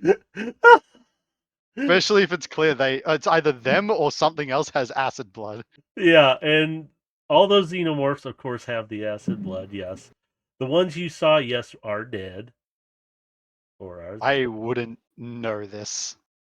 And well, I'm telling you, shut the hell up and listen. There you go. No, but no, yes, this is where it's going. You guys are having entertainment. I'm going to make you suffer. Mm-hmm. You say that word until I get acid resistant material. Oh, sorry, Voidstriker already has it. He used it all up. Sorry. It was the only stuff in the Thanks. universe. No, I'm kidding. So, yes, we're gonna wrap up right here because I've got to write all this stuff down and keep up with you guys because I am having fun trying to remember everything that I can't find half my notes for. So with that, I'll get Yeah. out of my Discord so I can sit here and do nothing. I'm kidding. Oh, that easy, right? So, oops. If only. I need to turn that over. There we go. I'm trying to fix something really fast. Oh, there it goes. It's working. Because I have to do a few things anyway. So, yeah. Do you guys have anything to plug? Anything to do? Do you have anything blah, blah, blah, blah about you? Never mind. They don't need anything. I'm gonna go eat pizza. Well, that makes sense. Minecraft. Well, I was gonna say Minecraft. Mr. Freaking get it, but that's beside the point. But yeah, this is a good start back up again right now because I have some other plans. I just don't want it to run for 8 hours right now, even though Visor would love this right now. Yeah, I mean, well, we're already approaching 5 hours, so I think Yeah. this is a good point to stop, and then we'll probably be in combat next session. So yeah. Oh, yes, you will. Yes, yes, yes, you. I'm gonna make that queen my bitch. Justice for Gotham. Hey, better you than me. I don't want to get fucking dissolved, thank you. Are you nervous about something? By the time I'm done with her, you will not recognize her. See, I'm sitting there waiting for you to show up, Trin, just so I can do this stuff. So I can, pick on you a little bit to, have some fun. You know what makes Scare this the shit out of you. what makes this even better, by the way, Matrix? What? What did I do? Trin has a thing for animals. Oh, God. No. That's it. He's getting dissolved immediately on the next episode. Joke's on you. He's into that. Oh, No, I'm not. okay. I really am not. He's going to enjoy every second of this. Have you got a backup character, Trin? No, it'll be all right. But do you guys? Let me see. Eeny, meeny. Trent, since you're the newest one here, you can say bye for tonight. First, Oh, you can just say bye if you want. later. There you go. Void Striker, Baja, Potato Lord. Would you like to say bye next? YOLO bitches, I'm out. See, there you go. Mercer. May the common cold guide your heart. Dave. We'll see you next week for D and Destiny. Hopefully. Yeah. Maybe. Depending Get on our some weather. sleep. Yeah, depending on our weather around us all. Let's hope we have internet by that point still. I'm glad this has been holding up for this, but still. And for mine, as always, before I sign it off, there are links down below. I don't have merch links, so don't ask. I'm not that good. And you can find all these jokers there. I will get the Potato Lords eventually re-put back in, so it's fixed. And anything else I'm missing? I don't care anymore now. I'm exhausted, tired now. So with that, y'all have a good morning, good afternoon, and good evening, wherever you're at in the world, and really be safe out there, especially with this crazy weather that's going on, and generally crazy people.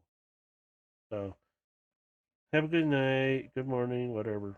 Bye. Also, check it out. It's on the YouTube.